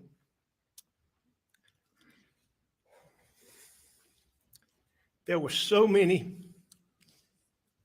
leaks, half-truths, half-reports, half-statements, partial information, misrepresentations of Paul that ended up in the media all the time. And when I tell you the social media response that came from that was vile, the things that were said about what they would do to Paul, they were so over the top that nobody would believe anybody would get on social media and do that. But I believe then, and I believe today, that the wrong person saw and read that. Okay. Because I can tell you for a fact that the person or people who did what I saw on June the 7th, they hated Paul Murdaugh and they had anger in their heart. And that is the only reason that somebody could be mad at Paul like that and hate him like that. Gotcha. All right. So we've got now. But that's why I did then believe it was the boat wreck, and I believe now that the boat wreck all right, so had something to do with it. All right. So we've got random vigilantes because of the boat wreck. Now, I don't know that they're random vigilantes. Well, you just said it wasn't the family or the kid or No. the kids or the family of the other kids in the boat, right? But So you're saying it's somebody off of social media, and you don't have any evidence of that, do you? No, You just believe that. You're just telling that jury that as you try to explain the lie that you told for the first time yesterday. Isn't that right? No, sir, that's not right. It's not right. All right. Well, let me ask you a question then. So what you're telling this jury is that it's a random vigilante. That's your the 12-year-old 5-2 people that just happened to know that Paul and Maggie were both at Moselle on June 7th, that knew that they would be at the kennels alone on June the 7th, that knew that you would not be there, but only between the times of 8:49 and 9:02, that they show up without a weapon, assuming that they're going to find weapons and ammunition there, that they commit this crime during that short time window, and then they travel the same exact route that you do around the same time to Alameda. That's what you're trying to tell this jury? You got a lot of factors, Mr. Waters, all of which I do not agree with, but some of which I do.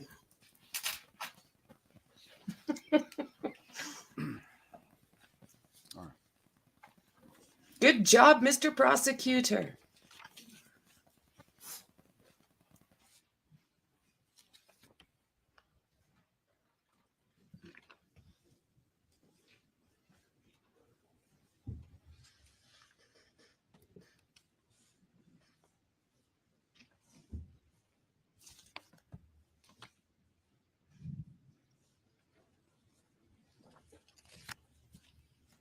You testified earlier that after this happened, well, let me back up just real quick. When you were driving to and from Alameda, why were you in such a hurry? Why are you rolling 70, 80 miles an hour down that dark, beat up road? I wasn't in such a hurry. You weren't? No, sir.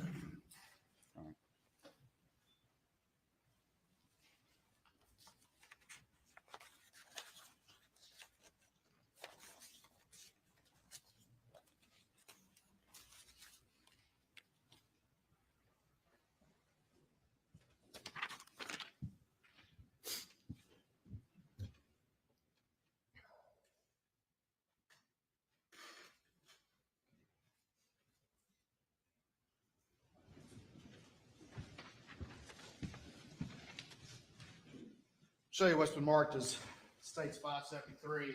See if you recognize this. I do.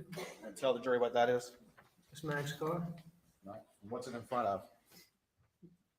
the house at Moselle, And what's between the house and the Mercedes? the golf cart. Is that where it was on June the 8th, to your recollection? No, sir. Where was it left? I mean, it was near there, but that's not exactly where it was. No, sir. Okay, where was it? Where we would normally park it would be a little bit closer to the shed. I mean, a little bit closer to the house, to the bushes. Your Honor, this, When was that photograph taken? well, do you recognize when it was taken? No, I don't recognize. No, You sir. wouldn't dispute that it was around the time in the aftermath of the murders, would you? Aftermath being when? I'm asking you. A day, a week, an hour? I wasn't there, Mr. Murdaugh. Do you recognize this? I recognize the car, I recognize the house, and I recognize the golf cart. But that is not, that's not exactly how it would have been All right. that night. Can you describe to me then where it would be different? Well, it would be more in line with, first things first is when we drove the golf cart, or when I drove it for sure, and I believe when the others drove it, you would come in and you would go across the little brick walkway that's in front of this. So if I would have come in and gone this way, or I would have come in and gone this way. This is not a place that any of my family would have normally parked. And so what I'm assuming is this obviously is taken at daytime. And what I'm assuming is it was taken when SLED came to the earliest it was taken was when SLED came to the house the next day, which I believe the testimony is in the afternoon. And at this point in time, that golf cart, I would assume would have been moved several times, but that's Right. not how it Well, was. where did you leave the golf cart when you got out of it around 8:49? In the manner in which I just talked about. Okay, well, help me out again so I understand. You would have come around this way or that way, but where was it? Where would it end up? It would have been, in this picture is facing to the right. Oh, I got you. The night that I drove it, I believe I parked it facing to the left. I understand. Would be customarily how I did it. And I believe I did it that way that night. Okay. Well, that's all right. And that is how I would have gotten into it. All right. That's a very specific memory. Thank you. All right. At this Well, that's time, the just how it state would normally offer States 573 and evidence. Admit it without objection. Very briefly.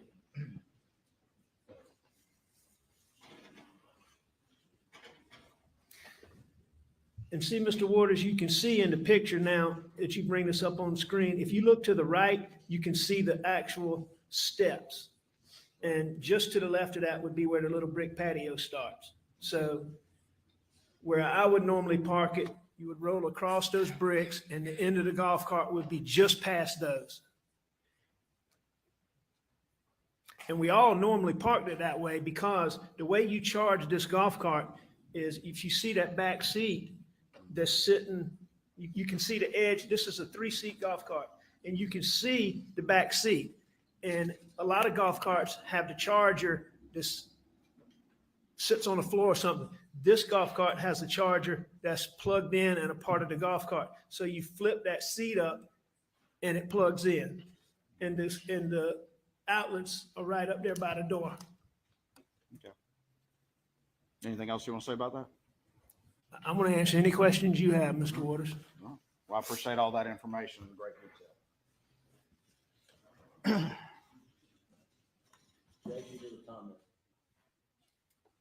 Sustained.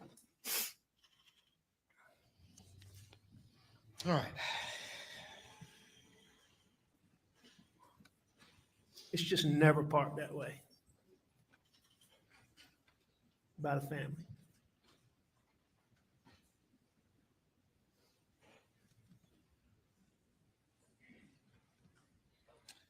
Have the computer back, please.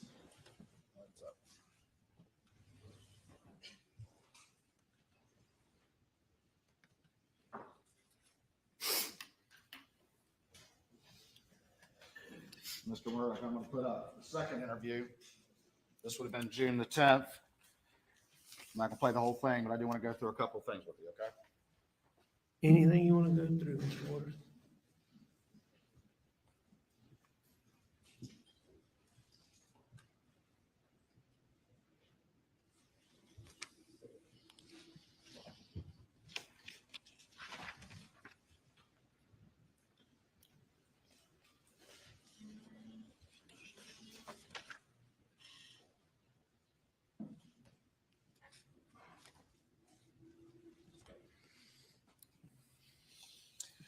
I apologize. Got ahead of myself. I want to do one last thing on the first one.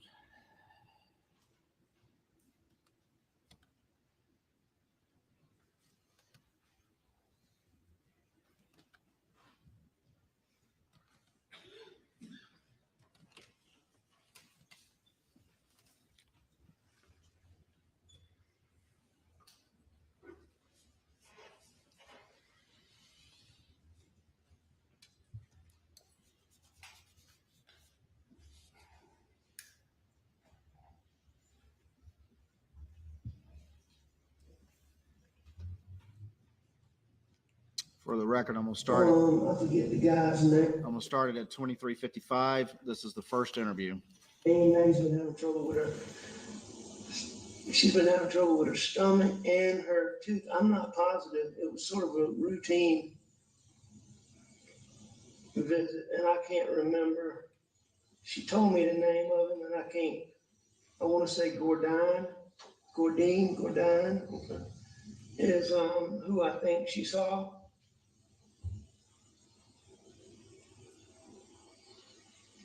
So was she back home around supper time? Or 6 o'clock, 7 o'clock?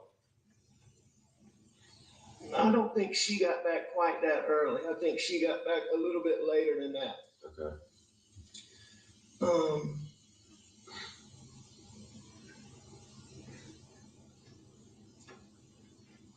What did you do today? Were you in the office or? No, I was home. I came home. Paula and I messed around. I was up at the house. I laid down, took a nap on the couch, probably, I don't know, 25, 30 minutes. I got up, I called Maggie, didn't get an answer, and I left to go to my mom's. She had said she might ride with me, but she normally doesn't when I go over there. And I think I texted her. There, when you repeated the lie that you decided? Was that the moment that I Was that the decided moment you that? decided to lie to mean old Dave Owen? I don't know. As I told you, Mr. Waters, the exact moment that I decided to lie, but at that point in time, But you did lie obviously, there, correct? I did.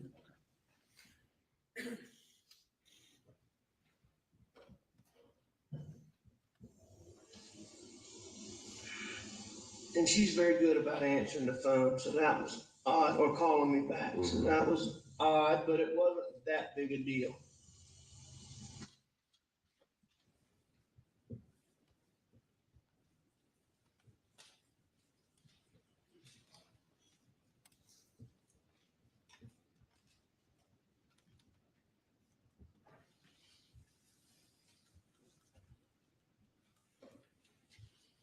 All right, I'm gonna go to the second interview. It's been previously admitted.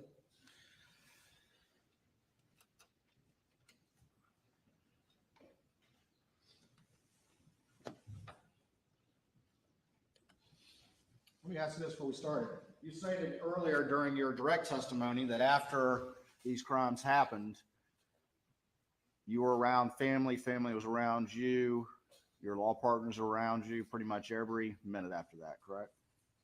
Every waking minute. Didn't you say that yesterday? Yes, they were for a long time. All right. And this second interview was 3 days later, is that right? That's correct.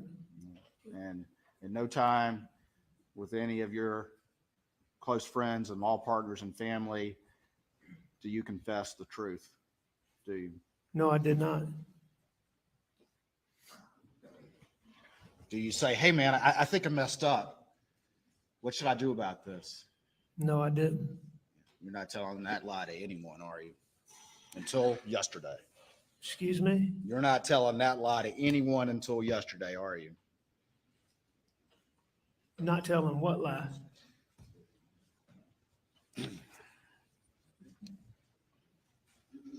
Saying I tried to tell somebody that I was lying?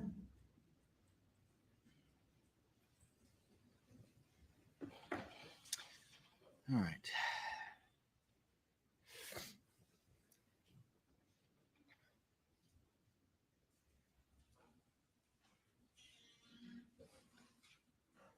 Well, hang on. So is it?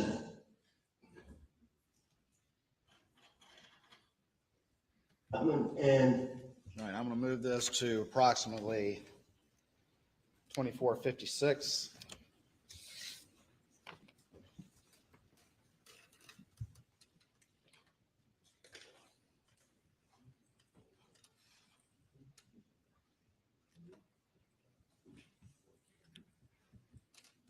went to go to the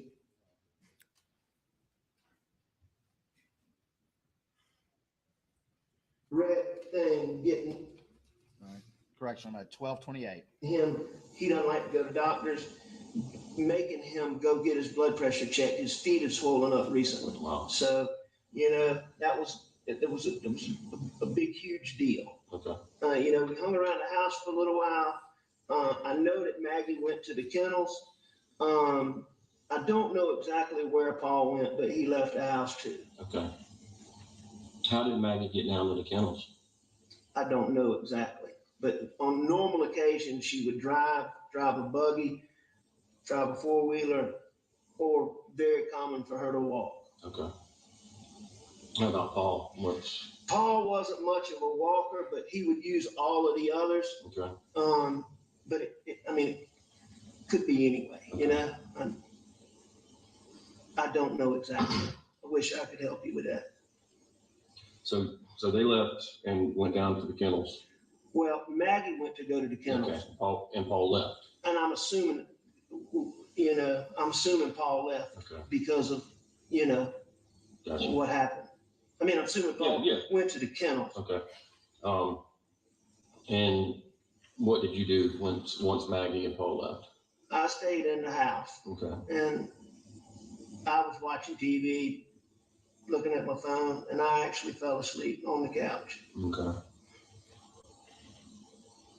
And what time did you? I don't know exactly what time I woke up, but when y'all get my phone, I think one of the first things I did when I got up was call Maggie because I was going to my mom's. And I know I texted her because I checked my phone. And what time did we say the text was, Jim? It's like 9:06. I didn't see it. Yeah, I got it written down for you. I showed you the other night, didn't I? Yes, sir. I got this. So, I texted her. So I called her just before that. And she didn't answer at that point. And I left to go to my mom's. Okay. Y'all will just have to look. I'm not sure if I called Paul. Well, and that's why we're getting the phone so we can nail down the times and everything. Pretty much all of that was lies, wasn't it? The part about me not being at the kennel was a lie. Well, also not knowing that Paul went down there, not being sure, that was a lie too, wasn't it? You're putting some detail on this thing, aren't you? Not knowing when Paul left. Everything about me not going to the kennel was a lie. And you're able to just do that Matt- just so easily and so convincingly and so naturally, don't you? I mean, that's not for me to judge. That's true.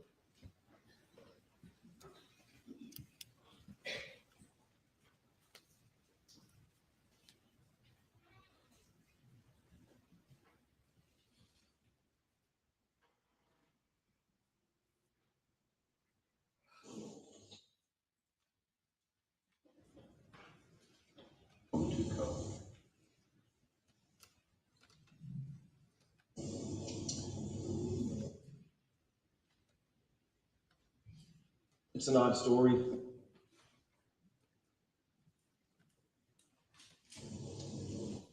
I'm gonna get to where I'm going.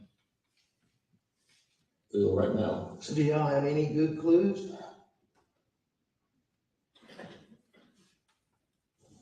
So we're trying to put a rush on that to get an answer quick, and hoping that's going to tell us something. By evidence, I mean, is it things you think are gonna be helpful?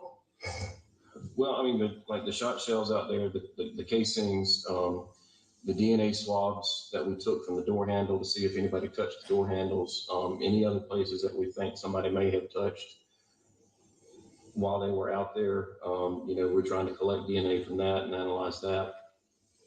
Which at the conclusion of this, what I'm going to also ask is that we get a buccal swab, the DNA swab from you. No problem. Your DNA is going to be there, but we need to eliminate it once it's developed. We don't need so, that unknown yeah. when it actually is a family member. There's no problem. I mean, we have talked to close to 100 people trying to track people down, and we're still tracking people down. And that's why, who Paul was with. I want to tell you one thing while I'm thinking about it. Yeah. Paul was really an incredibly intuitive little dude. Mm-hmm. And I mean, he was like a little detective. And He was like a little detective. Is that what you said? That is what I said. And he was very intuitive, like I said. And that was what Marion described as Maggie's term for how he was and keeping tabs on your pill usage. Wasn't that correct? That was what Maggie said about him. For some reason, you decided to bring that up in this interview, didn't you? That was a trait of Paul's personality. I think anybody who knew him would tell you how intuitive he was.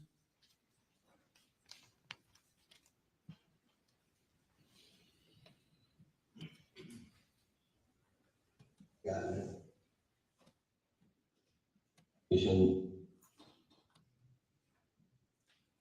Going through hours of videos that we.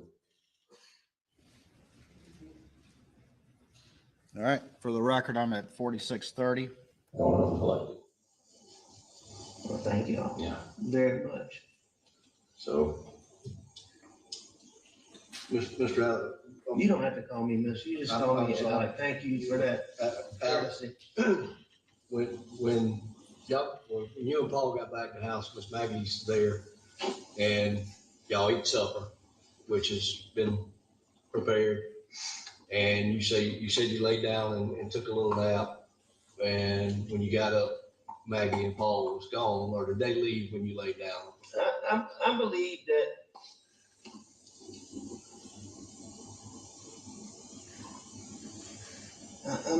I'm not sure.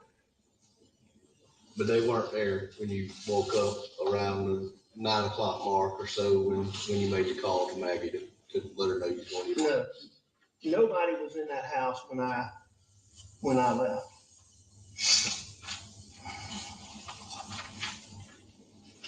So I'm just trying to narrow that the last time that you saw Paul and Maggie when y'all were eating supper. Yes, sir. Okay. Your answer was yes, sir. Is that correct? That's correct.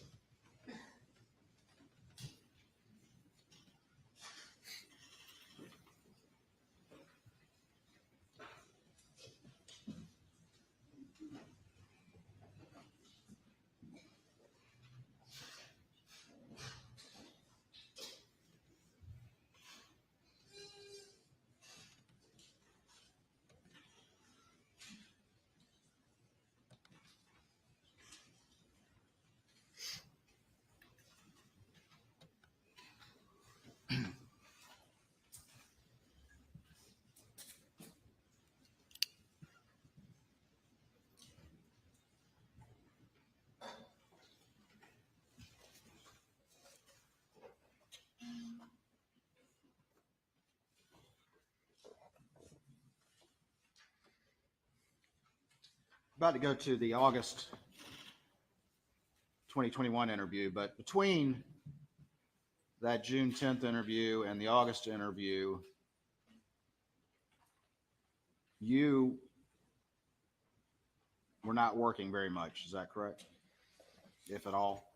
No, I definitely wasn't working very much. I think I was working a little bit, but no, not very much at all. Did you go to Johnny Parker to borrow $250,000 in order to cover the Ferris fees? I did. You did? I did. Did you tell him what that was for? No, I did not tell him what that was for.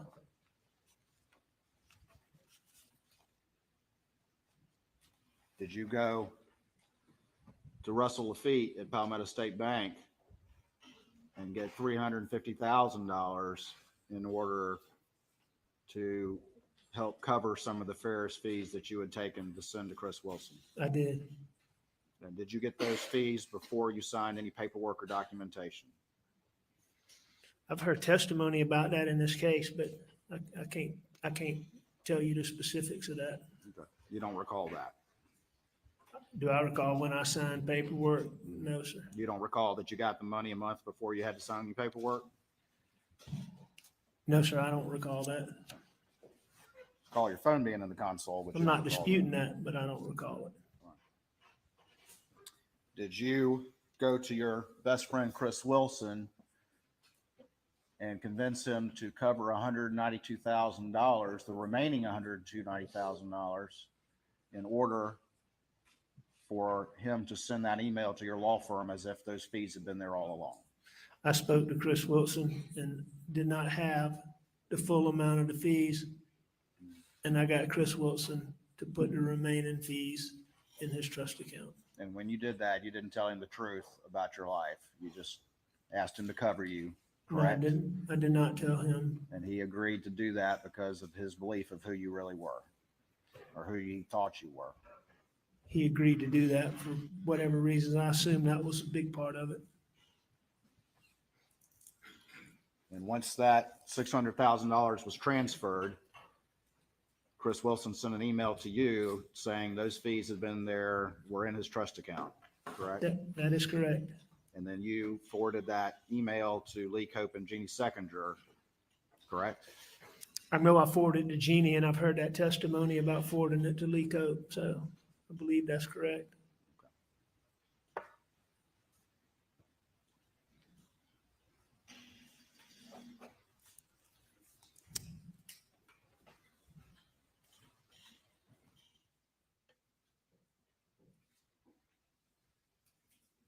Why'd you not get it all from PSD? Because at that time, there were limitations on how much I could borrow because MAGS was passed. And so I was limited. I couldn't get a loan against Moselle and had to get a loan against Palmetto State. Against Edisto.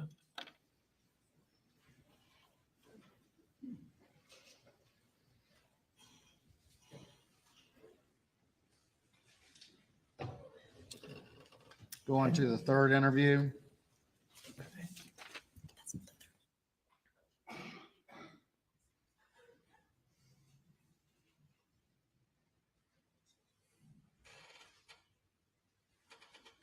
All right, I'm going to go to 1745.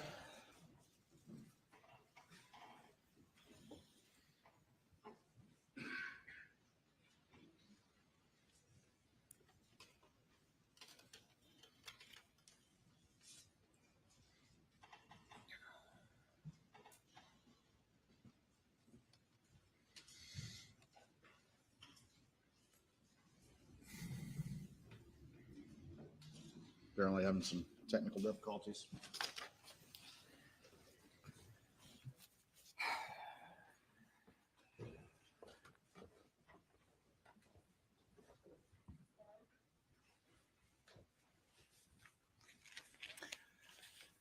jury's seen this. So, I mean, again, you repeated the same lies over and over again, I did. effortlessly and convincingly. I don't know about that. Well, they can see it there. Agree with that. Nobody yelled at you. Nobody yelled at me. Nobody, none of these guys were ever discourteous to me. Like Nobody what? I said, none of those guys were ever discourteous to me. You made a comment earlier that David Owens was mean or something about being mean, and he was never mean to me. All right. But you decided to lie in part because you distrusted David Owen. I distrusted SLED in general, and I particularly distrusted who I thought was David Owen at the time. Okay. Who turned out not to be David Owen. So wait a minute, I want to be clear. You're saying now you thought that this was some David Owen that had something to do with Greg Alexander 10 years ago. No, sir. And I'm not saying that now. I've said that all along. Uh-huh. The person that I saw and watched in Greg Alexander's trial that was clear to me was just, it was terrible what they did to Greg Alexander. And the person at SLED who was responsible for that was a guy named David. All right, and I'm not even getting into his last name. I thought that David Owens that night was that guy. Later, down the road, and it was a while, I checked into that and I found out that I was mistaken, that it was not David Owen. So when we went back and we spent a lot of time going through that first statement, you're telling me now that you were sitting there thinking that this was a completely different guy the whole time, and that was on your mind during that entire interview. Yes, at the time, Okay. All right. I thought that David Owen, no, I didn't think David Owen was a different person. I thought that David Owens was the person that my dad and I had watched.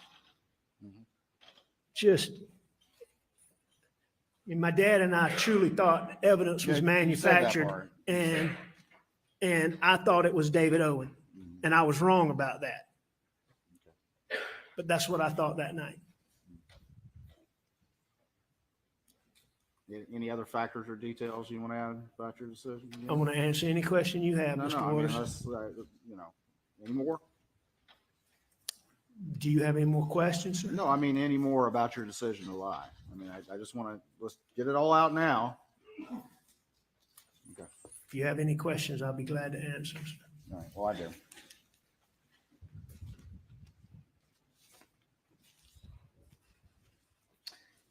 Tell me about the replacement blackout. You initially told law enforcement that you weren't sure whether or not there was one, correct? Oh, no, sir, you're absolutely wrong about that. What did you say then? Shortly after this, it became being told that Paul's gun had been stolen. And the one you heard talk about being stolen from the thing. And I'm not sure how I learned this, but I learned that somebody, I believe SLED had gone to John Bedingfield, who made those guns, and could only find paperwork for 2 blackouts, one of which they were saying was stolen in 17. And that's what they were telling me. And I was certain and told them that I was certain that there was a third one.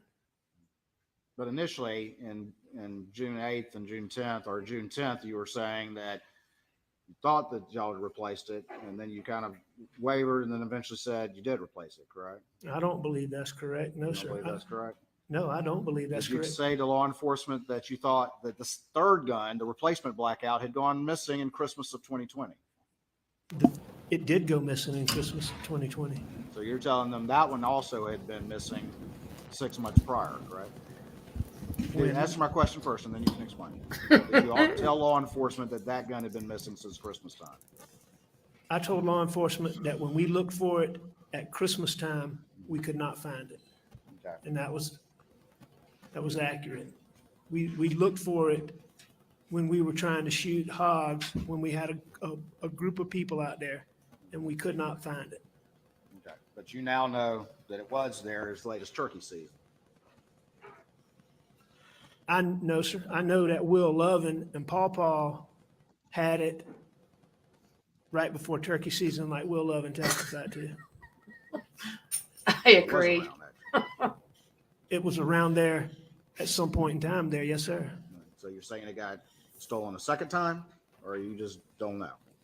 No, I'm not. The 12-year-old stole it a second time? I never said a 12-year-old stole any gun, Mr. Sorry, the Waters. 5'2" people stole it a second time? I don't know that it was stolen. I just know that when we looked for it at Christmas time, we couldn't find it. And I know this, I know that I hadn't seen that gun in a long time. I've heard the testimony that people who were at my house using guns and hunting with us all the time, Rogan,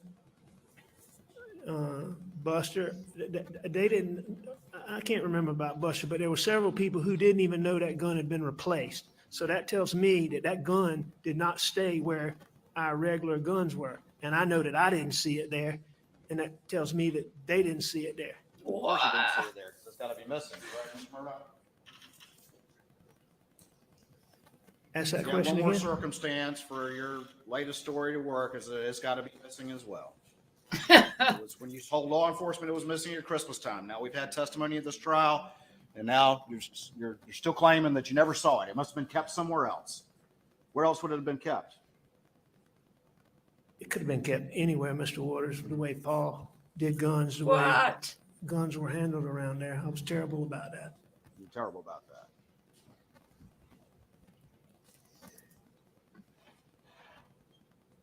I should have been stricter. But you know that third gun Oh was my fired God, right man. outside the gunroom door in turkey season of 2021, correct? I know that now, based on what Will Lovin said. And you know it was also fired across the street at y'all's shooting house around that same time, don't you?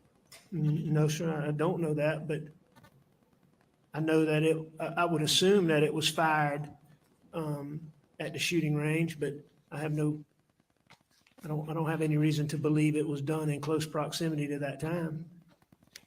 Agreed. Agreed.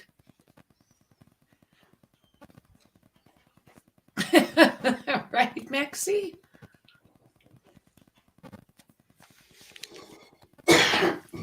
Unreal.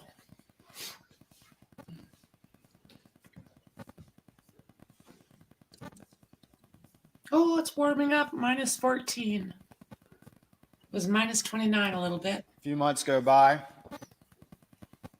couple months go by, and you get confronted about your thefts from the law firm, correct? September of 21. And unlike June the 7th, when Jeannie confronted you, this time they had unassailable evidence, correct?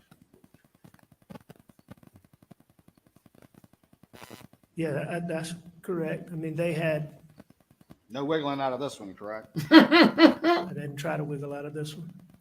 Well, you've been wiggling before, though, right? You wiggled when you stole your brother's money twice, correct? Well, I admit almost all of these things, Mr. Waters, but that's one of the things that I take dispute with, Which one? that I stole that money that you're referring to. You're going to dispute that? Let's hear about that then. Tell me why you dispute cashing that check twice. I don't dispute cashing that check twice. What? But you're going to tell this jury that you accidentally didn't realize that you're supposed to be receiving a $125,000 check, $120,000 check, 2 times. What How I'm many telling you, $120,000 checks do you receive? I got that check, and this is several months after. I mean, you can look at my finances and you can see how I was doing. I didn't balance a checkbook. But the fact of the matter is, when I got that check, I asked about it. And I was told mistakenly that it was for me, that I had participated in that year-end thing, which I did sometimes, not often, but sometimes. Apparently, a new check got cashed. I cashed that check. Then a year later, Yeah, where did you keep that one for a year? I don't know where it was. It was obviously in my desk, but Mr. Waters, So you found it in your desk. no, I didn't find it. Well, you said it was obviously in your desk. So you remember that? You remember finding it in your desk? No, I remember when we, Did you go to finance and say, I just found this year-old check? Is this right? no, No, you took it to the bank, didn't you? no, sir, I didn't. Not allowing Mr. Murdaugh to answer the question. So when this came up, when this came up, that check got cashed. There's no way that I can have a check in our law firm with the way accounting is, and that I can cash a check twice and think that that's impossible. So to cash a check that's already been checked, it's going to throw, there's no question it's going to throw that off. What happened is we used to get a rent check, we get little checks, I'd have checks, and they pile up, the small checks. That check got mixed in and it got sent to the bank and it got deposited. And that was a year after. But I do dispute that I stole that money. That money. Not the other 10 million, I though. mean, you brought it up. So any of the other money you dispute stealing? No, sir, you brought it up. I was just telling you that was the one I disputed. All right. And you heard Ronnie Crosby and Mark Dahl testify about that, correct? I heard Ronnie and Mark testify about what they thought about it. Yes, sir.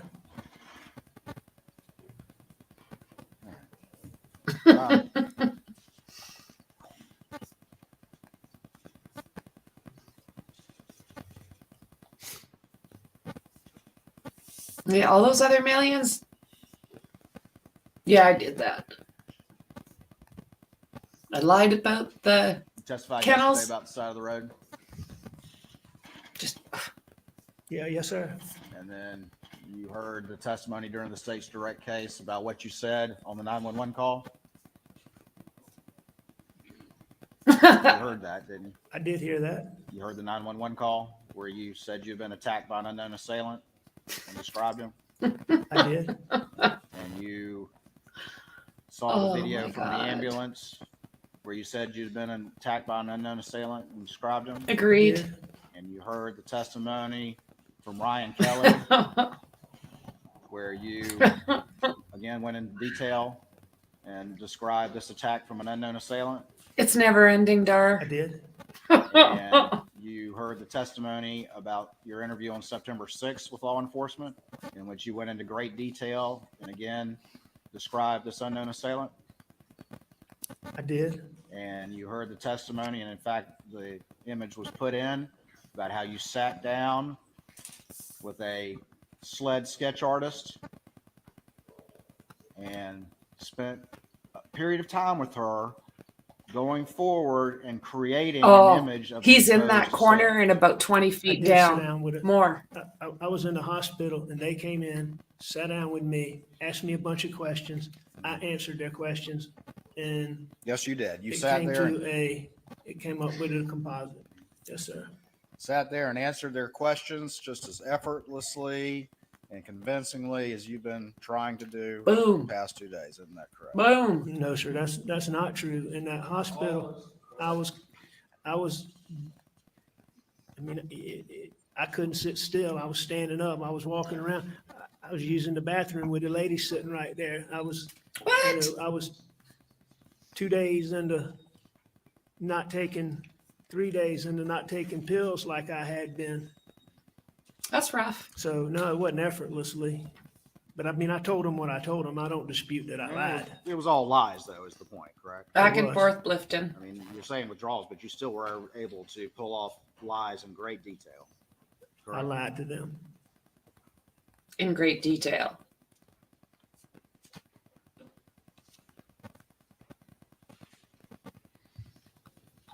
TKO. And the lie that you told of an unknown assailant was to try to make people think that the quote real bad guys were back again to finish the job. Isn't that true? No, sir, that's not true. That's not the effect that you intended that story to have. Did it have that effect on people that you knew? Did it? Alec? Isn't that the exact effect that it had? Alec? I don't think there's many people that believe that. No, sir. I know the people that were, the people that were closest to me didn't believe that. So, no, When no, sir. accountability is at your door, Mr. Murdaugh, bad things happen. Isn't that true? Boom. When accountability is at After my your life- doorstep, Go ahead. bad things happen. What do you mean by bad things? June 7th happened. September 4th happened. I don't believe that June the 7th happened because accountability issues were at my doorstep. Stephen Smith. Now, I do believe in September that Housekeeper. I tried to get a man to Son. help me kill myself because Wife. issues were at my doorstep. Nah. Every time, or I'm sorry, for the first time in your life of privilege and prominence and wealth, when you were facing accountability, each time suddenly you became a victim and everyone ran to your aid. Yep. Isn't that true? Yep. I disagree with that, but what you're Shame for you is an extraordinary provocation. Isn't that true, Mr. Hang on, let me just finish this. You seem to Please be do. implying 2 dates, June the 7th and September, and talking about accountability issues. And I mean, those, to me, those two things are totally different. Mallory Beach. There were no accountability issues on my doorstep on June the 7th. That's what you say, And in September, not what other people say. I was trying to, well, no, I mean, there's been a lot of people, well, in September, that wasn't designed to gain me sympathy.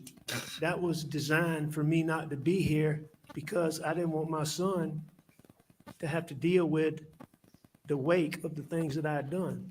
When That's not the story actuality, you told. The he story would that be came the out of your mouth only one. Right away was 'Cause the you'd story be of you getting attacked by some done. unknown assailant while you were trying to change a tire and run flats. Well, That's the story that you told. And he It is didn't the have a story I spare told, tire. but that's because the man who shot me did not shoot me that day as I intended. And I had to have a story as to how I got shot, so I lied. So you lied. And you're saying that people in your family and your friends didn't instantly believe that whoever these 12-year-old marauders were back to finish the job. Those 5'2" ones, remember? Using And the it term happened just 2 12-year-old hours marauders. after you'd been confronted by Chris Wilson. Boom. I think probably some people may have thought that when it first happened, but I think like Randy, Ronnie, Mark, those guys, I think they knew very quickly that this was not, I think they knew this was something that I'd done. Because it wasn't tricky.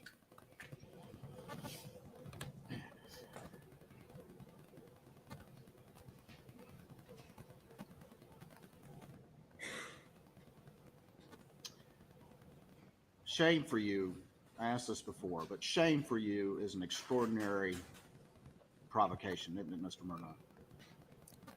Shame for me is an extraordinary provocation. I don't like to be shamed.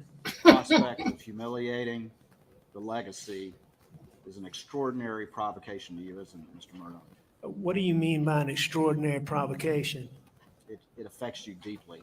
It's your biggest concern, is it not? No, that's not my biggest concern.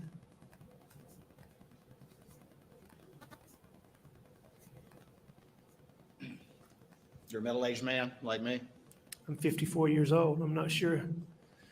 You look like you're in better shape than me, so I don't know. No way. trying I to was actually a couple of years behind you in law school, but we never knew each other. steer it to a different direction. I is never all. knew you, no, sir.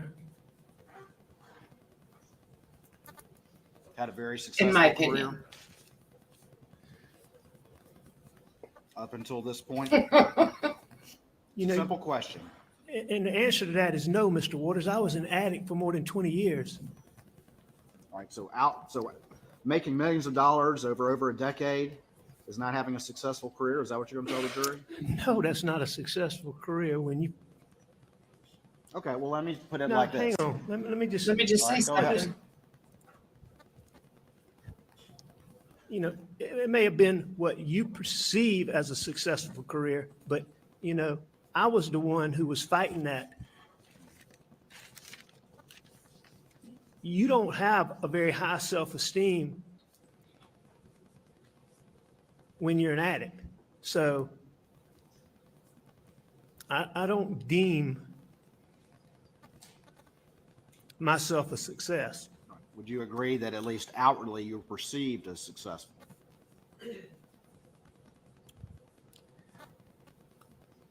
Oh my. I made a bunch of money, if that's what you're wanting to get at. And No, stole a I'm bunch. asking about the perception. You were perceived as a prominent, I tried to powerful be. lawyer. How I was You were perceived. president I of don't the know. trial I lawyers. sure tried to be.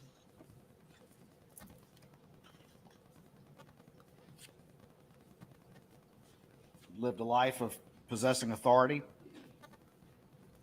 Possessing authority. Yeah, we saw the badges. You just admitted of your prominence in the legal community. I don't think that I lived a life of possessing authority. I never saw myself as that way. You don't think you lived a life of privilege? I think I was very privileged.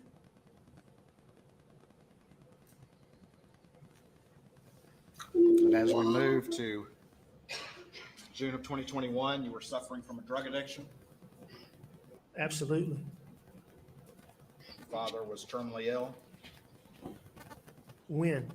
I mean, As we move to June of 2021, no, sir. he was very ill. He was very ill. And you were coming to a point of financial crisis. Mm-hmm. I was having financial issues like I'd had many times in the past. Mr. Murdaugh, are you a family annihilator? A family annihilator? You mean like, did I shoot my wife and my son? Yes. No. Would never hurt Maggie Murdaugh. I would never hurt Paul Murdaugh under any circumstances.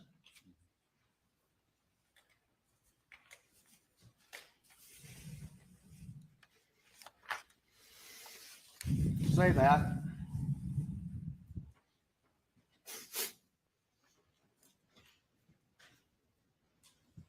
Excuse me? You say that, but you lied to Maggie, didn't you? I did lie to Maggie You lied to Paul. sometimes. You lied to your father.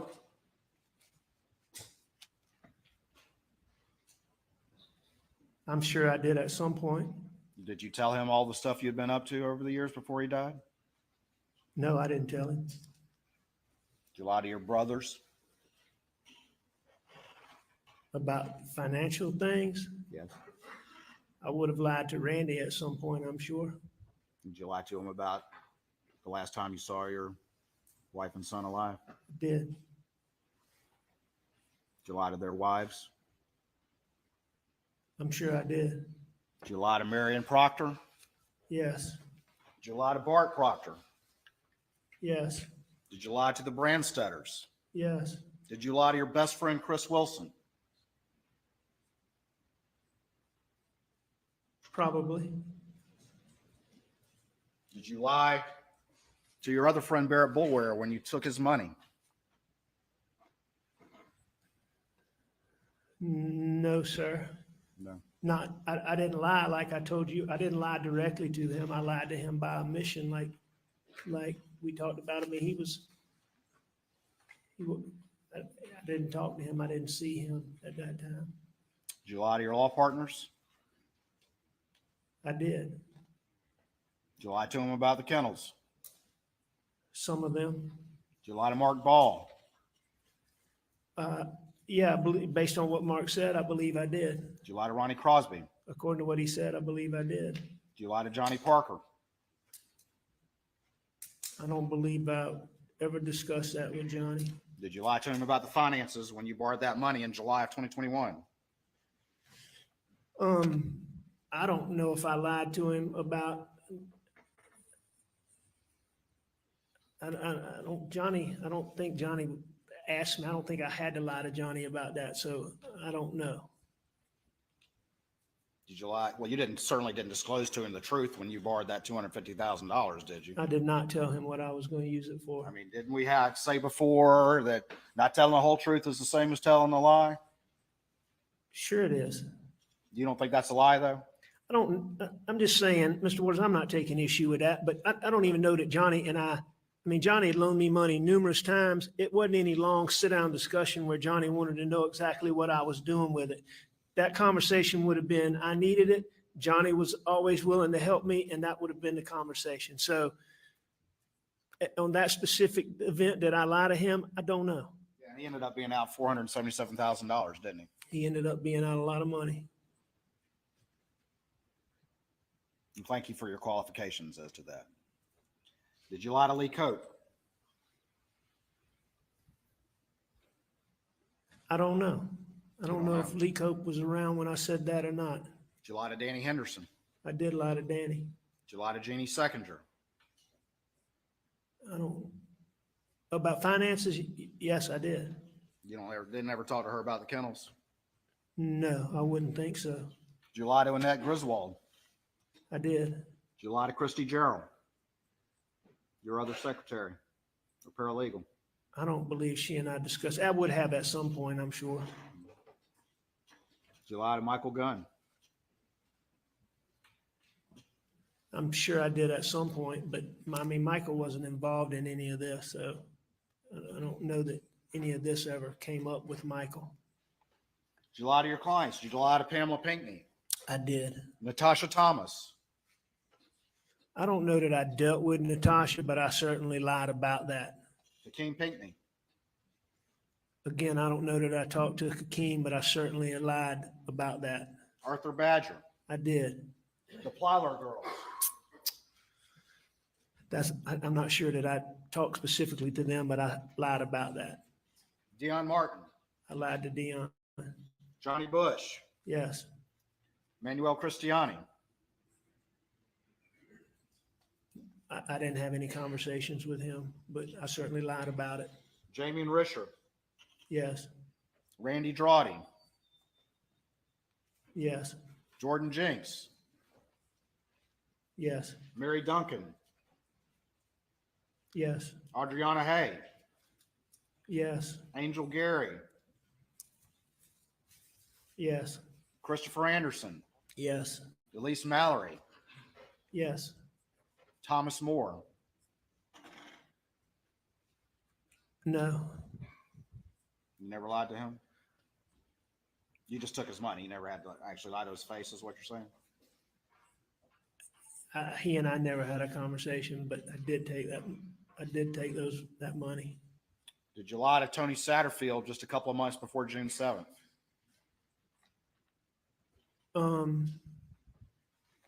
We saw the text. You want me to get it out? Just remind me. There's been a lot. Just remind me what it was. I'll show you what's been marked as 463. And I don't remember the exact date. So that was in April of 2021. Is that right? Or you text him and tell him how hard you're working on the case, and in fact, you had stolen millions of dollars from him? Tony Satterfield, who got up on the stand and told the jury about that? I texted him on April 12th, so 5 weeks before June 7th. Told him everything was okay. You're working hard, right? It's a complex case. Yeah, I told him I was working on the case. He was the son of your longtime housekeeper, Gloria. I'm sorry? He was the son of your longtime housekeeper, Gloria, who had served your family for many years. That's correct. And you stole millions from those boys. I stole those funds. And he and his family had started asking questions as we moved to June 7th. Didn't that happen? No, I mean, there wasn't any rise in them asking questions. No, sir. I mean, he periodically checked in and asked me questions, but, you know, it had come out long before this, I believe in the Island packet, that there had been a settlement of $500,000. But, I mean, that had been months and months, if I'm not mistaken.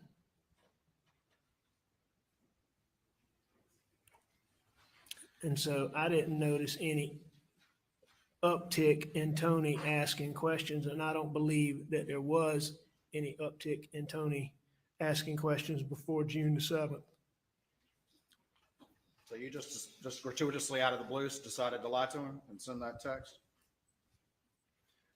Or were there things going on externally that caused you to need to head him off at the pass before further questions started to be asked about money you couldn't pay back at that point in time? No, I don't think there was anything. I mean, on April 21st, I don't know what external factors you're talking about. Do you want to explain that one anymore? Explain what? Whatever you want. I just want to answer your questions, Mr. Waters.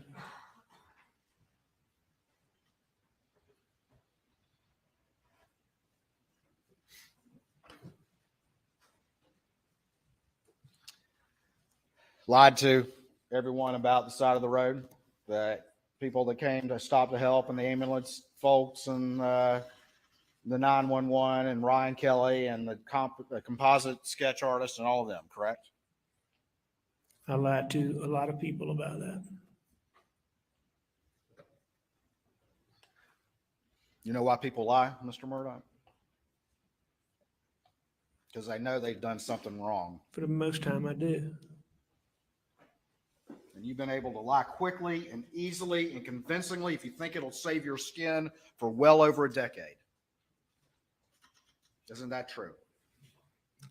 I have lied well over a decade. And you want this jury to believe a story manufactured to fit the evidence that you brought forth just yesterday after hearing this trial's worth of testimony. No, sir, that's not correct.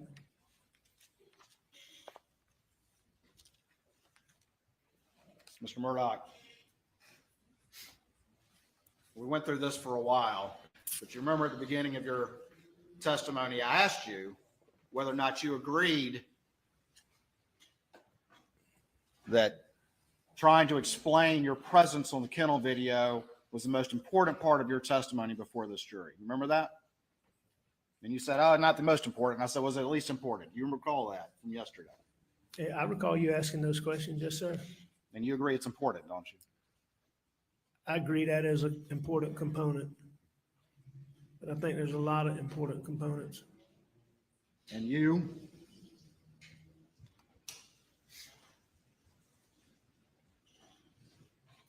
Testified yesterday and during cross yesterday and cross today. It's kind of evolved on the fact of the factors that led you to decide to lie at some point during that interview with David Owen, correct? I disagree with that. I don't think those factors have evolved. I mean, you've asked some more specific questions, but those factors are still the same factors. You may have asked questions and gained a little more detail, but those factors haven't changed. But it was the dope paranoia. It was the fact that the deputy took your GSR. It was the fact that your law partners and Greg Alexander and the sheriff were telling you you needed to have a lawyer before you talked to police. It was the factor that you got in the car with Dave Owen and thought he was somebody else from some case 10 years ago, correct?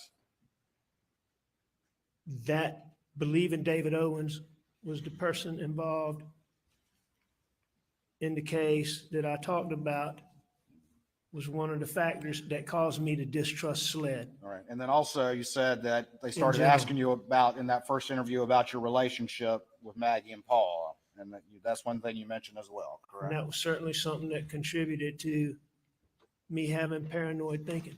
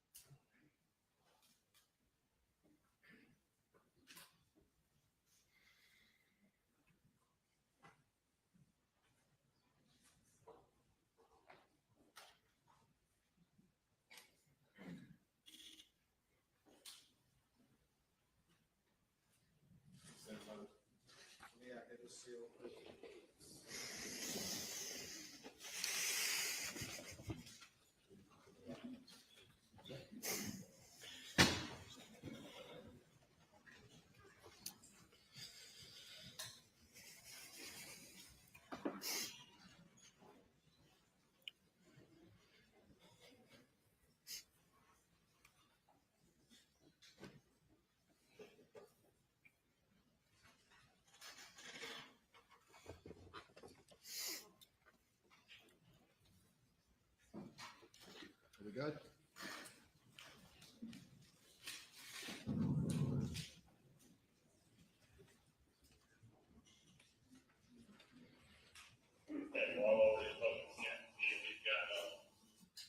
For the record, I'm playing the Daniel Green body cam video, 2026.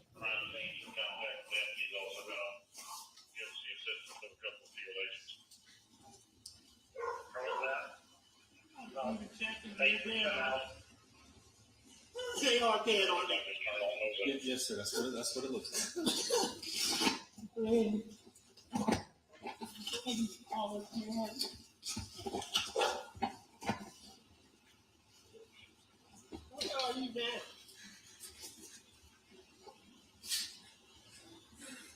All right. Yeah, the police are here now. The police are here now.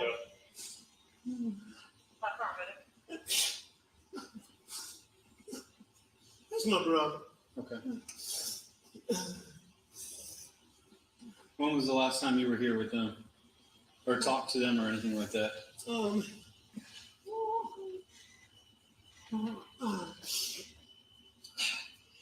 It was earlier tonight. I don't know the exact time, but Okay.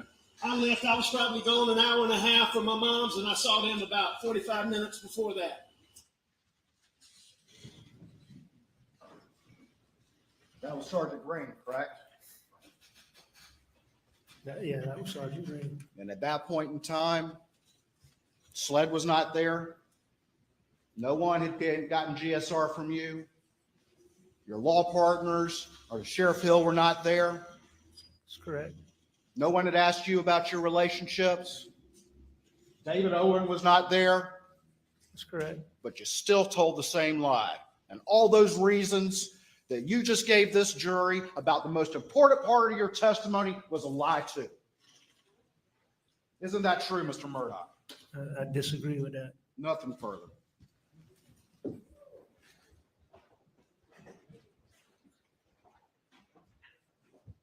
Ladies and gentlemen, we'll take a break. Damn, guys, damn. Unreal. So what'd you guys think of that? Oh, do you think they made headway? I think they made headway.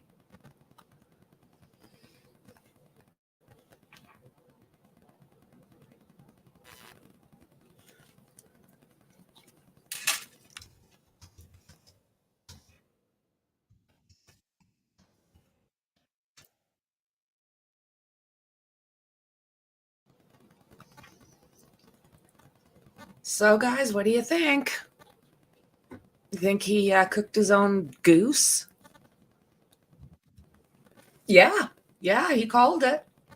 So now it's see if the defense wants to go back and rehabilitate anything. They won't be able to. I mean, this morning, he blew himself right up. 100%. So yeah, defense will come back and see what they can do. I mean, they're not going to be able to fix what he did. He just wouldn't stop talking. Absolutely unreal, guys.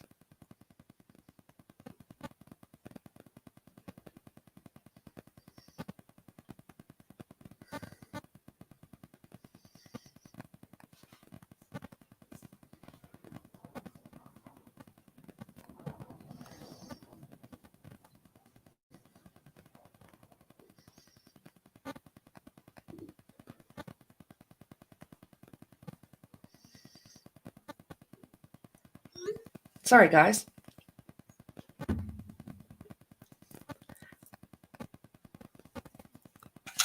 Okay, I'll be 2 seconds. I'm muting out.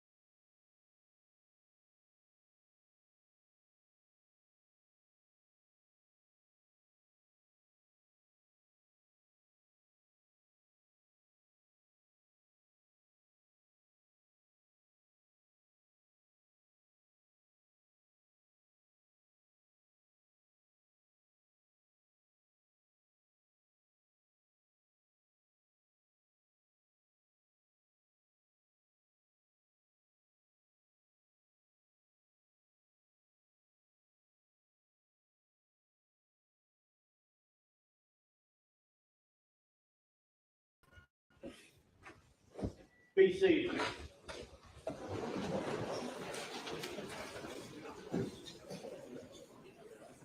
You may bring the jury.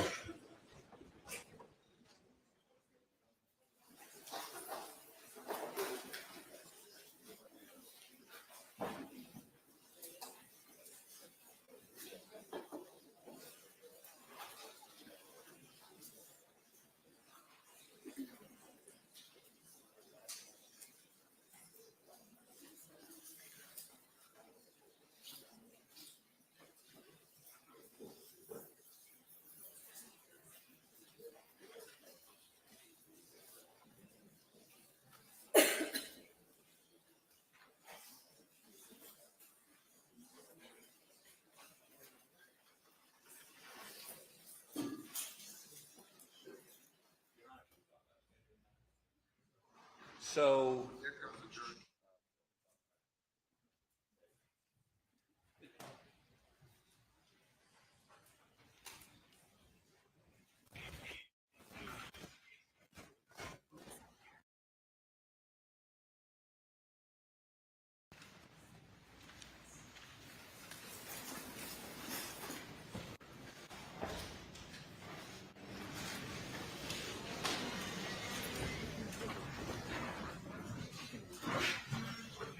All right, thank you.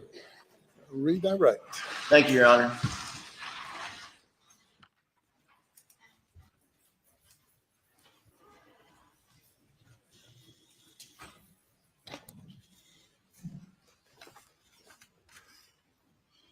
Mr. Murdaugh, we spent a long time yesterday and a fair amount of time today talking about financial misdeeds. Yes, sir.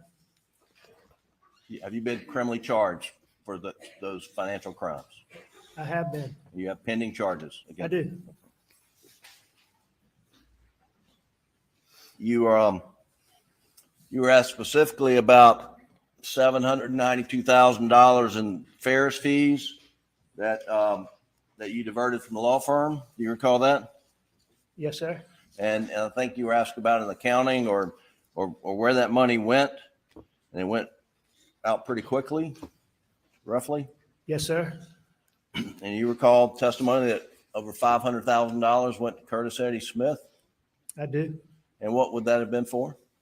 That would have all been for pills. For opioids? Yes, sir.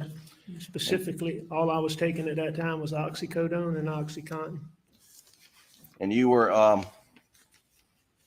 an addict, were you not? I am an addict. You are an addict. And did you repeatedly lie to those you love to cover up your addiction? I did. And were you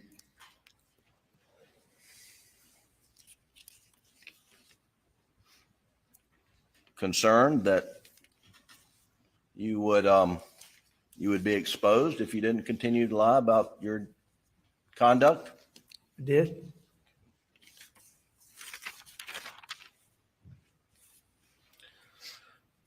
There's some specific things you were asked about, which I'd like to go over. One thing you had referred to a text message that you'd seen later on between Maggie and Blanca. Do you recall that? I did. And it's in the evidence as Defendant's Exhibit 54. And Doug, if you could pull that up, please, sir. And if you could highlight the Blanca text. Is this the text message you're referring to? It is. And I'll just read it. It says, TY, that's thank you. It says, TY, I'm waiting at Dr. Alex wants me to come home. I had to leave door open at Edistow, but trust Mexicans to shut a lot for me. His dad is back in the hospital. The last doctor claims not cancer, it pneumonia. And then she has some faces. Alex is about to die. Hope he doesn't go down there to sleep. Alex needs to take care of himself as well. Is that the text message you're referring to? Yes, sir. And did Blanca share this message with you after Maggie was murdered?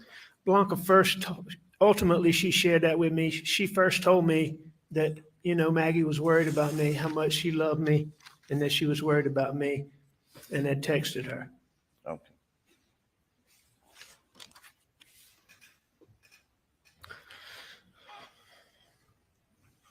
Now, you were asked, you can take it down, Doug. You were asked questions about conversations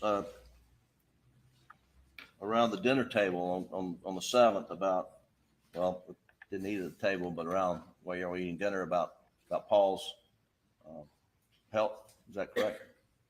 That is correct.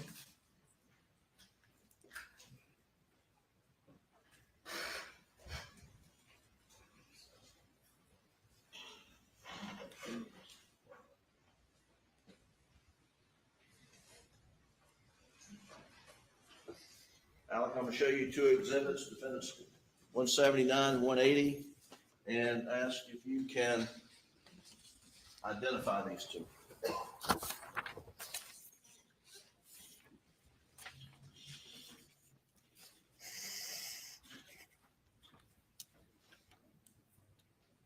Yeah, I can. And what are they?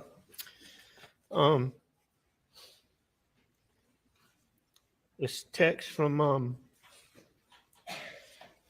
let's see, it's a text from Paw to me on May the 30th. And then, and what's 180? Exhibit 180 behind it. That's a picture of Paw's feet. Your Honor, we'd move defendants exhibits 179, 180 into evidence at this time without objection, I believe. Without objection, Your Honor. Submitted. Well, do you have 179 or we've got to, you can let me put it on the Elmo.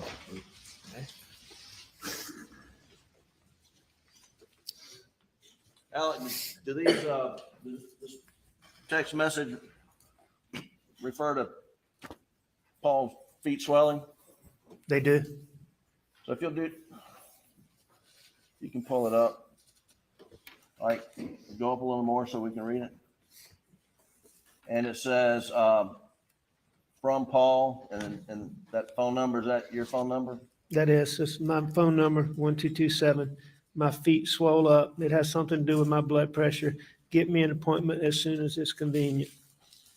And what's the date of this? May the 30th. 2021, right? Yes, sir. And Doug, if you'll show the picture, I believe this is a blow up of the picture that's in this exhibit 180. Can you pull out? And is that a picture of that Paul had sent you of his feet swelling up? It is. Is this what y'all discussed, when you're eating dinner? Yes. Okay. Along with many other times. You'd also, you were asked questions about your dad's condition and whether he was terminal or not. Do you remember that? I do remember questions about him. Okay, and gosh, Doug, I think it's the extended timeline. Is it states 530? Is that the right number? States 520. If you'll pull it up, please. It's already in the evidence. And if you'll go to page 14. And if you'll blow up the entry at 142.54 at the bottom of the page.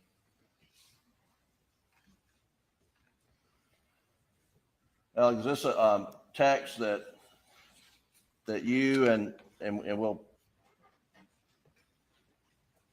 do you recall this is the text that you and other family members received about your father's condition? Yes, sir. Okay, and it says, Daddy was just seen by the pulmonologist in Savannah. His opinion is dramatically different from the other doctors.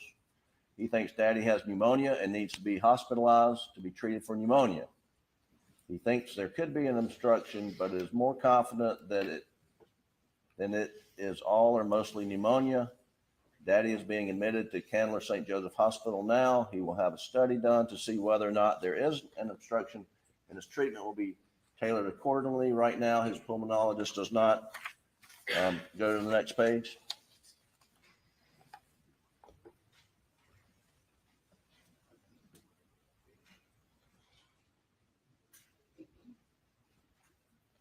Does not believe that he'll be getting radiation treatment. And in fact, the pulmonologist says that the palliative radiation treatment to try to open the airway is a Hail Mary.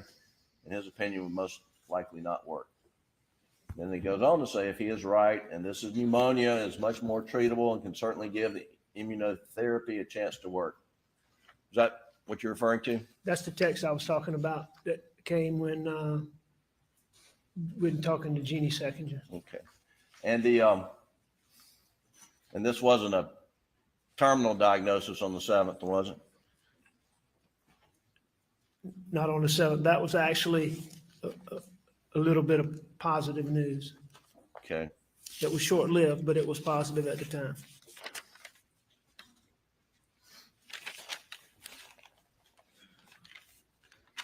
You can take that down for now, Doug.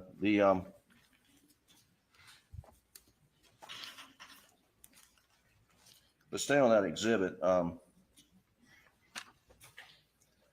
Alex, you were asking if you go to page 46, please, the same exhibit, 520. Page 46. And if you'll highlight and blow out the 90218, Alex Murdaugh's iPhone shows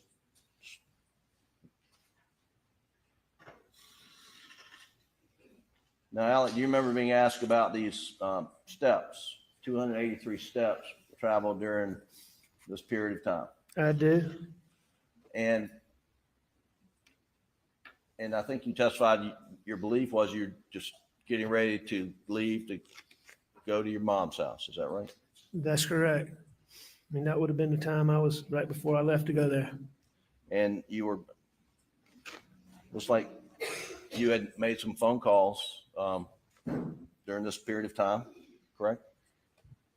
Yes, the record show. Alex, did you have Maggie's phone with you at any time between 9:02 and 9:06? I didn't have Maggie's phone with me anytime that night.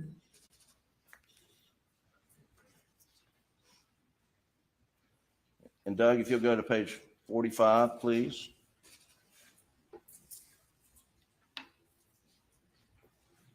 If you go to the entry at 8:53:15 to 8:55:32.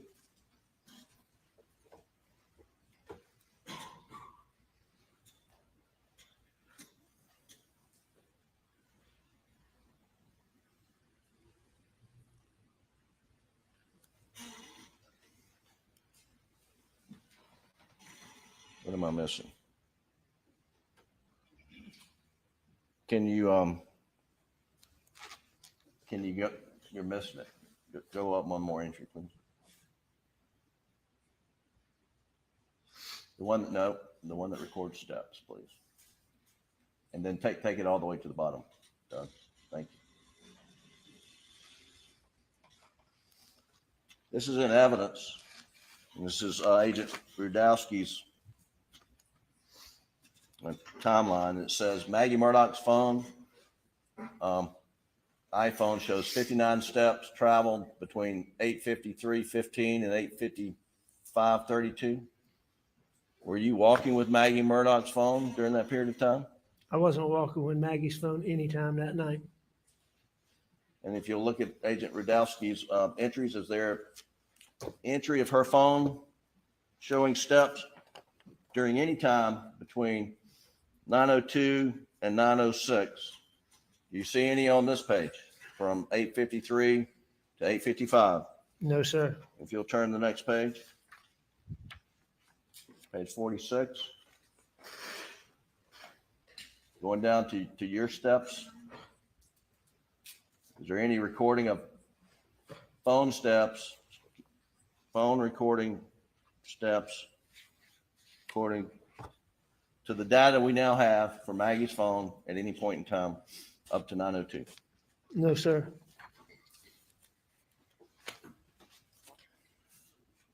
And had you repeatedly asked SLED to get the data from the OnStar, from the cell phones, to evaluate whether your phone and Maggie's phone were ever moving at the same time? You made that multiple requests. I repeatedly asked David Owens about that information.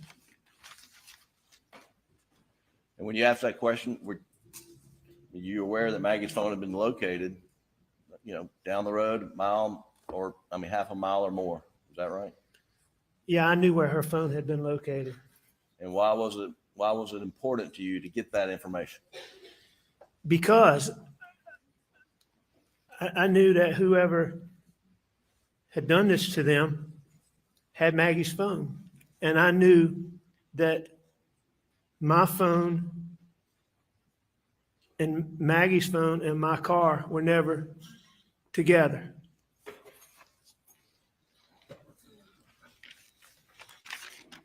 At any point in time. Sure.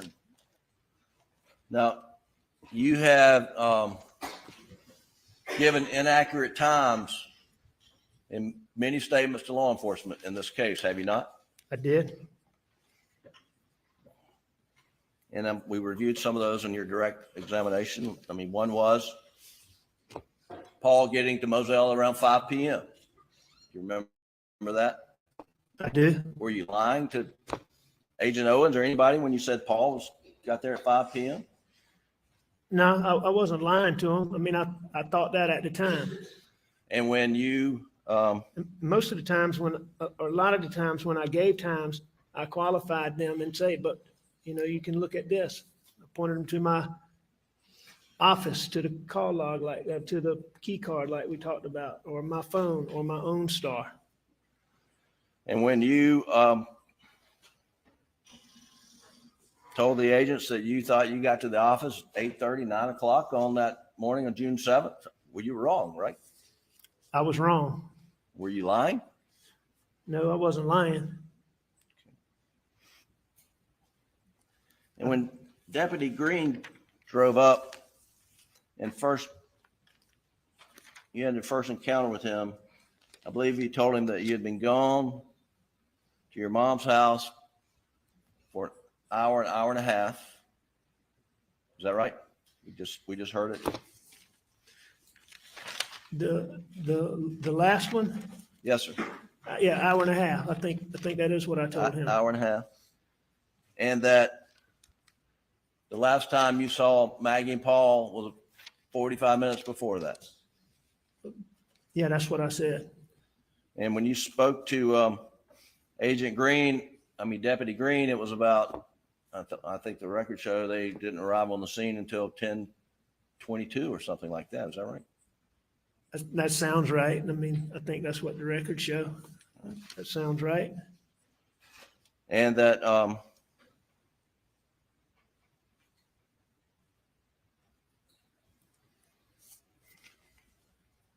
were you lying to Deputy Green when you told him what time, how long you thought you'd been at your mother's and the last time you saw Maggie and Paul?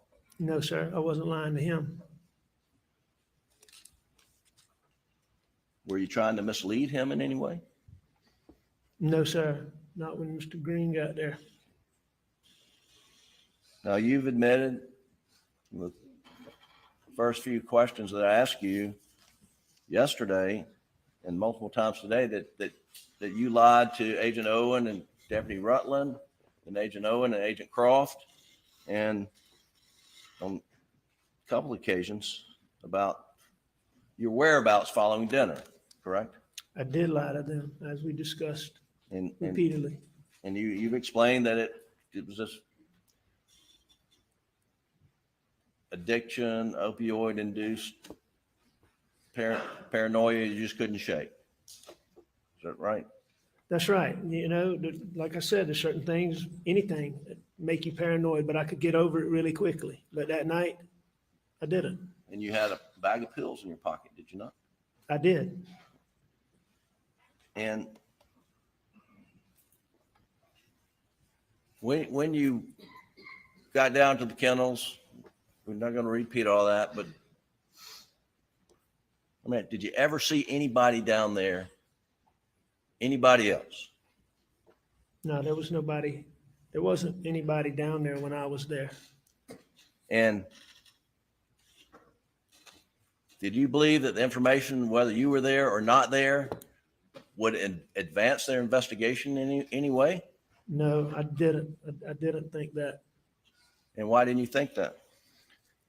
Because they were fine and doing good when I left there. Did on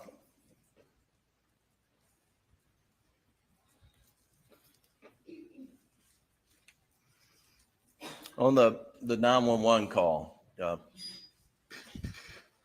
you remember that the call first went to Hampton? I don't remember that, but I know that now. And what we played here in the court in your testimony was the Colleton County handoff. Do you recall that? I do recall that. I think at some point the part in Hampton might have gotten played too, didn't it? But I know the main part was the Colleton part. But it was like a minute into the call. But initially it went to Hampton, then subsequently it was transferred to Colleton. That's right. And then a minute or so into the Colleton call, you said, "I've been up to it now." You remember that? I do remember saying that. I remember hearing it. I don't remember saying that, but I remember hearing it. Okay. And that's, I mean, that is accurate.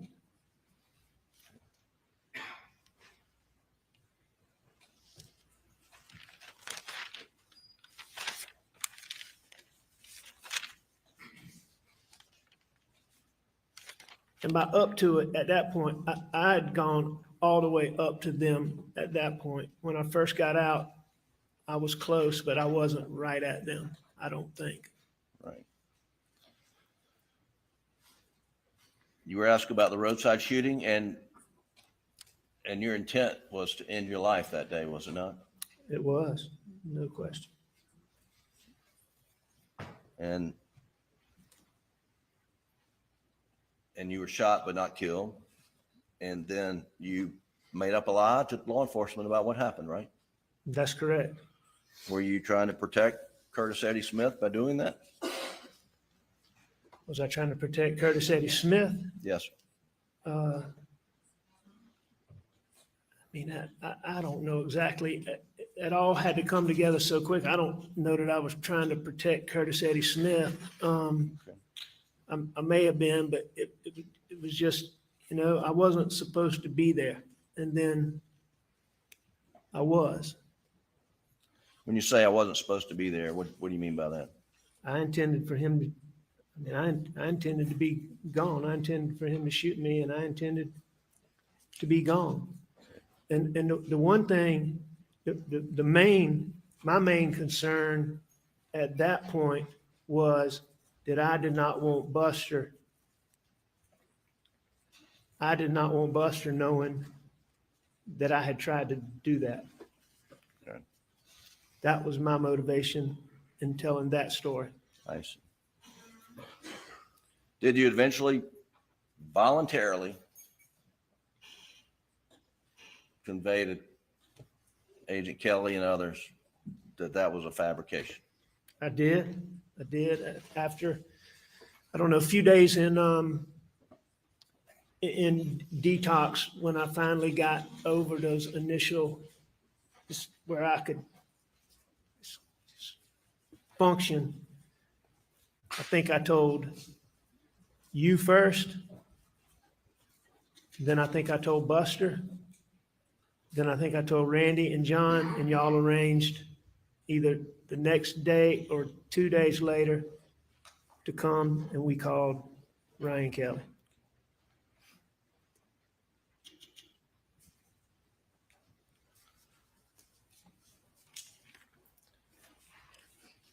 Alex, you've lied to your family over many years, have you not? I lied to my family about my addiction. And you hid from them you were stealing client money, did you not? Oh, I never, they didn't know anything about that. And you've lied to your law partners about financial dealings and perhaps your addiction? Yes, And you've lied to law enforcement about not going down to the kennels after dinner, but eating dinner and taking a nap. Did you not? I did.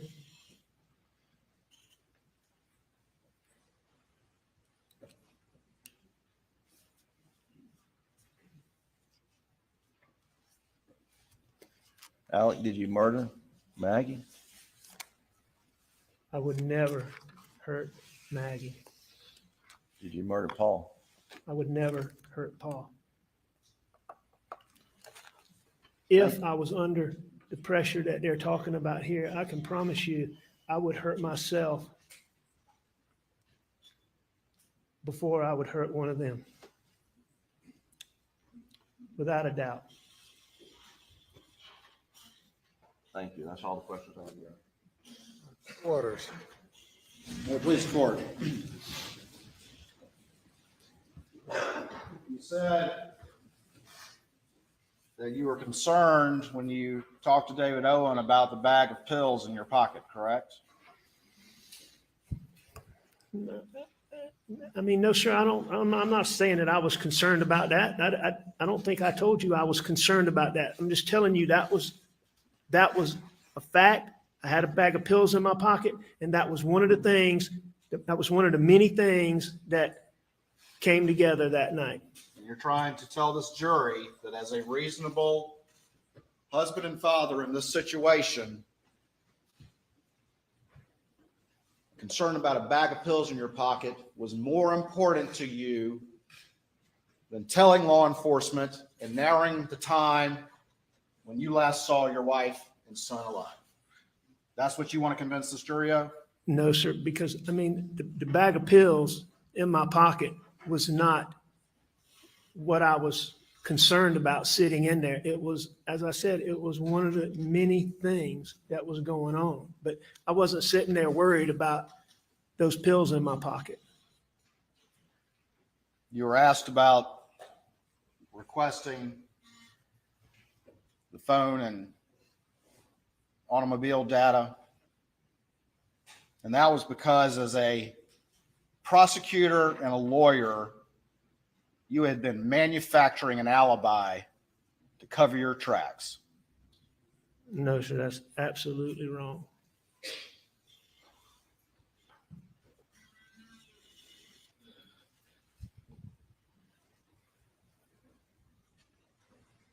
You admit you were wrong about a lot of things in what you told law enforcement about June 7th.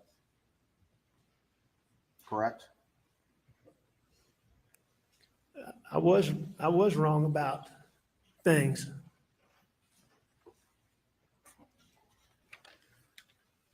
Some things. You were asked whether or not you voluntarily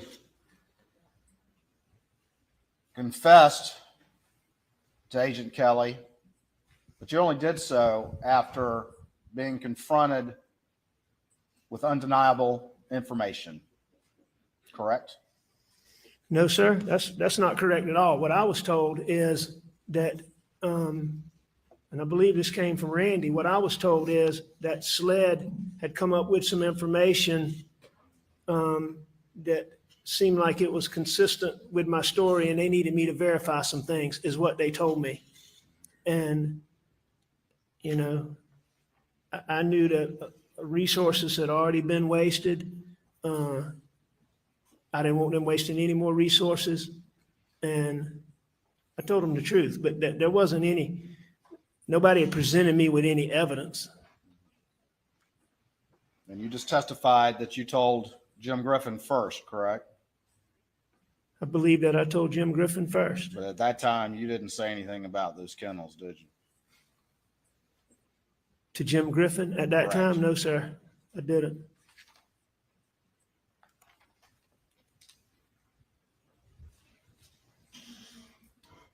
When you testified on direct yesterday and you were asked about leaving the kennels with your new story in light of the evidence that's been presented in this trial, your words were, "I got out of there," correct? I believe that's what I said. Yes, sir. And you also said during your testimony on cross-examination that you hurt the ones you love the most, didn't you? I did say that. Thank you. Nothing further. In saying that, Mr. Waters, I just want to explain that answer. I mean, he just asked me a question about what I said, and then I was going to explain why I said it. All right. As I told you earlier, you're implying to this jury and to me that was me talking about hurting Maggie and Paul. And that's not what that was.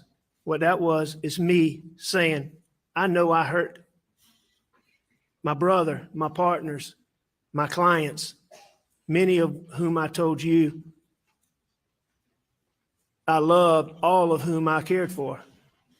And that's what that was when I'm talking about how my misdeeds, how I hurt the people worst were the ones I loved the most. I just asked you what you said, correct, Mr. Murdaugh? You did ask me what I said, but in asking me that, you're putting an implication on there that I am explaining. I just asked you what you said. Okay, yes, sir. Thank you. Nothing further. Can you step down? What do you guys think? Why am I having problems with this? Is it being stubborn? I'll stand for a moment while counsel approach. Unreal, guys. So who's next? Who's next?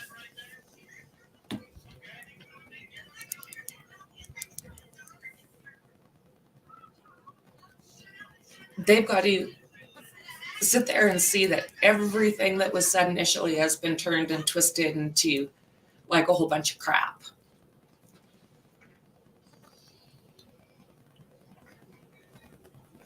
But you know what? Defense Cheech there, he makes no headway. This judge knows better.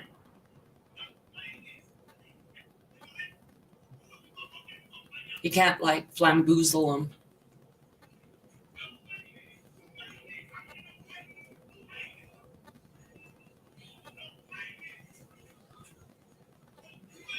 I've never seen, well, I guess I have, another whack job. The parade guy that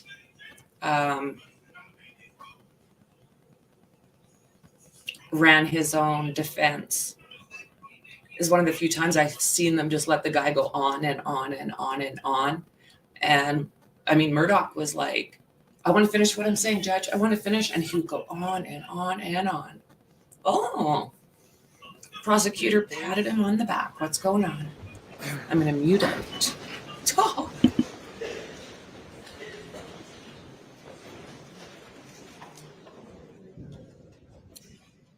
Well, we've come to the end of this week, and we will adjourn now and resume at 9:30 Monday morning. Have a great weekend. Do not discuss the case or allow yourself to be exposed to any information concerning the case.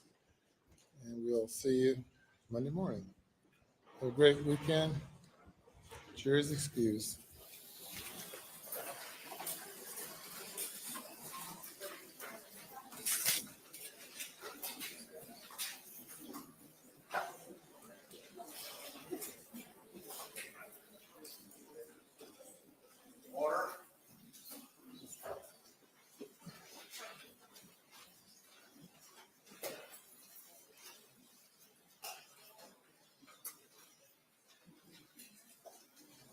Everyone be seated, please.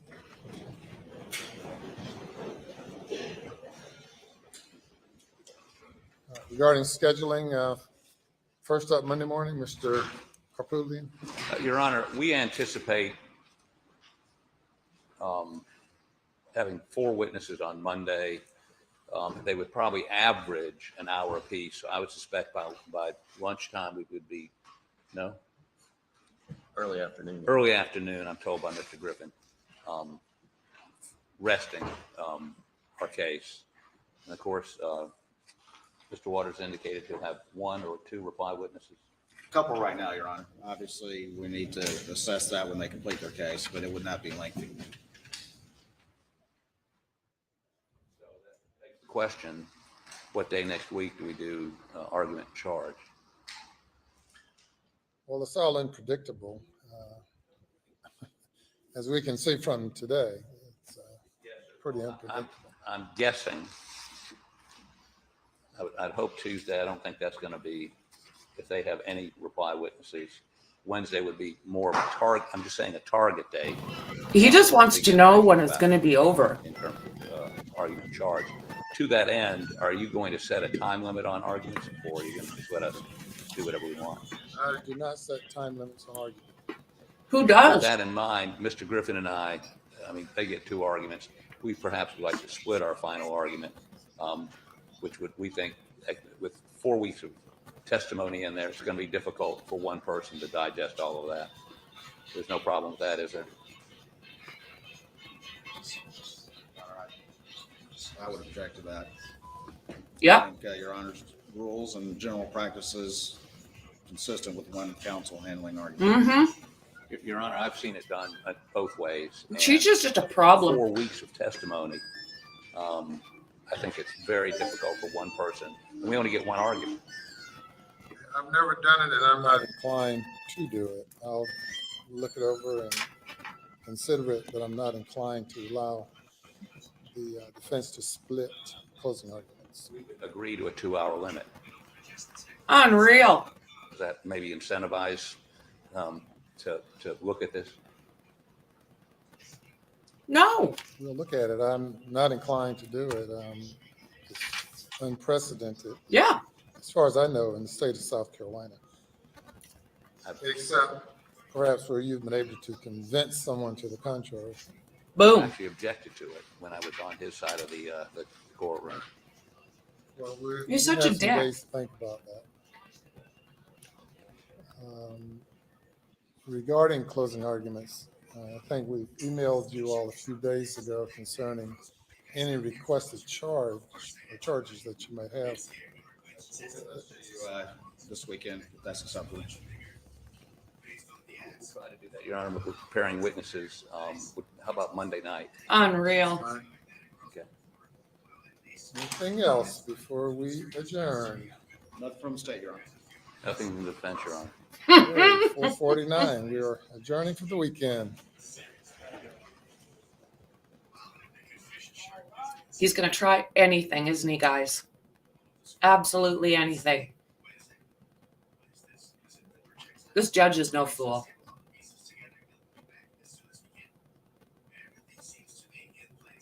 Wow. Well, the week's over. They've got a weekend to ponder on what they heard. I'll be going live again sometime this weekend, I'm sure. I've got a couple of videos I want to get out. A couple of cases that I want to kind of talk about.